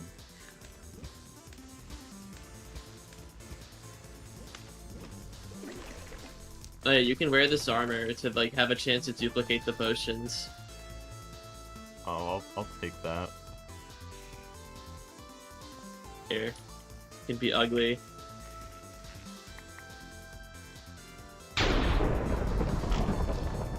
Doctor sound. Cool. I don't care. I turned it to night by accident. Hold on. That's the wrong one.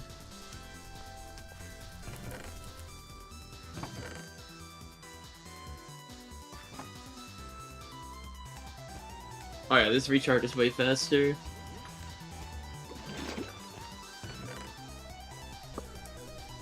Wait, if it looks like everyone hates Witchery, why is it still in the pack? I don't know. You can't really compromise the biome changing thing. Get a different thing that changes biomes, or I don't know, the only thing in the entire game that actually needs it is bee breeding. So how about you make the industrial apiaries that specifically have upgrades to emulate biomes? How do you make it so those actually, you know, emulate biomes? I think it's a pretty simple fix. Yeah, but think about all the Primlocked people. Get better! Yeah, just get to Louvre and then you can do it, yep. No, biome changes are HV. They're not LEV.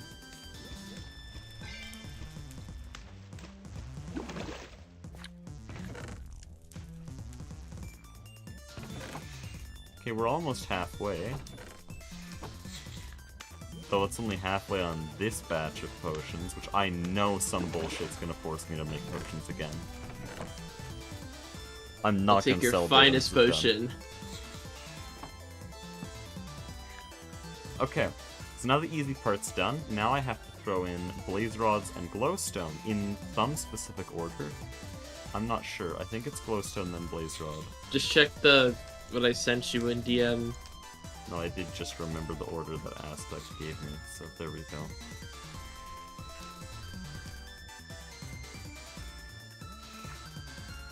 Oh yeah, I was gonna guess the number. Sorry, Cracked. We're gonna go with 8.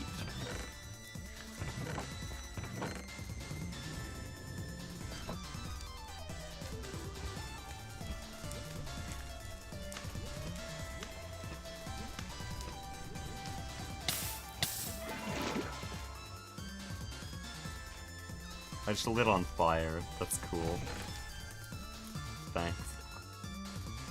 No problem.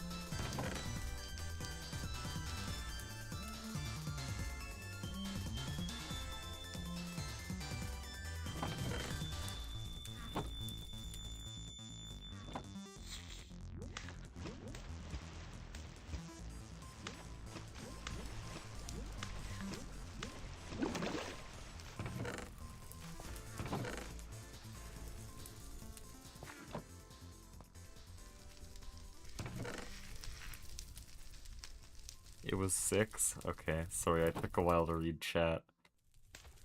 The problem is again, I'm actually active in doing this. Like, I think even Chief Logan would find this really bad. Even with the shit he does in Terraria. Okay, it ate my biome page. That's awesome. Are you sure it's because the Like, power isn't ready? No, it wasn't sparkling, so there was nothing in there. Cauldron very thirsty?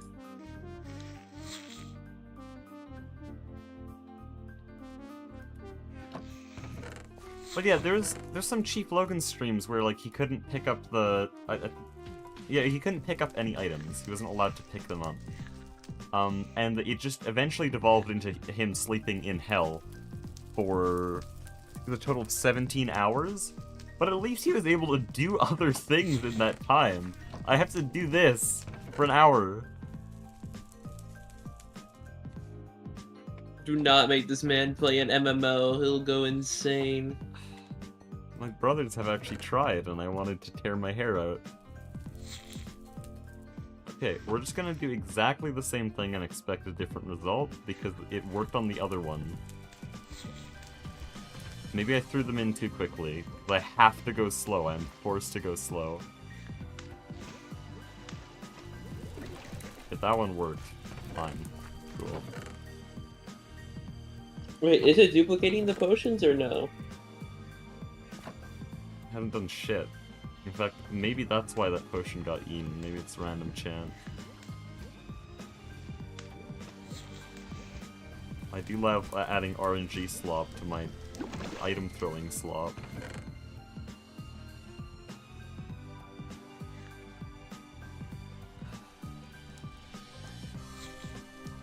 What do you guys want to watch while we're at this? Put Subway Surfers on the side. No, let's do a real video.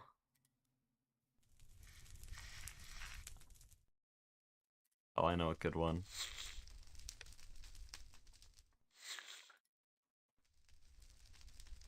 I wonder if this will work. GregTech New Horizons, Minecraft's hardest mod pack. You may have heard of it before, some people claiming it takes 15,000 hours to beat with a wildly punishing early game plagued with extreme hunger and downright unbeatable mobs. An unforgiving electricity system that will blow up your highly expensive machinery if you look at it wrong.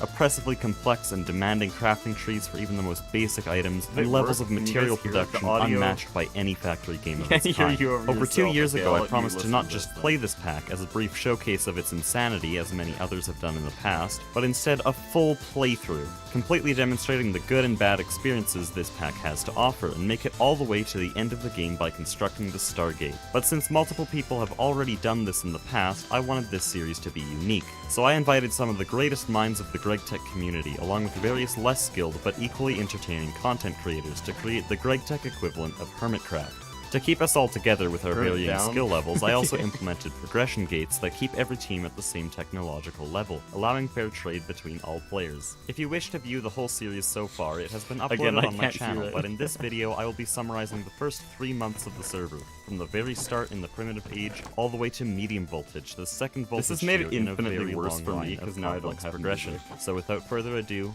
let's begin. Video.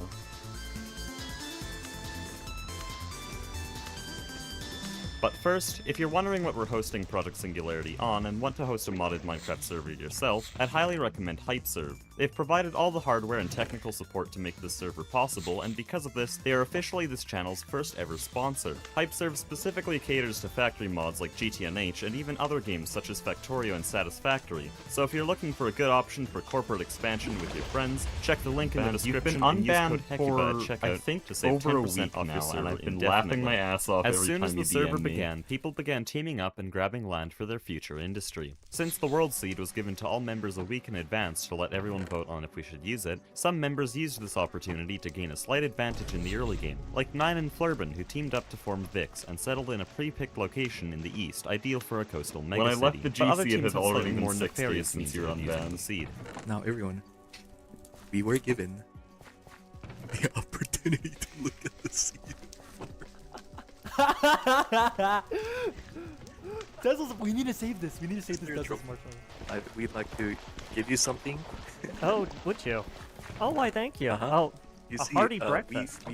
We looked at a few things earlier. Oh, no, I did too.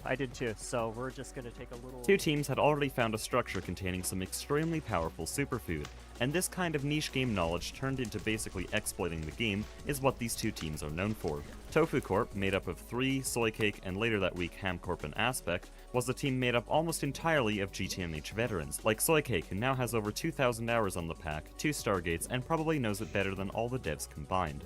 The other team now carrying around Dezel's marshmallow is the Ducklings, made up of Neurotic Goose, Duct, and Mastiox. Getting Neurotic exponentially Goose is a worse. notorious GTNH 1-block player with little of a care in the world for intended progression or server TPS, and Duct is even more notorious within the GTNH community for not 1, not 2, but 4 entire Stargates, and as of writing this script, 2 more GTNH playthroughs planned to reach this masochistic goal. With all these teams already rapidly progressing and reaching their pre-planned base locations, only 2 teams are left. My team with Chief Logan, and the Underdogs, which were a bit less organized.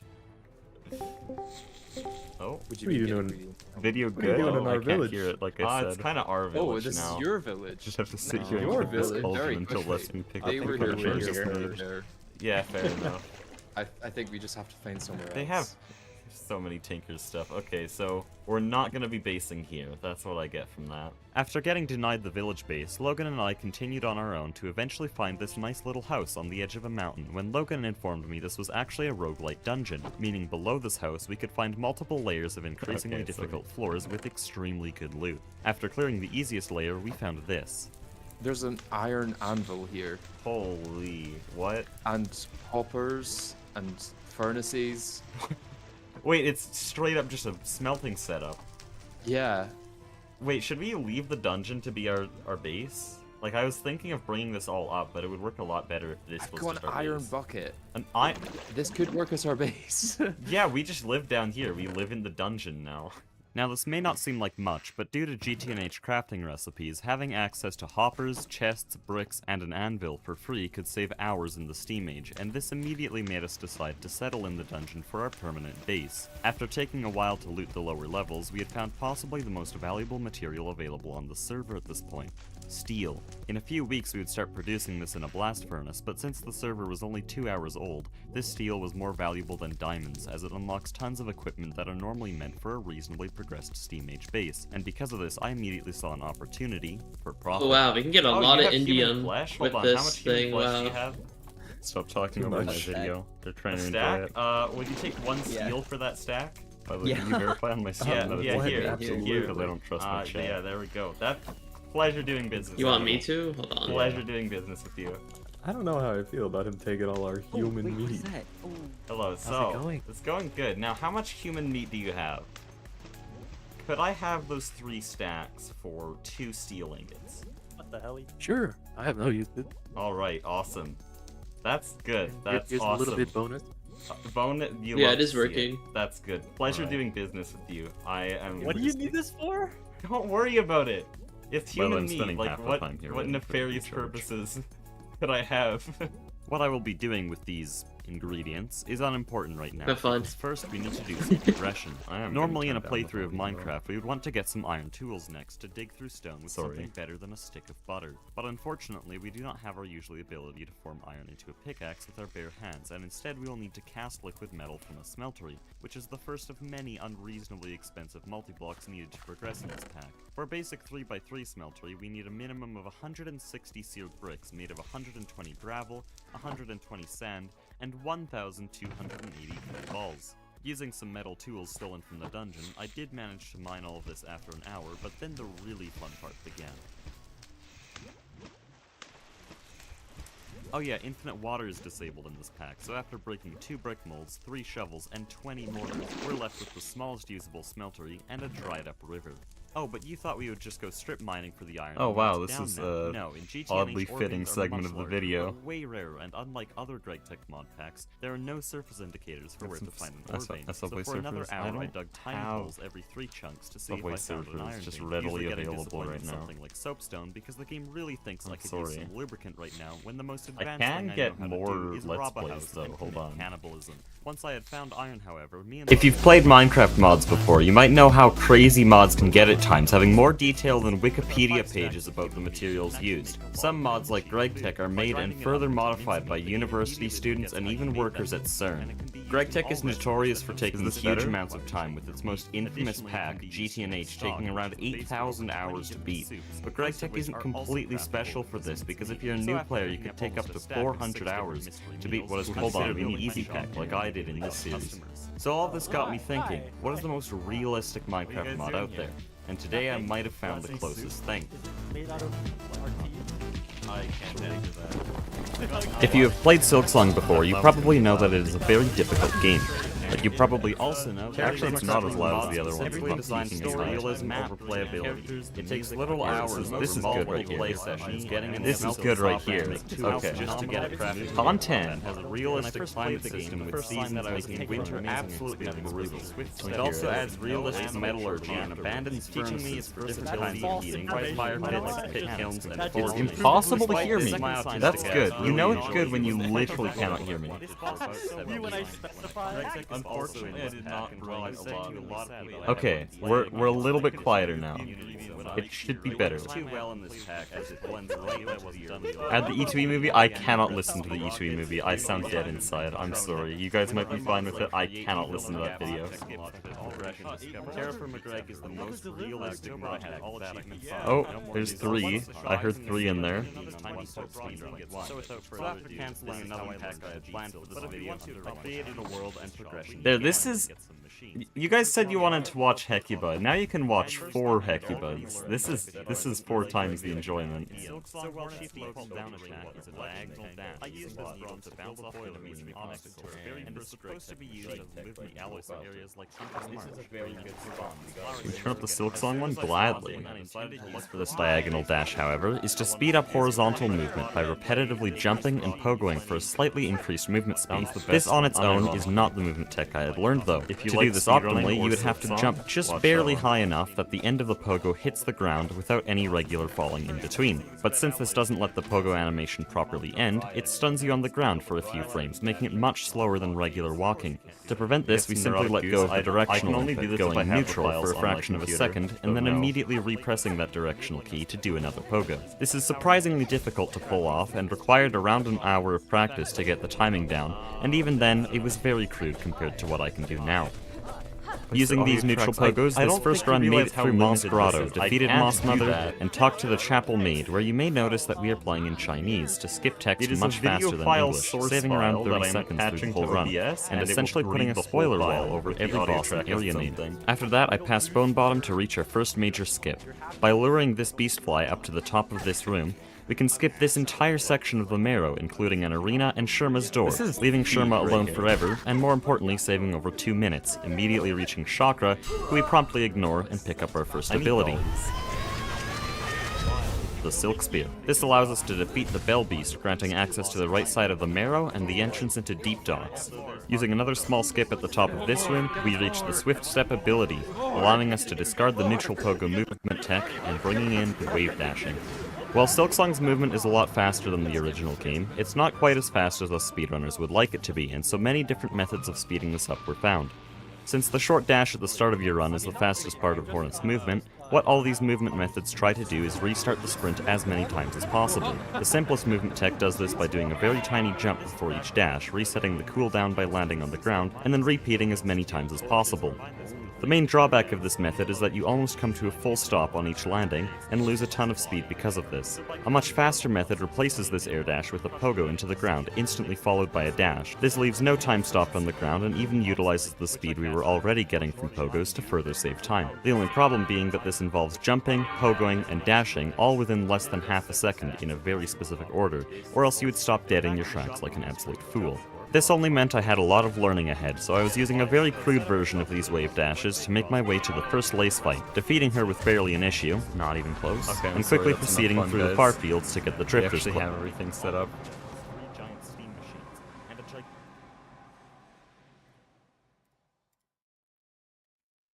Okay, we're gonna bring back the music.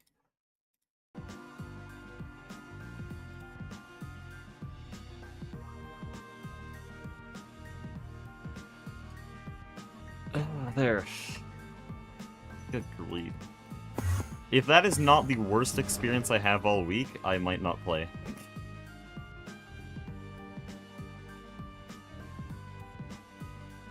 Where are we even putting these? Right.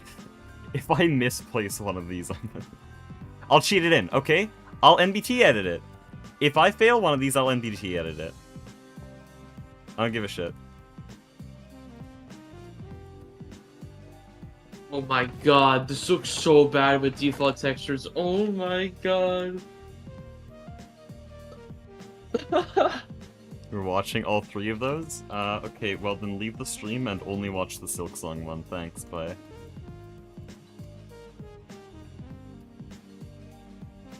My dopamine. I'm sorry, I'm sorry. Okay, so these are the small ones. So these go over here. Now, MassDX, how do I make sure it's actually landing where I want it to? Because in my experience, it often, like, draws a 2x2 square right off of where I placed it, and it's really weird. Oh, that was the wrong button.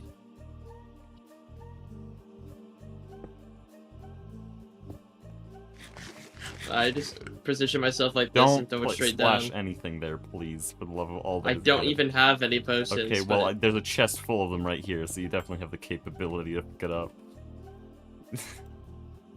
I stand on top. Look straight down. This is also nothing. Okay. You know, I didn't put barriers around myself. I just stood on top of it and just looked straight down like this and threw it, and it worked for every one that I did. You don't need to do that. Actually, the but barriers would make it more risky, you're right? yeah, the barriers are risky. Just do this and look down. Okay, well,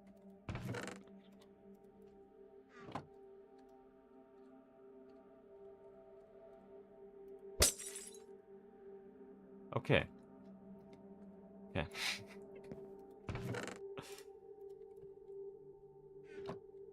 Desert. So these top ones are gonna be more dry. Yeah.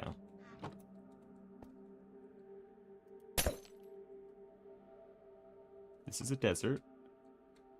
This is still a boneyard. Okay. Starting to have independent thoughts in my head. Okay, you know what?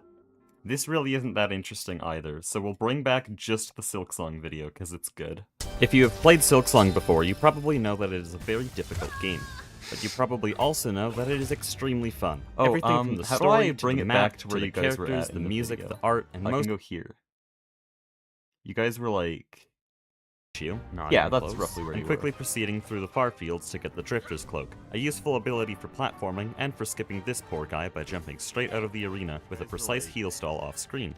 This finally allowed us out of the lowlands to our first major decision in the route. At the time this run was recorded, speedrunners were we'll divided shrink it between again. two major routes, the Bells There we route go. and the Mist route. The most popular route at the time was the Mist route, which braved the scroll mist TikTok. to enter I the don't Citadel even from the have back TikTok, end, not gonna skipping lie. the blasted steps, and most importantly, the bells scattered throughout the map. Oh, Bells wow, route was less popular and is likely I'm the actually route hearing my most stream unknown now. in their That's first pretty bad. all 5 of these bells, entering the blasted steps, and fighting the last judge for the normal path to the Citadel. But in early October, a couple of skips have been found in the blasted steps and around the Greymore Bell that made the last judge ever so slightly faster than the mist, causing most runners to switch routes and learn these insane skips.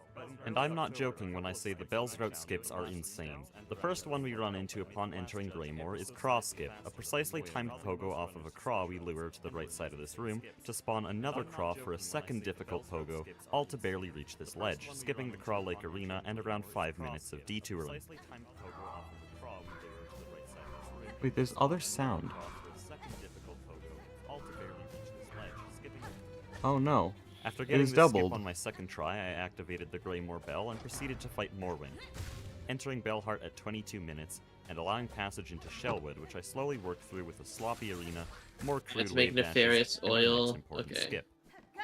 Our main goal So I in have to do Shellwood the at this water point in the line as run is well, to get the wall Joy. jump ability found at the very top of this room after the Sister Splinter boss fight.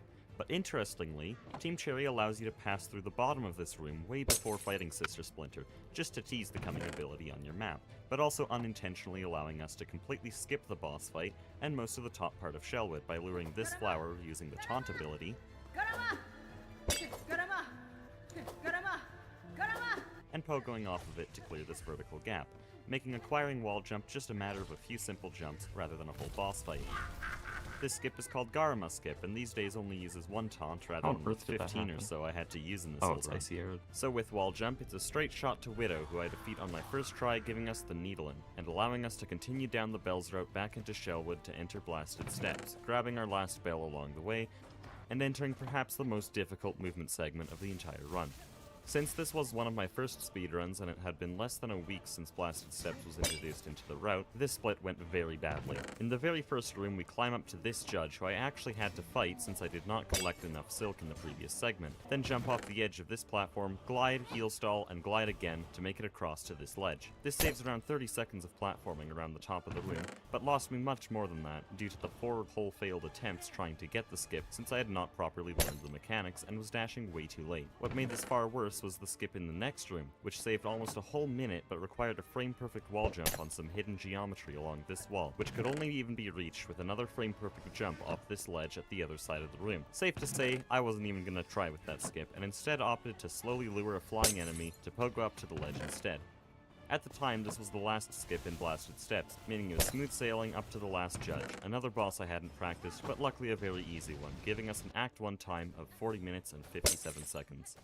Since Act 2 is actually much simpler than Act 1, I'll speed this up. Upon entering the Grand Gate, we use the shortcut at the top I of this can't room to splash avoid the this. underworks, and beeline straight for the I'll Cogwork leave that dancers there. at the top of the Citadel. Interestingly, the dancers in this fight have separate health bars, and you only need to kill one to progress the fight, allowing me to essentially fight only half the boss and enter the Cogwork core at 47 minutes and 25 seconds. After wasting a bit of time getting this bench, I made my way to the Whispering Vaults, very slowly clearing this arena, and then reaching Trobio right over...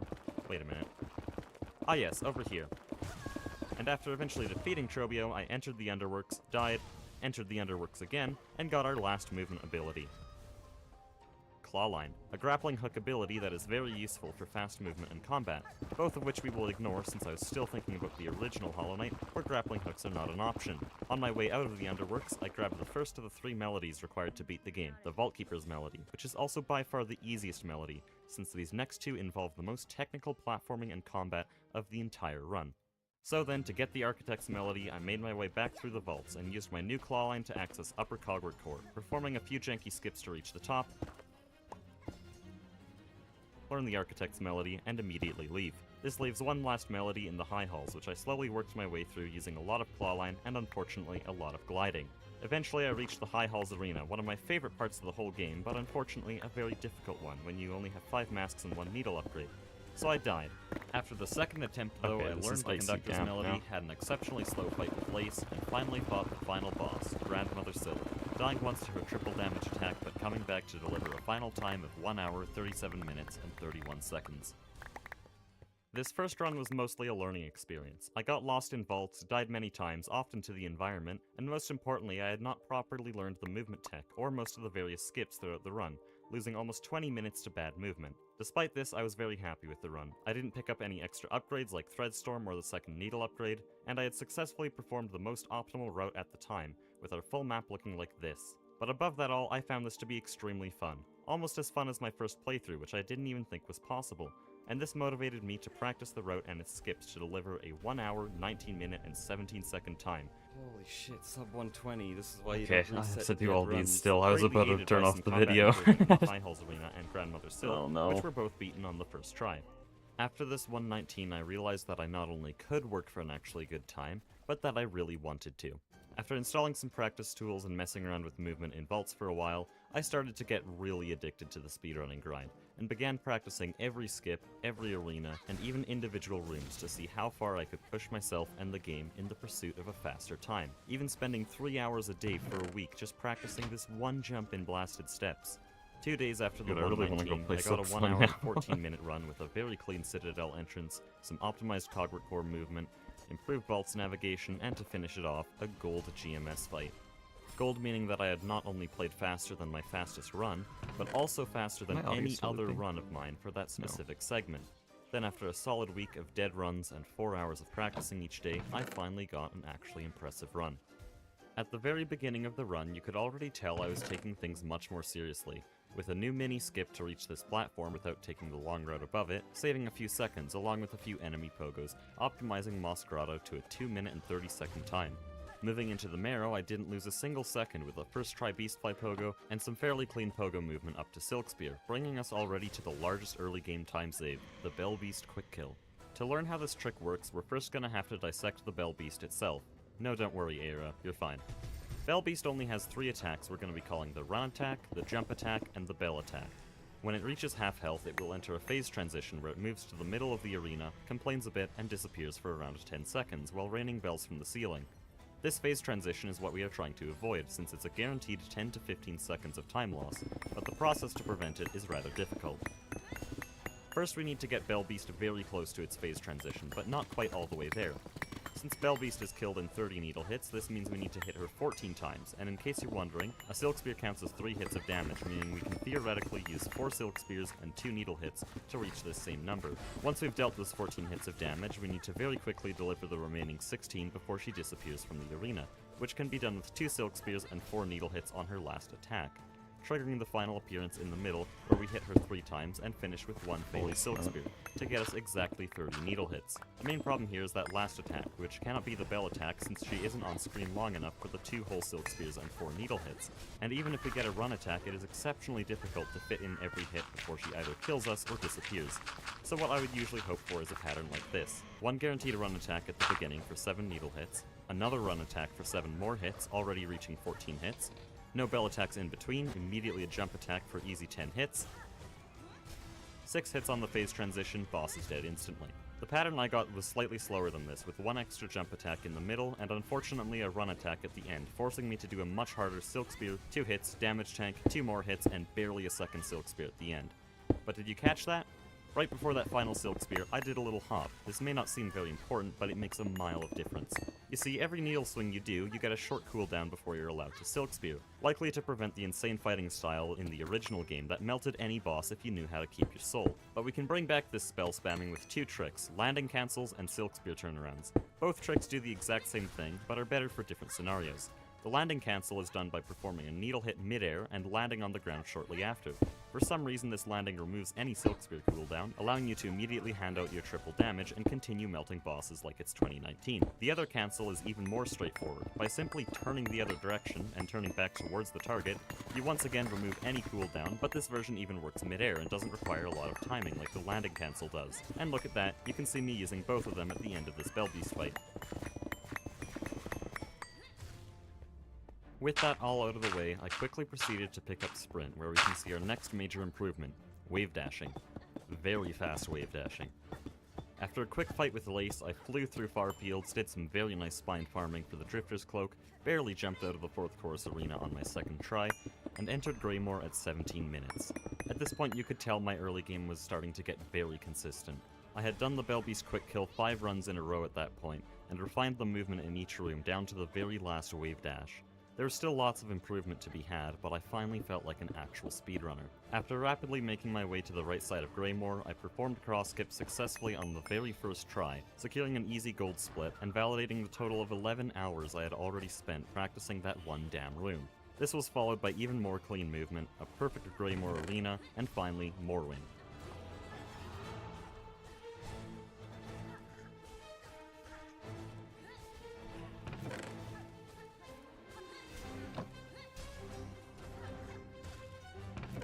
This fight was not actually practice at all.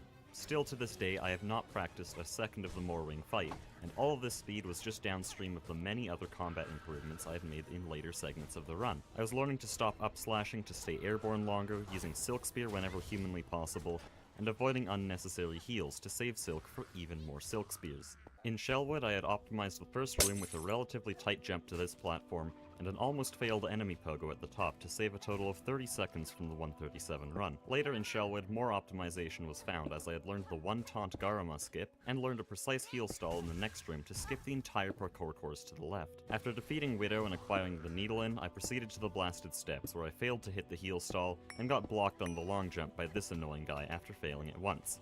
Despite this, the segment was so consistently inconsistent that it only took a bit of efficiency in the final room and a properly practiced last judge to still be saving time off PB. Entering the Citadel, it's probably not surprising anymore that I had practiced the proper movement, even hitting these difficult spike wall climbs to save a few seconds of platforming on the way to Cogwork Dancers, who I quickly defeated to reach Trobio in under 43 minutes. I promise I'll turn it off the moment we do anything Greg Tech related, by the way. In case anyone's wondering. Just 2 weeks prior, and I was not even close to slowing down. I golded the Trobio Kind slow of a with good nearly video though, I haven't perfect watched it in a movement on the while. way to the fight, which itself was faster than ever before. But after picking up Clawline, instead of going right, the intended path out, I went left.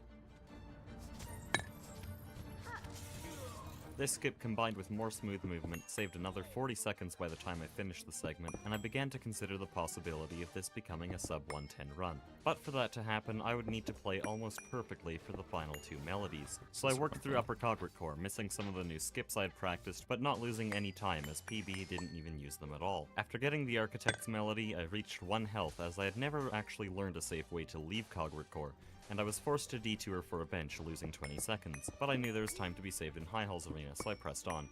Reaching the gauntlet, I knew dozens of runs had been lost here. Just 3 days earlier, I had a nearly identical pace ruined by 3 deaths in a row at the end of the arena. But the bigger pressure on me, more than simply losing the run, is that I had not died this entire time. After almost an hour of rushing through one of the hardest Metroidvanias with minimum equipment, I had not even seen Hornet's Cocoon all day, and I planned to get my first ever deathless speedrun.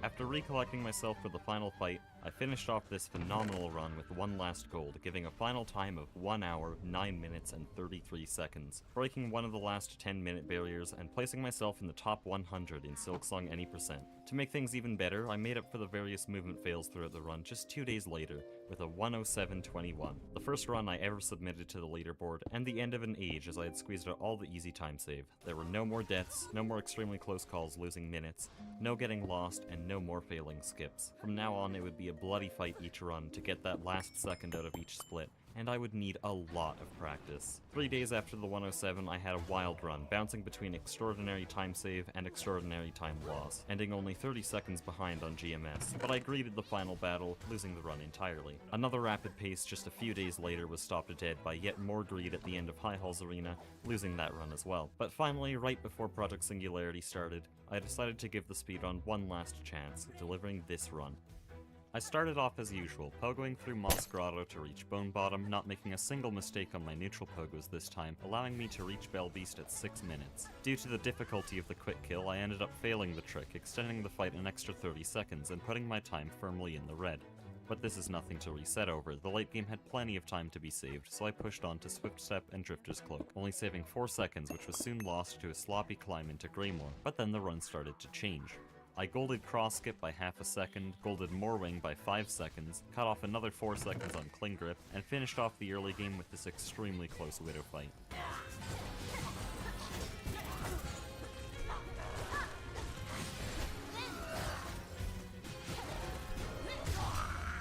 But the greatest time save in all of Act 1 was found in the Blasted Steps. I'd practiced the whole area and all of its skips 20 times every morning and every night for over a week, and that day it finally paid off.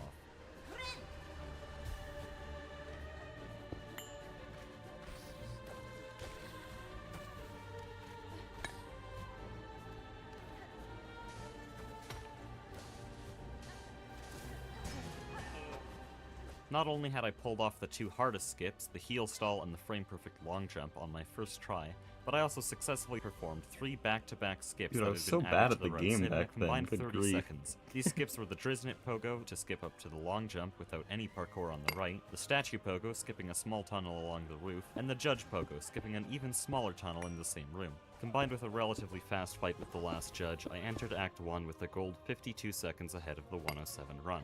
Then after a perfect Citadel entrance and Cogwork Dancers fight, I entered the Cogwork Core for my next big time save.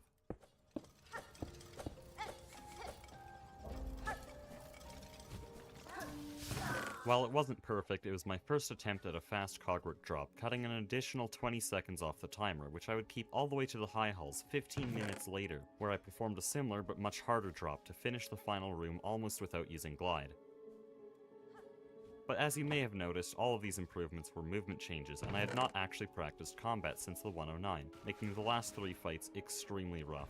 On High Halls Arena, I once again found myself on 1 health towards the end, and barely survived through sheer luck before finishing out the final wave and getting the last melody. Immediately after that, I jumped into one of Lace's attacks and spent the rest of the fight fearing for my life, somehow only losing 3 seconds, but scaring me enough to take GMS very cautiously, healing on 3 health and taking few risks for extra damage, losing 10 seconds but ending with a final time of 1 hour, 5 minutes and 31 seconds.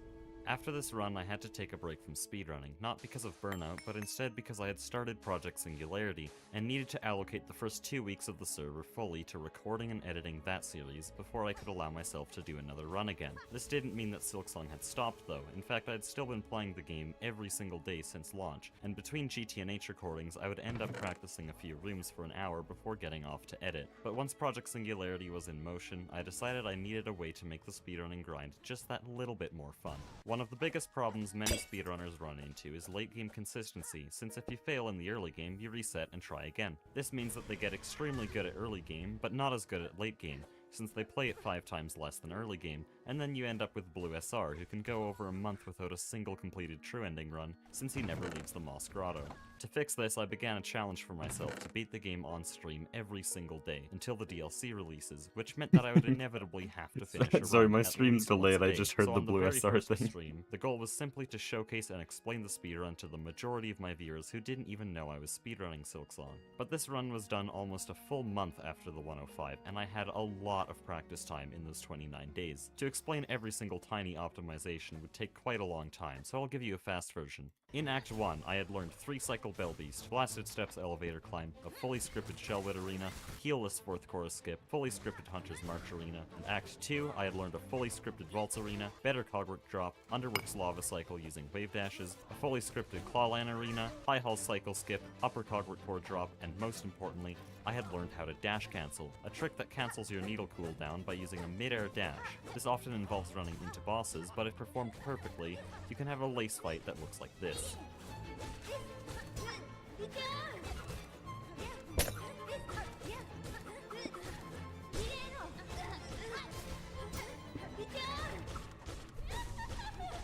This would be applied in every boss fight and arena after dash, and would be employed a lot during this first live-streamed run. So after getting everything set up, the run began and immediately hit disaster.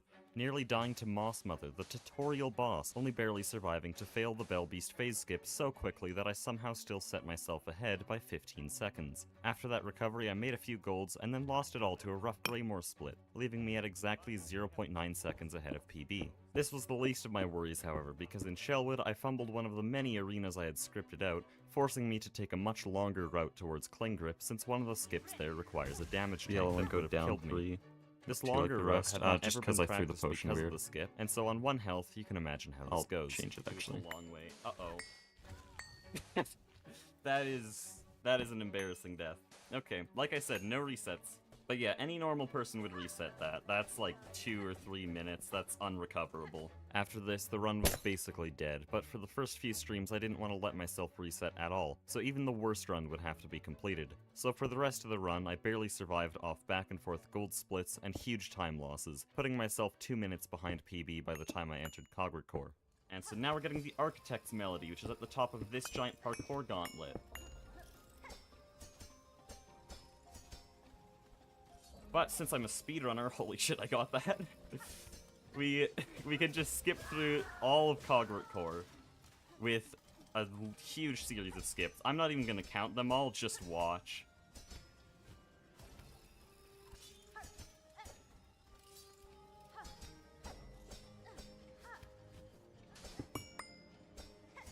But I wasn't done yet, as the final bit of time save was in high halls, and I absolutely demolished this segment. It is certainly a difficult one.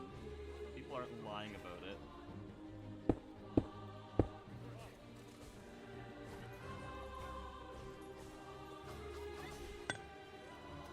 No? Awesome. Thank you.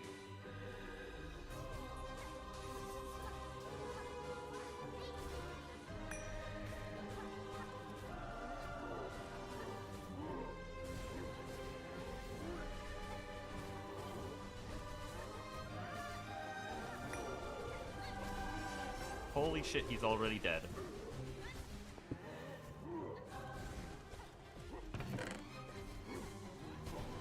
That was crazy!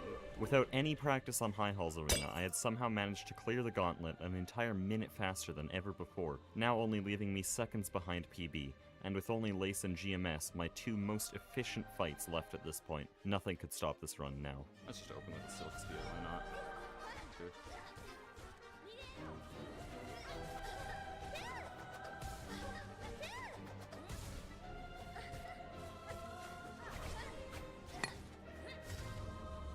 Oh, now there's 3 different Hekubas. There's a voiceover Hecuba, then there's like past Silksong Hecuba, and then there's me right now.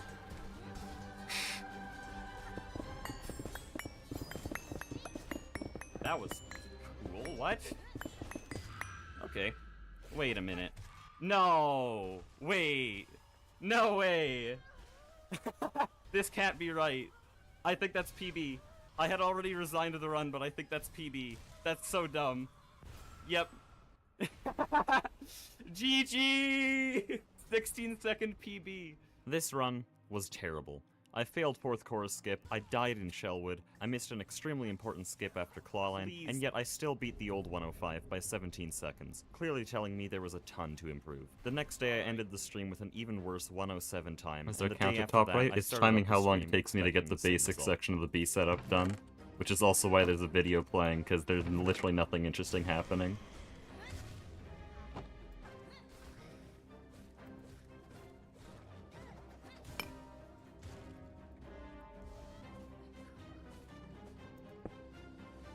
So far, the run wasn't anything to celebrate about. The 107 I was comparing against did have a really good early game, so I was red for most of Act 1 until the Blasted Steps, where I first tried the heel stall, first tried the Drisnit pogo, second tried the long jump, first tried a new elevator strat, first tried the statue pogo, and then failed the judge pogo at the very end, leaving me 2 minutes ahead of PB, since PB died in Shellwood. After defeating Cogwork Dancers, I entered the Cogwork Core, where I performed the newest evolution of the Cogwork Drop. Ah, I'm supposed to start moving after seeing that. Cogwork Core is such a satisfying part of the run. This is why I love Hunter's Crest. At the end there, you may have been wondering how I phased through the Cogwork Defender in this long room, and that comes down to perhaps the most useful mechanic of the default diagonal pogo. When Team Cherry designed the Hunter's Crest, they wanted the pogo to be as satisfying as possible, and one of the mechanics they implemented to do this was adding immunity frames for just a fraction of a second after a pogo, to make it so that you could pogo off the side of an enemy without clipping their hitbox and getting killed. This, as you can imagine, is heavily abused by speedrunners, as that timing is just enough to dash the frame after pogoing and phase through most non-boss enemies. These pogo-throughs, as I have been calling them, have been used for a very long time to phase through the Grand Reeds on the way to the Cogwork Dancers, but I had only recently been learning to use it in many other areas as well. In the Widow fight, we use a pogo-through as a dash cancel, allowing us to get out of the way of falling bells while simultaneously attacking faster than normal. And on the way to Farfields, I use a pogo-through to run straight through this ant as if he wasn't even there, saving half a second. This also applies to the Cogwork Defender at the end of Cogwork Core, allowing me to consistently get the fastest possible cycle in this previously very annoying room.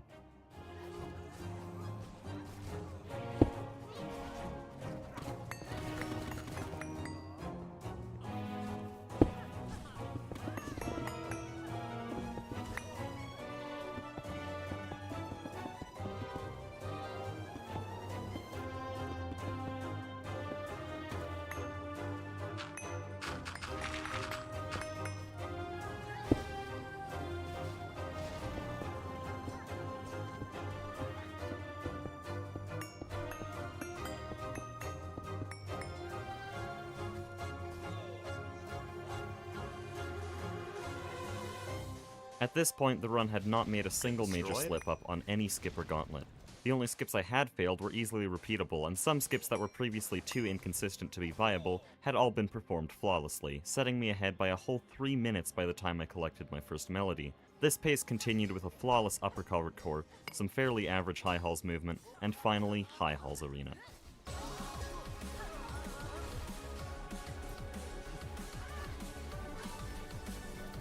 Oh no.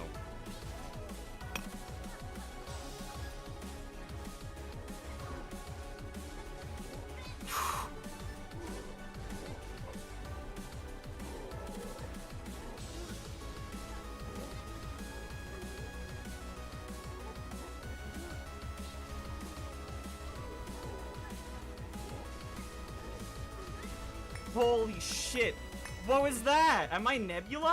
Following this arena, you'd think I would start to get nervous, but in reality, I didn't care. Failure is improvement, and no matter how this fight turned out, I would be having a good time, because nothing is as fun as a Silksong boss fight.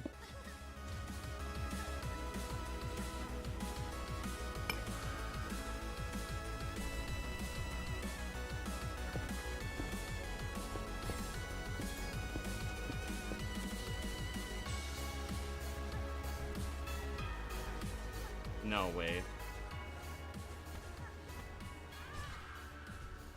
Okay. Okay. We're fine! We're fine! New PB! Let's go! 1 hour, 1 minute, and 46 The one seconds. GTNH stream Over you can 3 watch. minutes faster than PB, with 5 new golds and not a single death. This run was seemingly unreachable though, since only 3 days ago I thought a 105 was impressive, but literally the day after the 101.46, I pulled off an even better High Halls Arena and Lace 2 fight, cutting the time once again down to a 101.23. However, not every run can end like that, and since I was on a challenge to beat Silksong every single day, resetting was basically not an option. So on day 5, after numerous deaths, I got a humiliating 114.22. But I still feel the need to mention this run as I got 5 whole golds in a row, bringing my theoretical best time to 58.29. Sub-hour was now on the horizon. My next PB was 5 days later, mainly improving on Cogwork Dancers with an insanely fast Phase 1.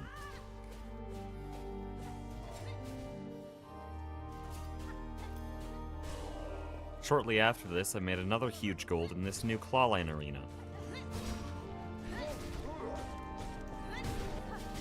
But unfortunately, a sloppy High Halls arena and abysmal early game made this run only a 1 hour and 50 second run. Not sub-hour, but a respectable new PB. The next day I got another great run with an improved early game, even better Cogwork Dancers, and an insanely fast Lace 2 fight, but ended up falling just short of sub-hour because of a very rough Trobio fight, and a huge fumble in the underworks with a final time of 1 hour, 0 minutes, and 6 seconds. Oh, it's so close! No!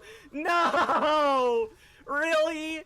Really? Oh, why is this cutscene so long? 1 hour and 6 seconds! Agonizingly close to the hour barrier, but just short. So one final time, I started the stream the next day and got this run.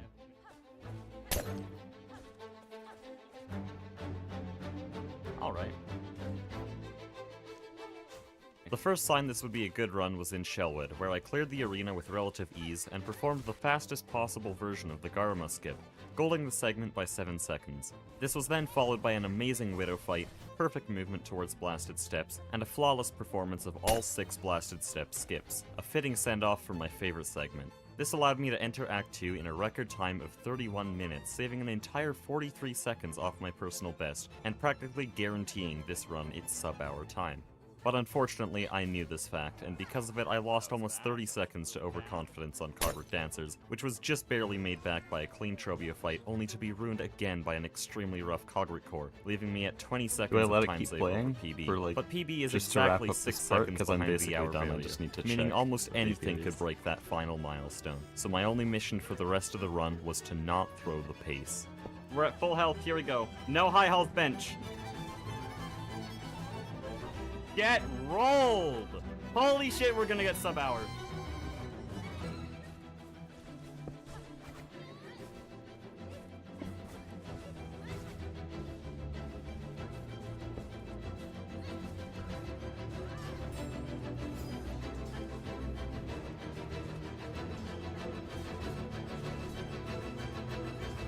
Okay, that was a gamble. That last Silk Spear was a gamble. I think we have sub-hour, guys. I think we actually have sub-hour. This cutscene takes unreasonably long, but I think this is a 59:48. That's what I'm gonna guess. 59:48. No less than that! Okay. 59:49! I'm sorry. Your fun's over. We can pause the timer. We're finally done. An hour and a half is actually a little bit better than I thought it would be. And honestly, the Silk Song video is why. There we go. It's a good video. Not the that's the only video I can watch and actually appreciate it myself. 'Cause all my other videos, I'll be just thinking of problems with it. Or like I'm just tired of listening to it after editing it, but I don't know, it's either Silk Song or maybe just I like the way I edited it, or probably most likely both. It's a very nice video. Our attention span has already decreased drastically. I'm surprised that the viewer count did not even change. You guys are seemingly very committed to staying here. Which I would not, to be honest. Anyways, it's all set up properly. I should bring back my music.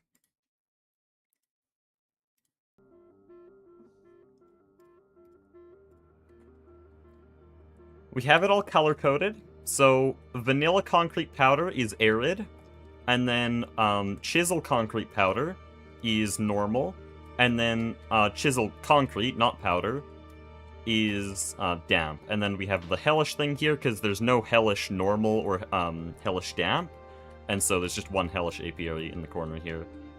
And then this one's just left with a potion on the ground, because to make this icy damp, I have to do a cold damp biome really high up, and so we're just leaving the potion there, and if I ever need it, then I can figure out how to make it work.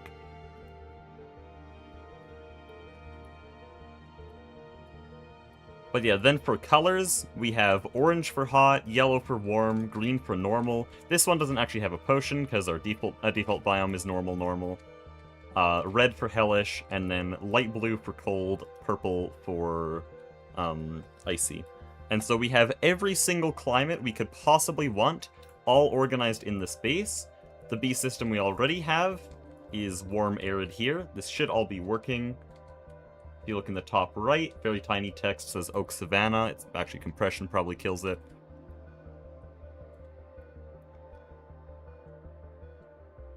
But all these biomes now work out. That was kind of a nightmare for me, because if I misplaced a potion or put them in the wrong order at all, like this whole system's wiped and I have to go do it all over again. So this is one of the most stressful hour and a halves I've had in a while. But we're done. And we also have all of these. Once I wire them up, then that's a fully functional bee breeding system, and that's actually what we're gonna do next, because I need to hook up the fluorine bee. I want to get fluorine done today. Definitely.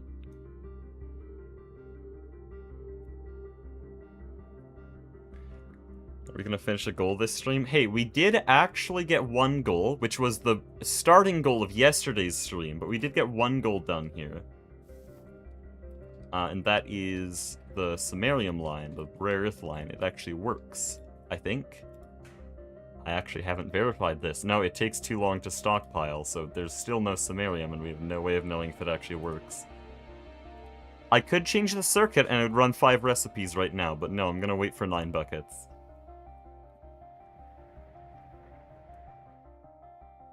It's producing a bunch of other stuff at a fairly sizable quantity. Can't complain about it.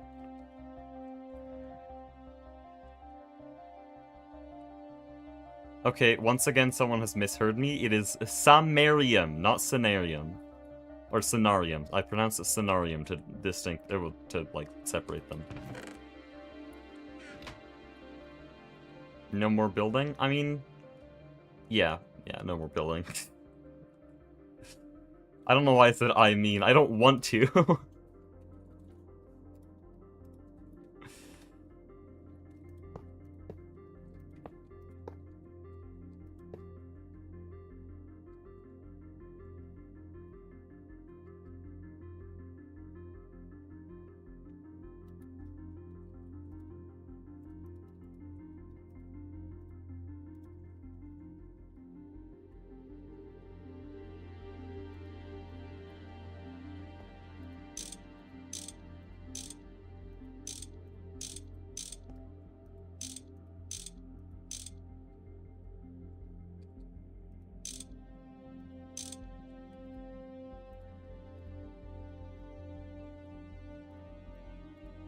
But yeah, we need this system active so that we can actually breed up some better fluorine bees. Or actually, no, we're just duplicating princesses.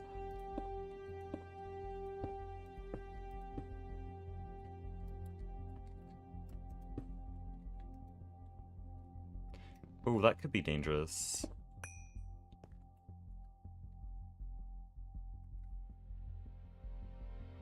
Do anything with the big B sign? Oh, I should probably remove the timer. I didn't end up doing that because, I didn't find the time, and then merge day came. Like, we planned the merge, I think 3 days after you made that pixel art. I did think about it, and I'm very sorry, because you made a good pixel art, and then I literally forgot.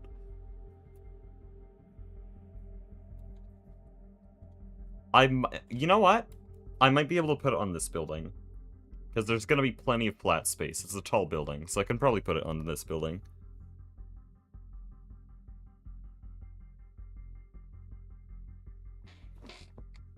Also, is Mastiok still here?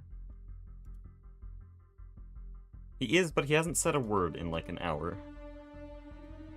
Okay, he's just muted. He's building something over there. Looks cool. I'm very tired. I am too.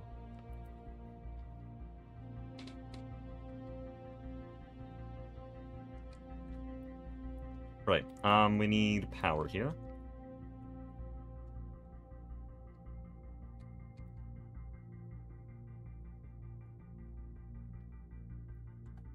Oh, it's gonna be so ugly no matter what I do.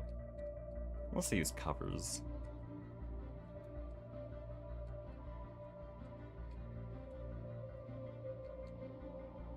Oh, but where do I run the cables?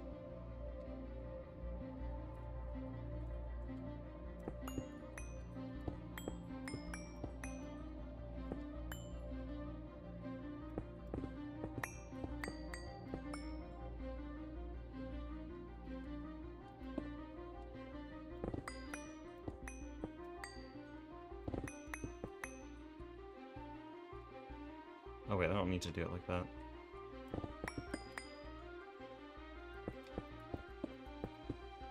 I missed the video. Should I just leave it up for the whole stream? I mean, I don't know what the... What's the consensus? Do we bring back Silksong speedrunning video?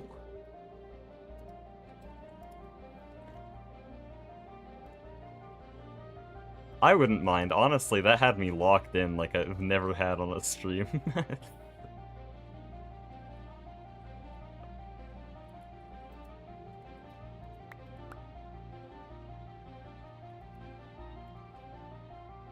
Don't like this Hecuba guy. I'm not Hecuba, I'm Hecuba Live. You guys were watching Hecuba.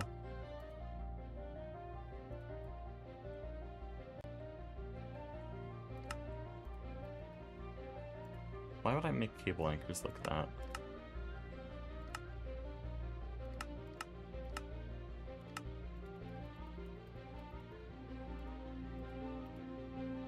So a teaser trailer. I can only do videos that are on my computer. Unless you want to hand it over.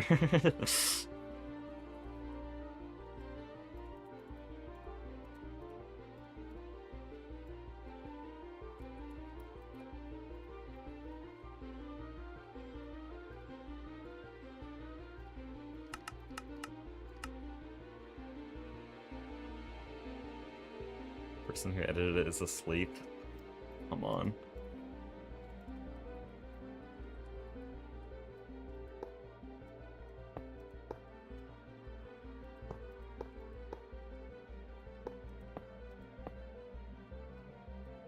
By the way, I'm thinking about how much power this is gonna draw, and I realize I should probably build that thorium reactor sometime soon. Probably be a good idea.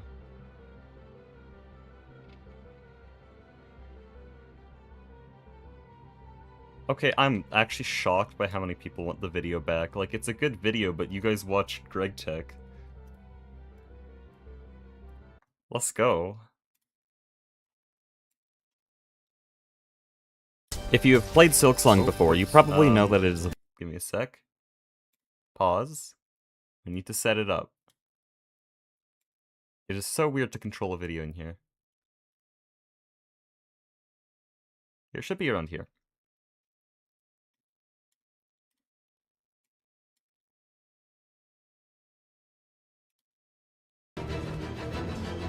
There, it should be good. Oh, okay, that was a gamble. That last Silk Spear was a gamble. I think we have sub-hour, guys. I think we actually have sub-hour. This cutscene takes unreasonably long, but I think this is a 59:48. That's what I'm gonna guess. 59:48. No less than that! 59:49! Sub-hour! Let's go! But we're not done just yet. Let's rewind a little bit. And a flawless performance of all 6 blasted step skips. A fitting send-off from my favorite segment. Why would this run be a send-off for the blasted steps? Well, I lied. Kind of. When I learned of the blasted steps route, it had only been recently timed to be faster than the old mist route. But that's not quite the whole story, because Silksong is definitely not a linear game. Two cloakless variations of the mist existed at this time, and were ignored due to their relative difficulty in a very new speedrunning scene. And these two routes were the Flea route and the Wormways route. What makes these two routes difficult is the fact that neither of them pick up the Drifter's Cloak, forcing you to do cloakless platforming and boss fights for the whole run, which proved to be extremely challenging. Flea route manages to skip glide using an intended interaction with the Flea Caravan, where after finding 5 fleas you can travel with them to Greymoor, completely skipping the normal entrance to Greymoor and even turning Morwing into an optional mini-boss, rather than a requirement to enter Bellheart. The even faster and more difficult option is the Wormways route, which additionally skips Lace 1 and literally all of Farfields, by backtracking through the Marrow to pick up 500 rosaries, buy a simple key, and head through the Wormways to enter Shellwood from the left side. And I would like to remind you that this is entirely intended by Team Cherry, which I think is just very cool. There are so many ways to play through the game, sometimes missing huge sections of the world, because that's how they teach you the size of Farling, and make it feel like your own path rather than a predetermined campaign. But Silksong praise aside, by the time I got my sub-hour run, Wormways route had been known to be the fastest for about a month, and I promised to get sub-hour on Bells before I would make the switch. And with that milestone achieved, the time had come to say goodbye to the comfort and familiarity of the blasted steps, and say hello to Wormways. Going over every tiny difference in movement without Cloak would take a very long time, so I'll just focus on the biggest changes in both the process to skip Cloak and the process to survive without it. So just remember, we're running on the oldest version of the game, literally everything is more difficult after Sprint, and I am most definitely supposed to have Glide in Act 2. The core part of early game in Wormways route is getting a seemingly impossible 500 rosaries in just 15 minutes, which involves 2 rosary strings, a ton of enemy kills in Mossholm and Deep Docks, many hidden rosary rocks, and most importantly for my practicing, this room. Loop videos that you play on screen, I don't like that. No. After collecting all of these rosaries, an optimal run would enter Wormways around 15 minutes into the run, where I would then die to worms, and then get comboed into spikes, and die to worms. The biggest difficulty in Wormways is that it's not on a predictable cycle like Cogricore or Underworks, and I instead have to react to random placements of worms in these tunnels. And when you're wave dashing at full speed with a timer in the corner of your screen, these dust particles mean nothing, and you will run straight through on the naive hope that you can just barely squeeze through, only to get knocked back into spikes, instantly ruining what vague facade of a cycle you had in that room, and losing 20 seconds. After enough practice though, you can make it screaming and crying into Shellwood in under 16 minutes, beating the old route by 3 minutes. But this time, I would like to remind you, we do not have the Drifter's Cloak. After picking up Cling Grip, we fight Widow as usual, and then proceed into a part of the run I almost completely overlooked, the Mist. Now, I didn't overlook this because I simply forgot about it. The Mist is one of the biggest details of this route, since it's the only way we can reasonably enter Act 2. No, I overlooked this because I used to run the Mist, and I thought I knew the Mist well enough to finish a run, but without Glide, I could not be more wrong. In case you don't know, the Mist is an alternate path into Act 2 that replaces the blasted steps and its many cloak-dependent skips which we cannot do in the Wormways route. This area is very unique as it is a randomly generated labyrinth where if you ever fail to solve a room, it resets your progress to the very beginning of the maze, forcing you to redo possibly the most technical and complicated area in all of Silksong's speedrunning. To briefly summarize, each room is solved by locating silk flies, playing the needle in for them, and following them to the correct exit, where the game will then send you to a random one of 8 different layouts for you to repeat the puzzle again. eventually reaching the third mist room, which can be cheated by taking any left or right exit due to the fact that Mist Crossing, the halfway point of the maze, has to be entered from the left or right side. After solving one more room filled with wraiths, we enter the fifth and final mist puzzle, which can also be cheated by taking one of the right side exits. Most layouts have one right exit. These two annoying layouts have two right exits, forcing you to either solve it normally or take a 50-50 gamble, and this absolutely diabolical layout has no right exit, forcing you to either solve an extra mist room or do what's called room juggling. While taking the wrong exit does reset your progress, backtracking into the room you just came from keeps your score the same, allowing you to solve a room twice, often avoiding bad RNG, and creating crazy plays like this where you enter your final mist room, then suddenly drop back into the room you just completed, racing to the right exit, immediately solving the mist in around 40 seconds. And room juggling doesn't just have to be used on the final room. We can use it on that easy third room to get an optimal side exit, and even use it on regular rooms if we decide we like our Silkfly RNG, making the entire mist a fast-paced game of GeoGuessr, chess, and Minecraft Bastion routing at the same time. Got all that? No? Well, me neither. It took weeks of grinding the mist to eventually become Mist Rainbolt. Mist 8, bottom right. Nice. Instantly knowing each layout with just a glance, and learning patterns to easily locate silkflies and rush to their corresponding exit, all to barely get a passable time on the leaderboard. After that absolute run-ender of a segment, we pass into the right side citadel with completely new cloakless movement to reach Cogwork Dancers at around 32 minutes, where the route finally returns to normal. Except not at all. The Cogwork core is suddenly turned into the hardest part of the run, requiring a perfect drop using pogos on the left side, and then an equally perfect climb with some unreasonable cloakless jumps to barely achieve the fastest possible cycle. After a relatively normal Vaults and Trobio fight, we enter the Underworks, where we find the only room that truly requires Glide to beat the game, except on the release version of the game, where an unintended wall jump can be used to skip the airstream with the unintended side effect of bringing back all the double damage cogs that can end my run with just 2 simple misclicks. Speaking of which, here we are, trying to get the second melody of the run, with the goal of living up to a route that relies so heavily on an ability we do not have. This room has gone through so many iterations to skip more and more of the intended path, and finally, with the cloakless route, we have the modern version of this beautifully challenging room.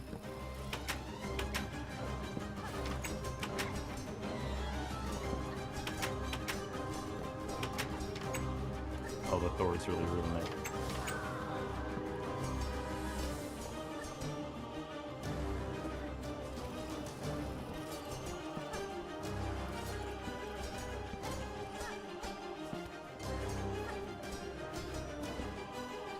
After the Architect's Melody, though, the Cloakless route is effectively no different from the old Blasted Steps route, concluding my explanation of the Wormways route, now to actually perform it. My first attempted speedrun using the new Wormways route was performed 4 days after the sub-hour run, since I had just spent the previous 3 streams celebrating the sub-hour success with a 3-part true ending run. This first Wormways test went understandably quite badly, as I wanted to learn the new route on stream, forcing me to pause often to check notes, and also losing around 10 minutes to the brutal and unforgiving Wormways and Mist sections. For the following 3 streams, I began to internalize the new route and started taking more aggressive strategies to test my limits on some of the harder segments, often losing huge amounts of time, but also learning a lot in the process, slowly reapproaching the hour barrier. The first good run came on day 19 of my daily Silksong challenge. I was still failing to get a good Wormways, but with some refined movement, I ended up over a minute and a half ahead after the mist, as this run was the first to make it through without dying or accidentally falling and resetting the mist. This, combined with some steady movement improvements, ended a whole 2 minutes and 24 seconds ahead of the previous Wormways PB, with a 1:02:18. This run was still not faster than what was supposed to be the slower Bells route, but improvement was rapid and I knew I would break the hour barrier again. I just didn't know how soon that would be. 2 days later, I started a run like any other, and immediately began losing time. The route was still so new to me that dumb time loss like this didn't really matter, and the timer often fluctuated between huge time loss and equally huge time save, which is exactly what happened in this run, losing 7 seconds to awful movement towards Silk Spear, then saving 7 seconds to a lucky Bell Beast, then losing another 10 seconds to this annoying guy who refused to die in a timely manner, followed by my first actually decent Wormways, setting me ahead by 30 seconds by the time I entered Sinner's Road, a necessary region on the way to the mist. This area had a huge time save though, with a new cloakless skip I had just learned called Timothy Chalamet skip to skip the aptly named Hell Room. Since I find it funny to confuse people with the name, I will refrain from explaining Timothy Chalamet, but what I will explain is the mechanics of this skip, with a long jump off this platform to pogo the side of this enemy, followed by a Silk Spear stall to let him try to attack me, positioning him perfectly for 2 pogos to barely reach the cage above, skipping every runner's least favorite room in Sinner's Road. Chalamet skip had been used in previous runs, but this was the first time I had performed it first try, allowing a 1 minute and 20-second gold upon entering the mist, setting the tone for the rest of the run. After a very lucky mist with fairly decent execution, I entered the exhaust organ on full health and a minute and 40 seconds ahead of PB. This meant I could skip the bench I had taken the past few runs, saving an additional 10 seconds and finishing Act 1 2 minutes ahead of PB. Sub-hour was once again within reach. So the run continued. Gold after gold, I surprised myself on every split, making time saves I thought impossible just the day before, only ever losing 5 seconds on Trobio before making 2 more unbeatable golds, with a new best Cogrit core and a High Halls arena so good it took me 2 whole weeks of runs to recreate it. Just look at how I ended it. If this explodes, I end stream.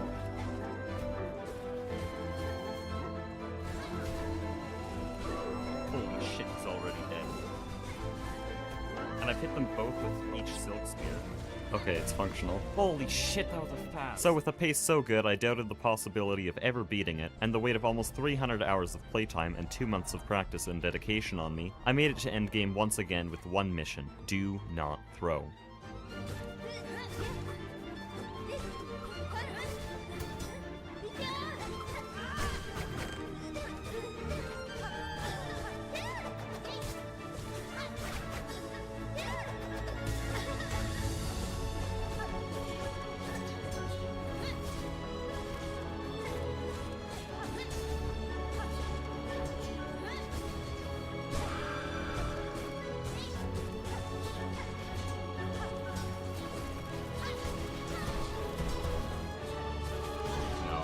Done that.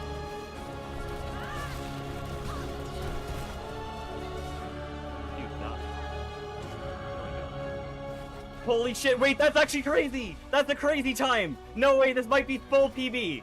This cutscene does take a very long time, but 59:45 is time to beat. Easy game! 59 minutes and 31 seconds on the dot. No milliseconds there. Oh, let's go! Wormway's route finally paid off. That was such a scuffed fight too, I'm so nervous. And that was it. Somehow only 14 seconds ahead of the old route, with a run I only thought had room for around a minute of possible improvement. But something was wrong. Speedrunners for games like Hollow Knight and Silksong use what's called a load remover, basically just automatically pausing the timer whenever loading a new room or scene, so that hardware has no part in your final time. But I had noticed that in this run my timer had never paused once, and I partially assumed my computer was just really good and instantly loaded everything, but that's impossible. After doing a bit more research, I found that I had accidentally set the timer onto real-time mode, and the true final time of this god run was not 59 minutes, but 58 minutes and 16 seconds, an entire minute and 29 seconds faster than my first sub-hour run, and placing myself in 26th place on the official speedrun.com leaderboard. Witnessing the early growth of this speedrun since the day I beat the game for the first time has been amazing. Just as I was writing the script for this video, the first ever sub-50 run was performed by Civ, and it's so refined now that this may be one of the last minute barriers in the entire game. Eventually I hope to reach that skill level, but even months later, having taken this time down all the way to 52 minutes, there is a very long road ahead, and a lot more fun to be had with this phenomenal game.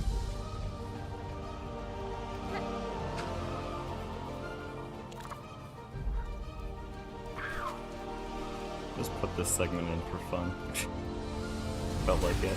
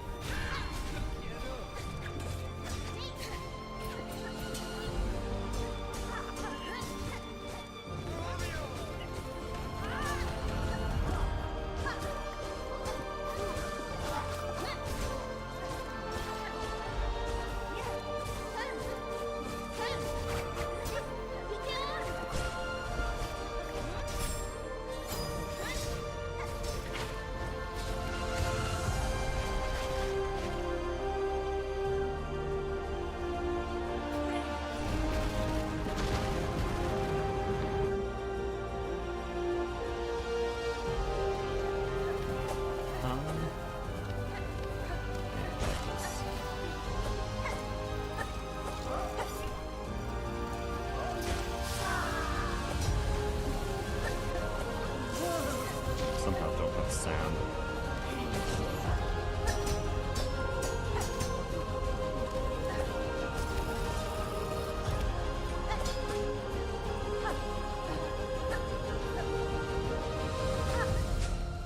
If you're new here and you've watched all the way to the end, consider Video's subscribing ending to now. help this video out. I physically can't continue it now. I'm sorry.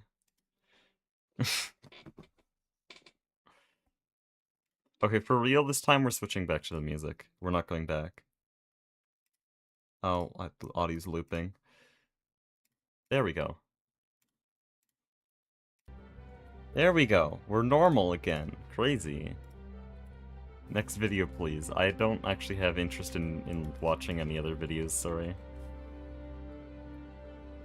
That one's peak. The other one's... I mean, the recent Greg Tech one's pretty good, but I just... a bit tired of watching it after editing it for so long.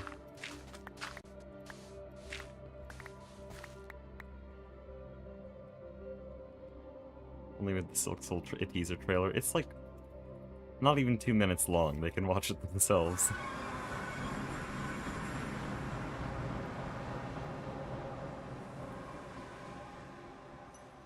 Okay, my staff of traveling is gone.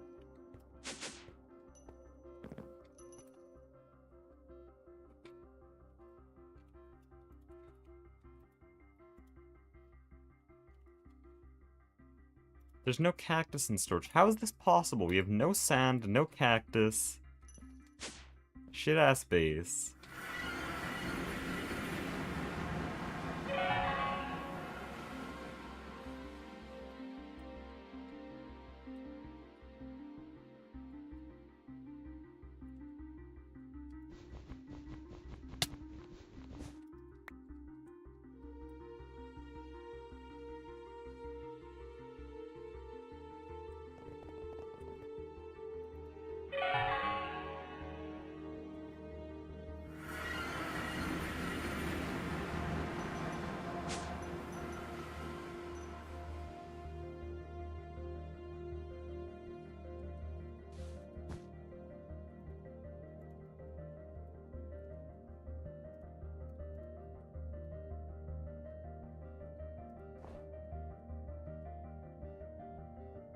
Okay, that should give us all the flowers we need.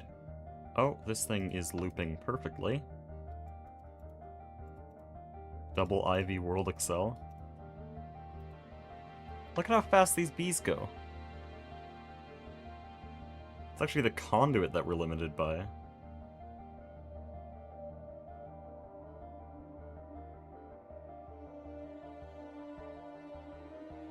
Well, I can actually fix that.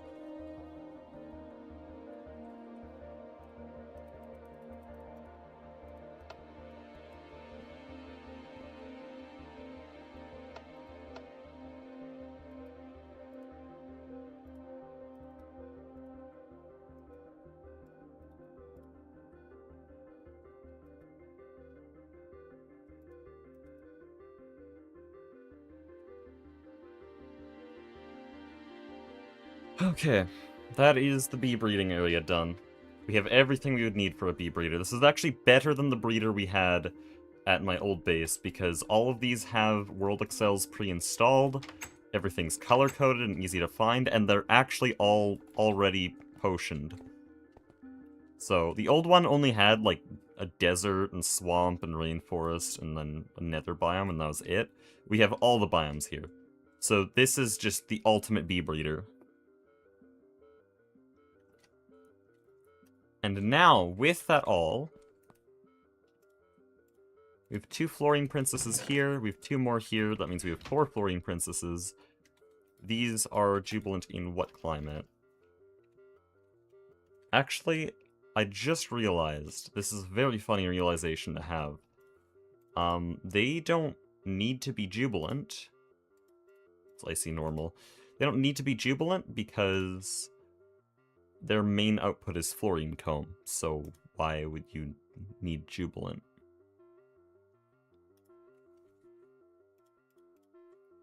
They didn't need to do any of that. Cool.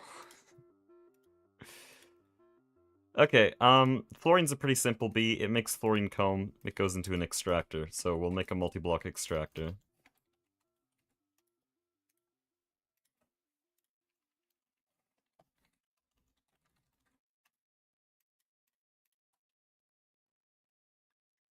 You know, I kind of missed the Silksong video. I should make another one. There is actually another one, but it's like 8 minutes long. I don't know if I'll use that one.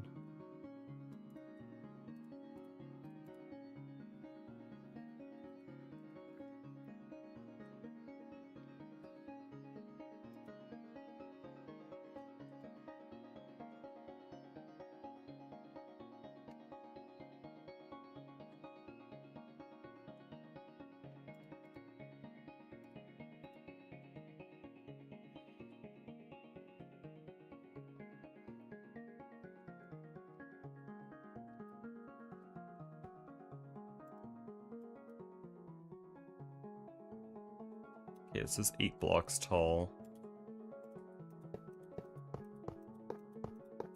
Yeah, it straight up doesn't fit on this floor. Okay.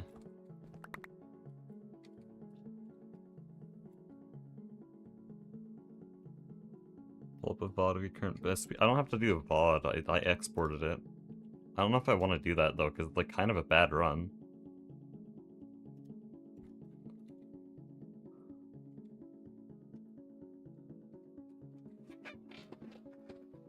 By my standards now, like, I haven't been able to beat it in a while, because the drawbacks of practicing is that you get a lot better at segments, but your average time actually gets a lot slower because you're inconsistent, and eventually you get consistent again and you're way better. So right now I'll look at the run and say it's really bad, and then be unable to replicate it, which is an odd spot to be in.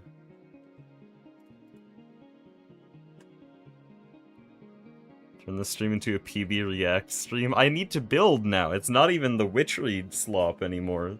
So I can't even look at the screen at all. I can't comment on it at all. There wouldn't be a second of interesting commentary.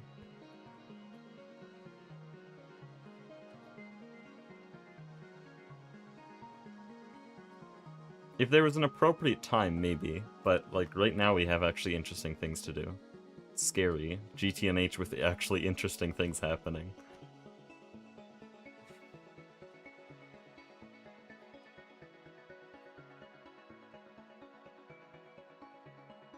Also, this looks so interesting on the map.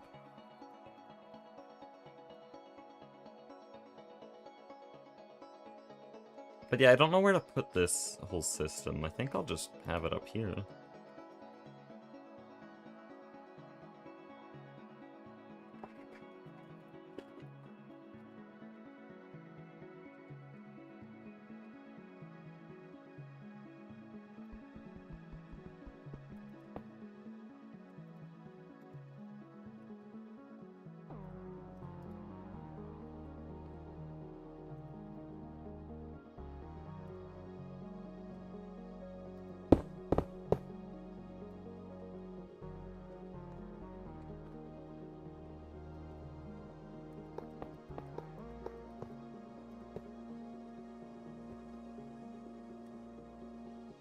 Want? Okay, fine. Coil. Value. What is it? Cupronickel. Canthal. Nichrome. Does it say on the block? I don't want to count through all this. 7, okay.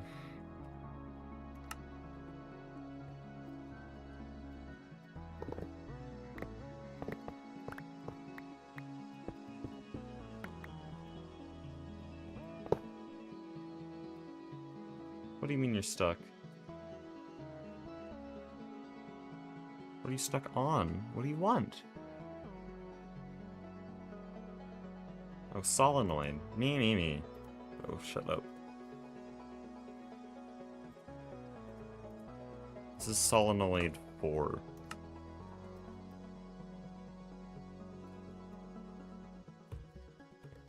Huh? Now it won't place. It says it's placing, but it's actually not. Fine, I'll just build it myself.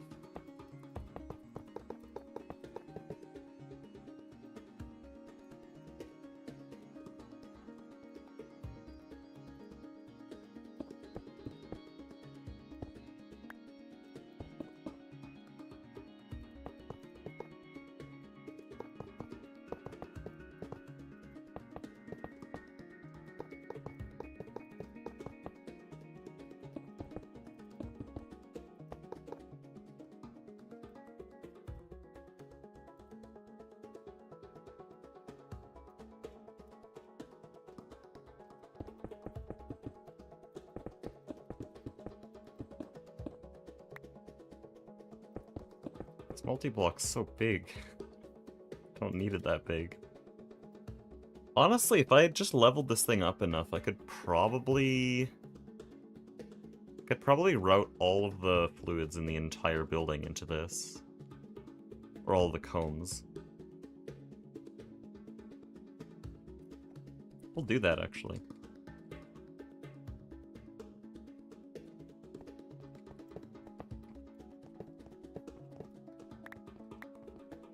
The ones that are melted, that is.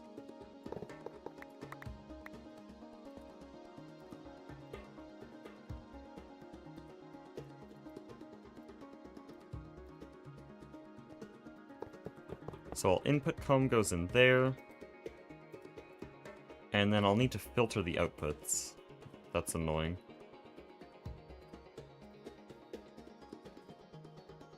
They'll just go into mainnet. Oh, wait. Yeah, they'll just go into mainnet. Doesn't matter. Doesn't need any filtering. I only need to separate these because I don't want one of them to fill up. If somehow something goes wrong.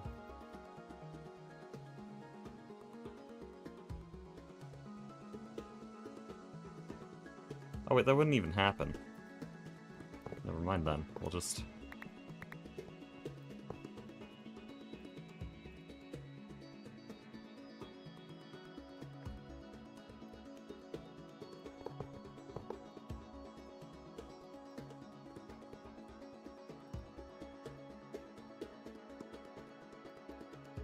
We'll go like this, and then every comb that I can think of, like... I know Krypton comb is gonna go through here. I know Xenon comb is gonna go through here, if we ever do that. Argon comb is something I know we have.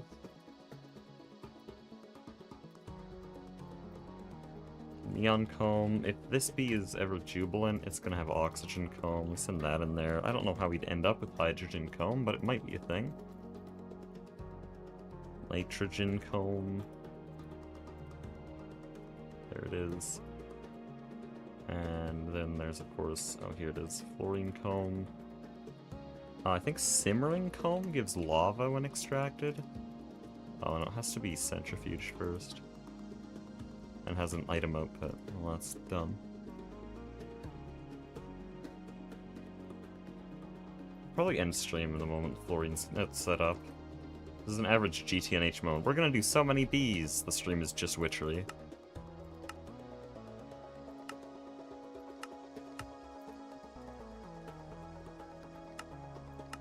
Can't wait to hurt myself and do some witchery. I hope Mastiox saves the nether line, well, netherite line for me. I let him do nether air, but I want to do netherite on stream.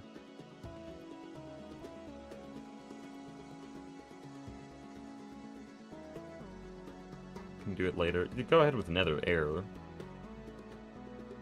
at the line, okay. Yeah, if you plan it out, that's nice, because otherwise I spend the whole stream in the menu. Air is gonna be a problem? Why?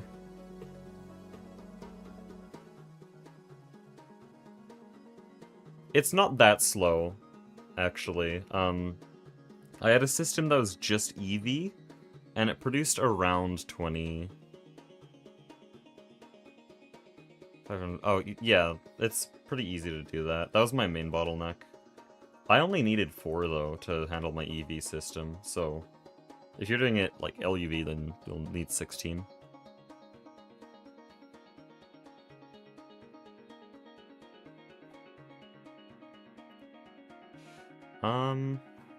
Right, there's nothing else that would go in here.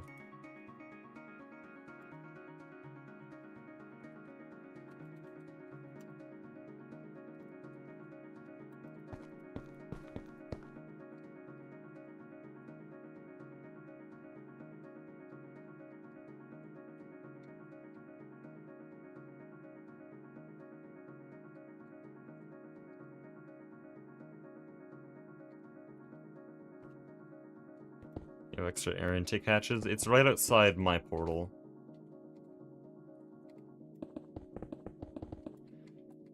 But yeah, nether air distillation has a lot more than just like anthracene, nefarious gas, and Where is it? Go to the Nether Hub. It all has signs and everything. It's like right outside my portal. It's just there.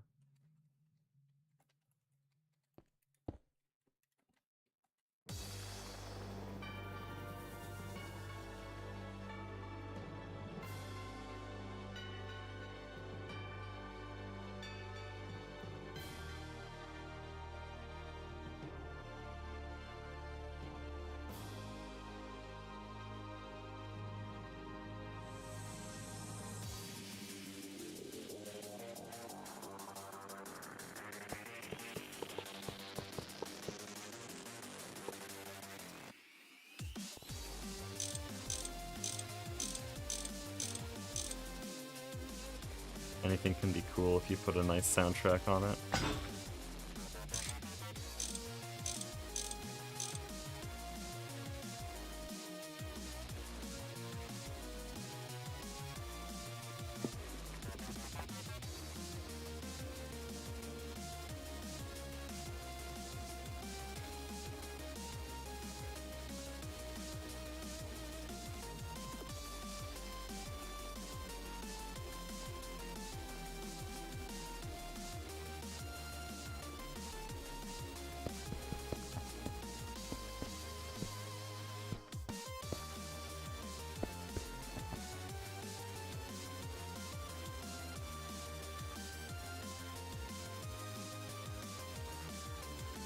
Spend 16 of them on a back. Why'd you do it on a like directly on a vacuum freezer? Like, wouldn't you want to teleport them into the overworld first? Because you can't just do air intake in the P. Well, we're doing nether air though. This isn't nether air. And yeah, okay. Or isn't there a linking hatch? Oh, it seems to be only items. Never mind.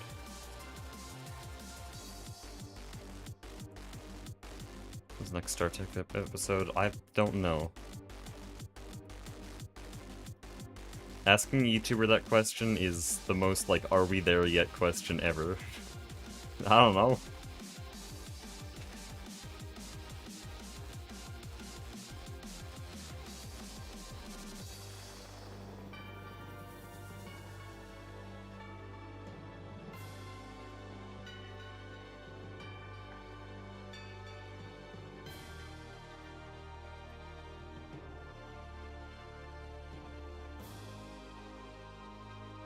When is Silk Soul releasing?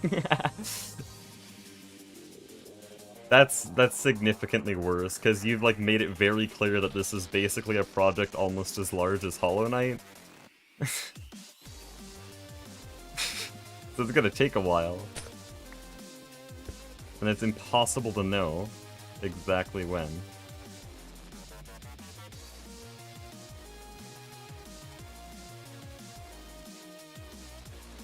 And it's a passion project, yeah. Though, Hollow Knight, nah. Hollow Knight not as much, because it was the only thing keeping them alive, so they did kind of need to finish it.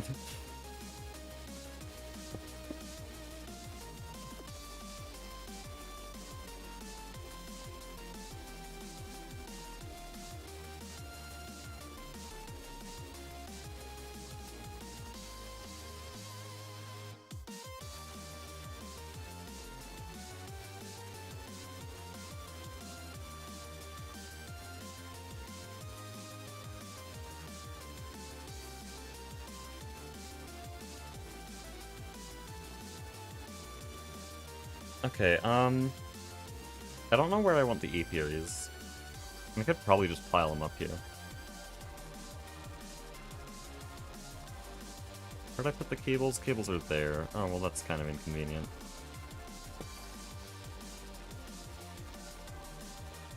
Oh, you had a bunch of rocky hides. We'll just do this. These are guaranteed pristines. Fucking wand them in.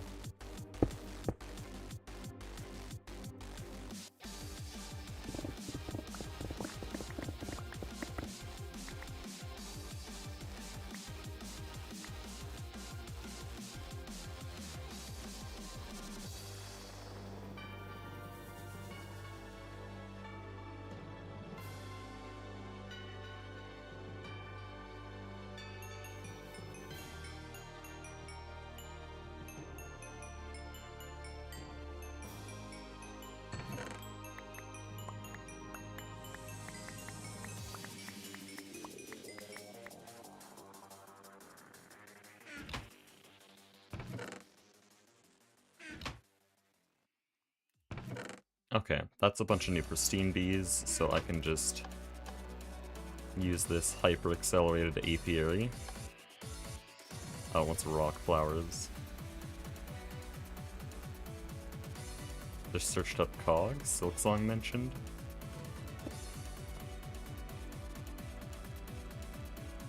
Too hot. Alright, I had to do that. Forgot.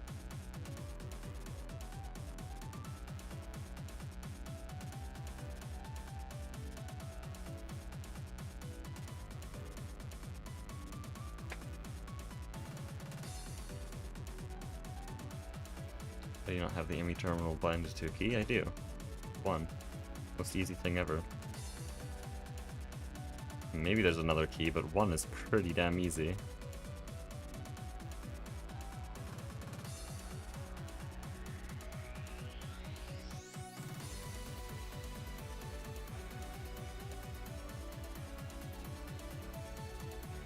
Okay, I'll just manually do it. I don't want to set that all up. This one's cold normal? Is it cold normal or icy normal?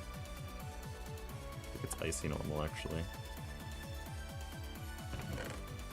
But this is the cool thing about our system. We just put this here. The fluorine queen there. And now we just manually loop it. I'm gonna put all these away.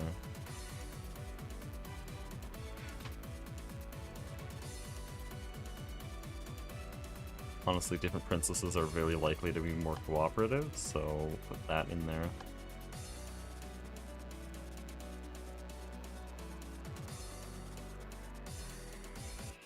Okay, this princess is done.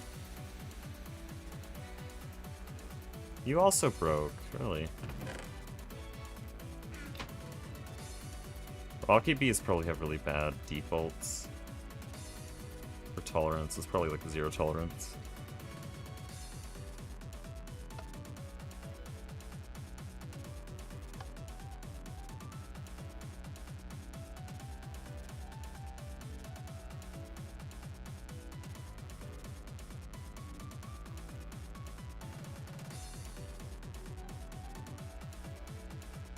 Okay, that one's done.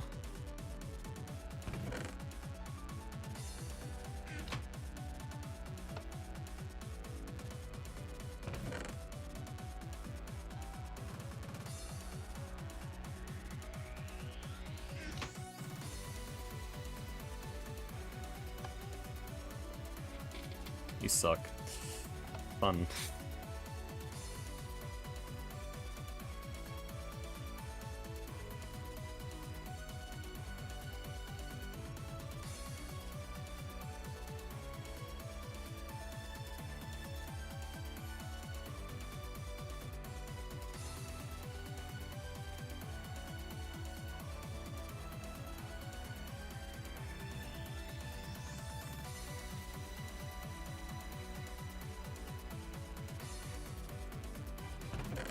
Okay, it is now incredibly easy to turn princesses into different princesses. We have 8 new fluorine bees.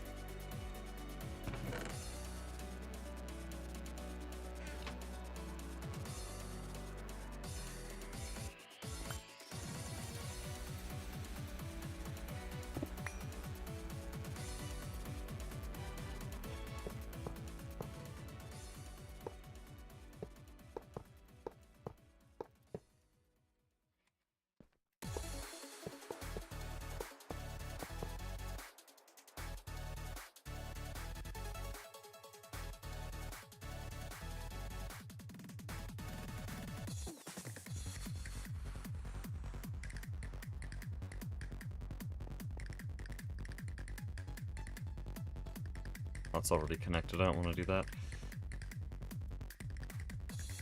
I need this to go into AE2, but I don't want fluorine drones to go into AE2. So I still have to subnet it, but the only thing the subnet is gonna do is just filter out the fluorine bees. I wish there were an easy way to avoid this.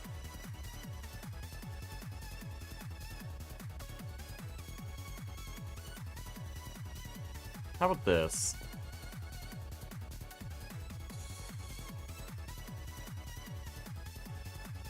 Do we have a type filter? Slowest typer in the West, by the way.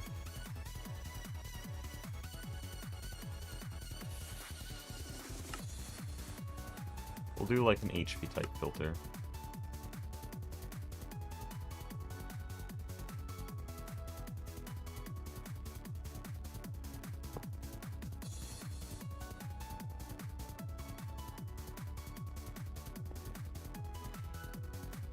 Does this even allow drones as a type?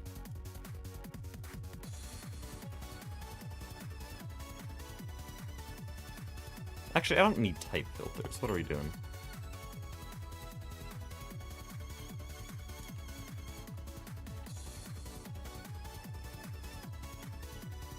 We go like this, and then we need the, what is it, like, the card of some kind. We'll figure it out. It is the, it's not here. Hello?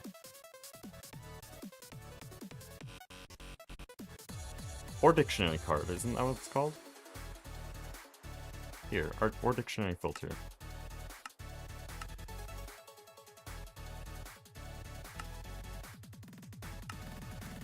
Ah, you don't have passive buffers. I really gotta make that. No base I ever see has passive buffers, but they're like so good.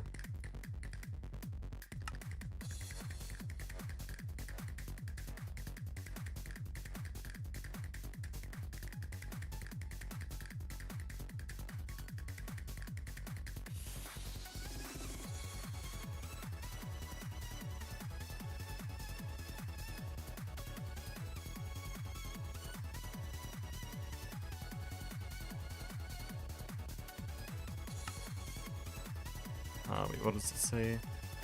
Forestry, the drone. Okay.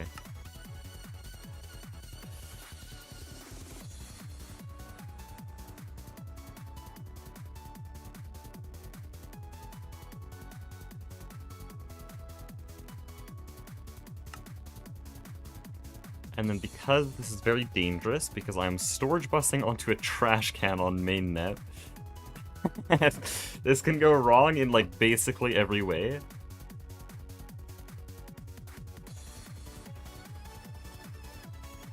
I'm gonna do a test with a chest instead of a trash can. If I put these drones in here, they don't end up there. Okay, that's good. That's awesome, thanks.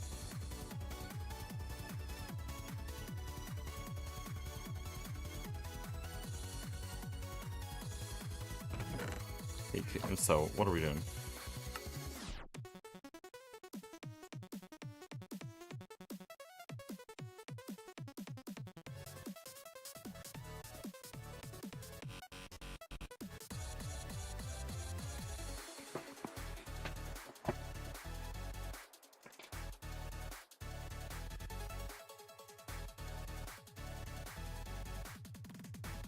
Why does he look so happy in that? Okay, whatever. I don't know why this won't work.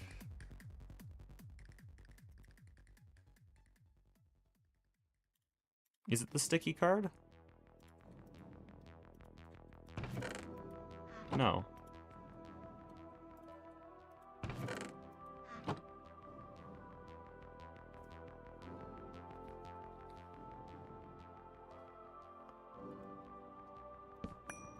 Okay. No word dictionary. It's gonna be a case-by-case basis.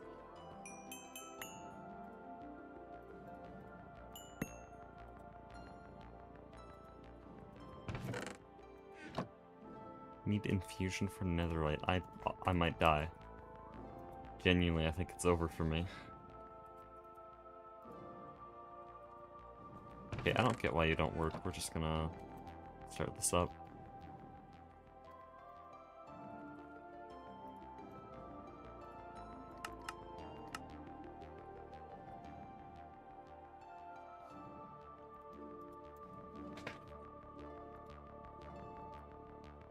Isn't there like a way to force an autocraft? No. Okay.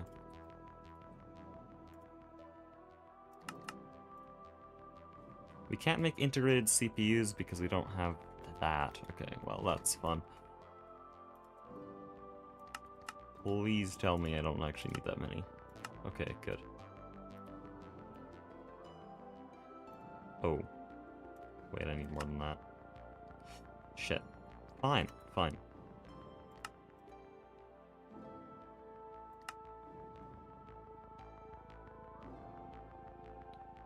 Another short princess? Oh no, I don't have that. I don't think, at least. Is it doable? Oh. Oh yeah, I'm like one step away from that. Oh, dude, that is so free. What does it make? Oh, that is interesting. Huh. It is absolutely cancer without that. It's so annoying to get otherwise. I do want to stream Silksong within like the next 30 minutes. That's the problem. Well, I'm about to leave, so it doesn't matter. It's Okay. Again, we're doing Netherline later, so I just wanted to make sure. So that was my possible. Netherline stream is gonna be a bee breeding stream. That's what you're telling me. What? No. I'm gonna have to breed this damn bee. That's great news. I'm joking. It I don't know. should probably When do you wanna only, do it? 'Cause should I can probably only build the take like 5 building. minutes. I can build the joking. building depending on when you're actually gonna get on. for it. Not tomorrow. That's all I got. Okay. You gonna be there on Friday? Unsure. I mean, that's when Goose gets back, I think, so. He's gonna want it. He's gonna want the Netherline. Here's the thing, because I don't want to hold up progression. If I'm not live on Friday, build Netherline without me on Saturday. Build it on Saturday? Yeah. Depends if Goose wants to do it. Oh, if Goose wants to do it on Friday, then I guess I'm cooked. Doesn't matter that much. It's just I like, mean, I already kinda, have it looked like a some cool info. line to me, so I was interested in doing it, but I have a bunch of other stuff to do. I'm just making the casings overnight for some of the bad machines, although I didn't look too far deep into it, so. Okay, what's left here? I just need to cable everything, and right, it's the automation. Shit, I get so sidetracked so fast. I need this, and we'll see if it works immediately. I think it's AS2. There we go.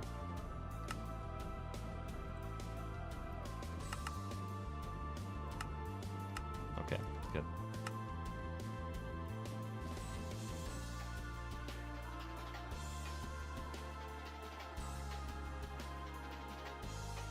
You know what? This is reckless. I can turn this into a subnet.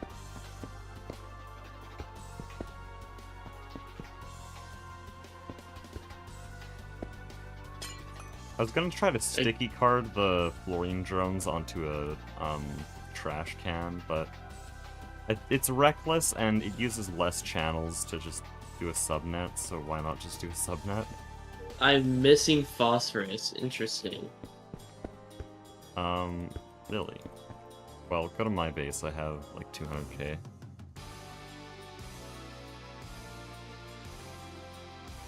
It should be second closest to the right. Like right, you know how there's two halves to the B area? It's the second closest platform on the right side. Okay.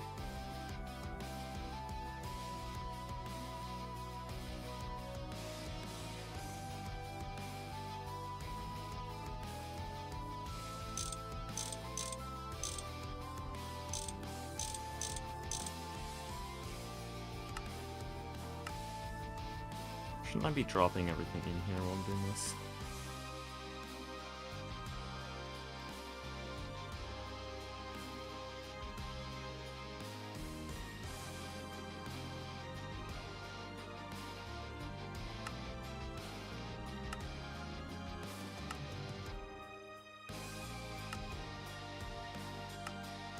I'm glad I got all the painful stuff out of the way today, though, because anytime I need a bee from now on, like, I have all the biomes. Anything to do with witchery is done forever. There's a little bit of setup I still want to do on the actual breeders. so that I can loop the bees. That shouldn't be too difficult.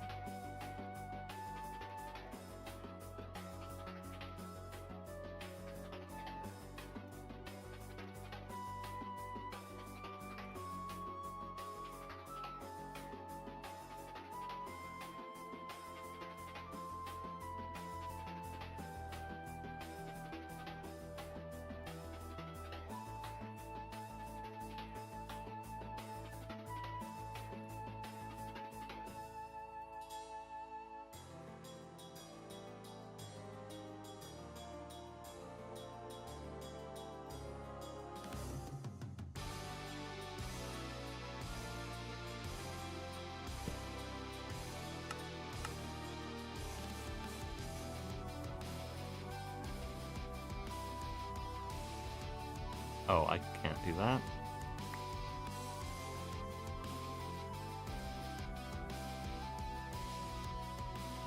Dude, I have to stream Silk Song. I'm realizing today's gonna be another one of those streams. Again. Surely tomorrow will be different. Actually, I think it will be. You're not gonna be here tomorrow, I thought. Well, I'm not gonna be here for most of the day, which is why I'm not doing a GTNH stream, because it takes up like 7 hours every time I click go live. But a Silk Song stream, yeah, I have room for that. There's still like 2 hours. The temptation of Gregging is too high.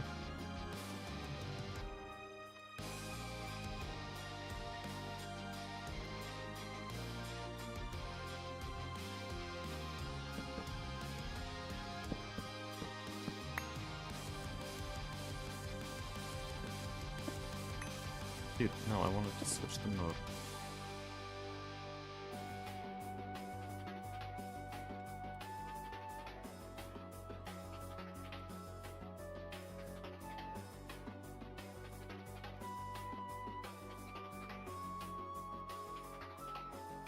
By the way, the fun thing about me actually storing all of my bees is that if we ever somehow lost our breeding stock, we would have at least 4 million fresh breeding stock sitting in a chest somewhere. Necessary.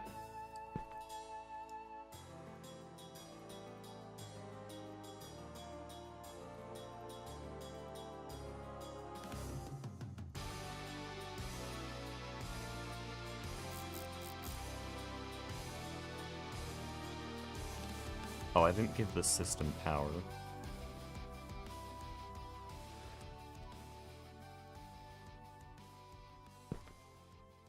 Oh yeah, we're gonna have to do the water line too, at least like the first or second stage of it, for the nether line as well. I'm not So gonna it's lie, gonna be a water line process. looks like the only processing line that's interesting, so I want to be there for that.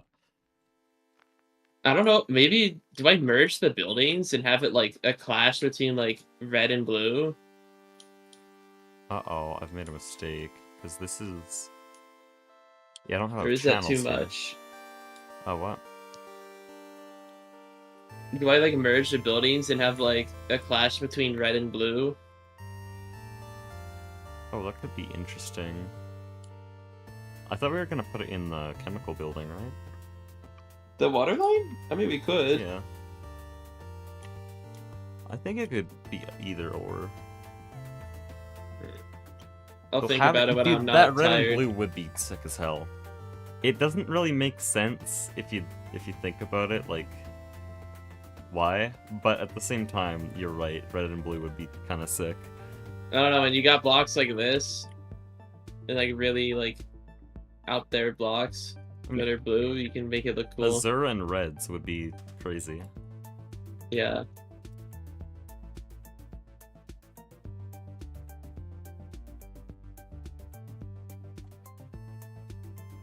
Hate the marrow so much, bro. No. What did it do to you?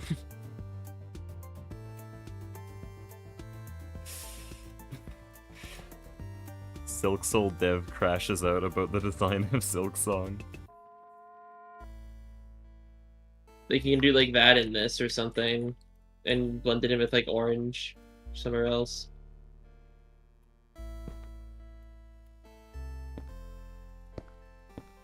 I'll think about it later when I'm not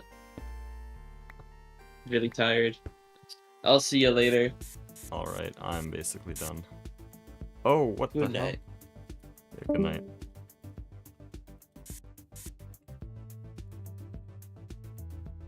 Okay, this is really ugly.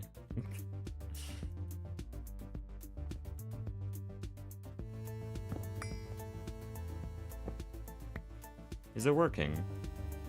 This thing shouldn't run, so if it ever does anything...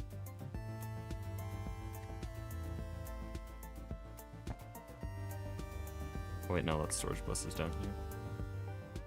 Device missing channel. I just gave you channels. Oh, you probably want an ME controller.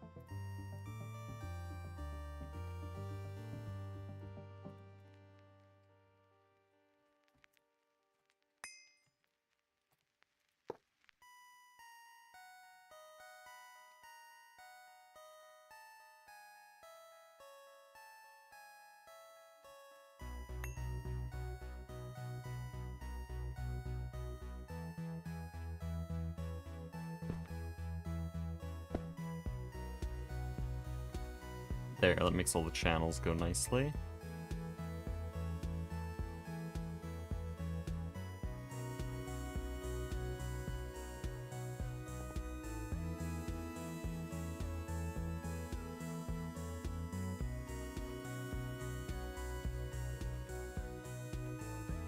Now I don't even believe that, bro. The hell? Oh. One cycle, it fills up the whole thing.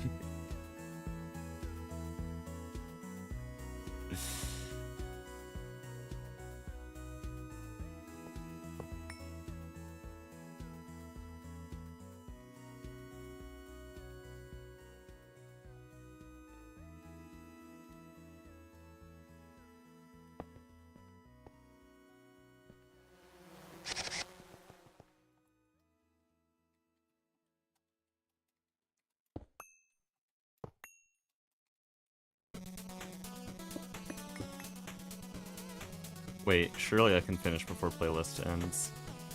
I didn't loop it anyways.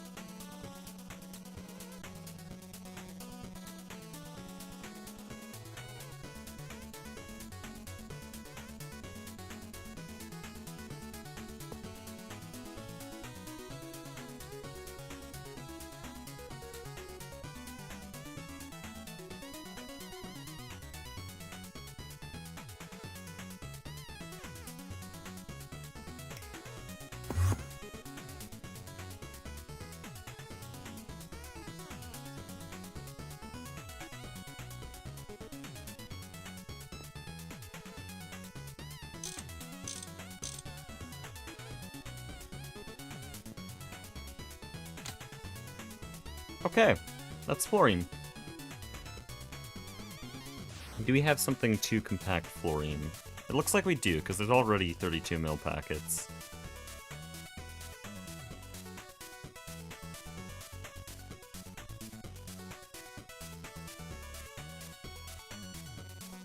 So we'll very slowly fill up our system. I think this is one of the most powerful ways of making fluorine right now. I can't think of any better way. Because, wow, my brain. Because the other way would be cryolite bees, and then, Fortune 127 topaz ore. So, Fortune 127 is manual, so it's inherently bad, sorry goose. And cryolite is around 50%, no, 30% worse than this, so it's like not even that much, and you get a bunch of aluminum as a byproduct, but it's technically worse, and we get aluminum in other places. So I think this really is the best system we can get for fluorine.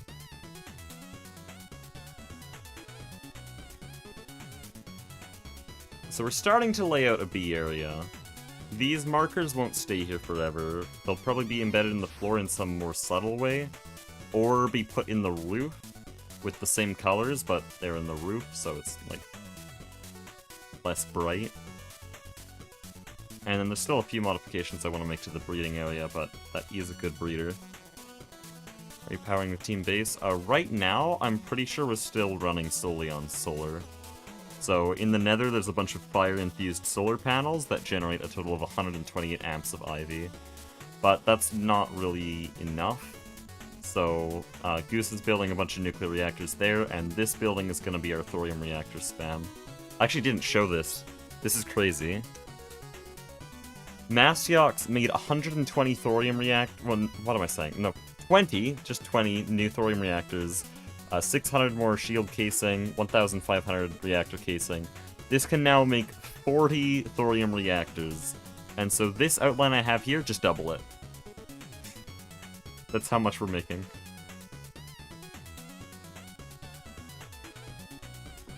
Now, I'm actually not sure how I'm gonna double it, because the main way to stack it is just to make it longer, so I honestly might have two separate units right beside each other.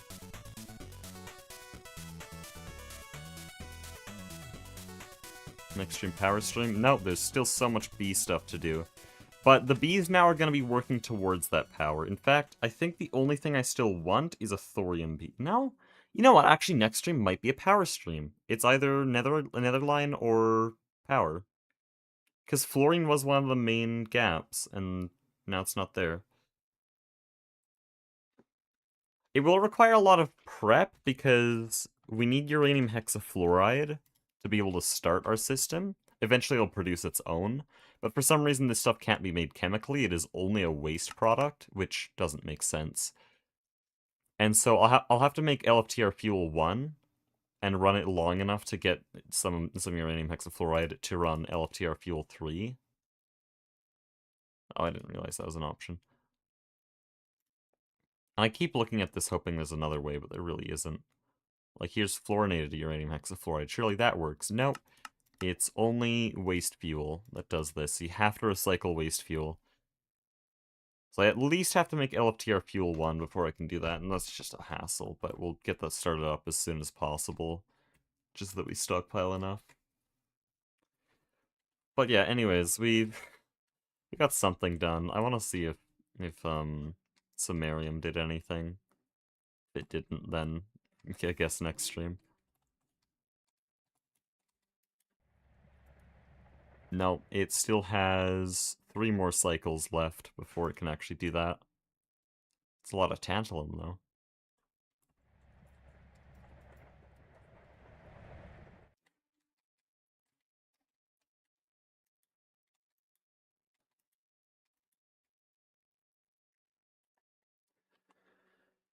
But yeah, that is enough bees for today. Thank you all for watching, and God bless.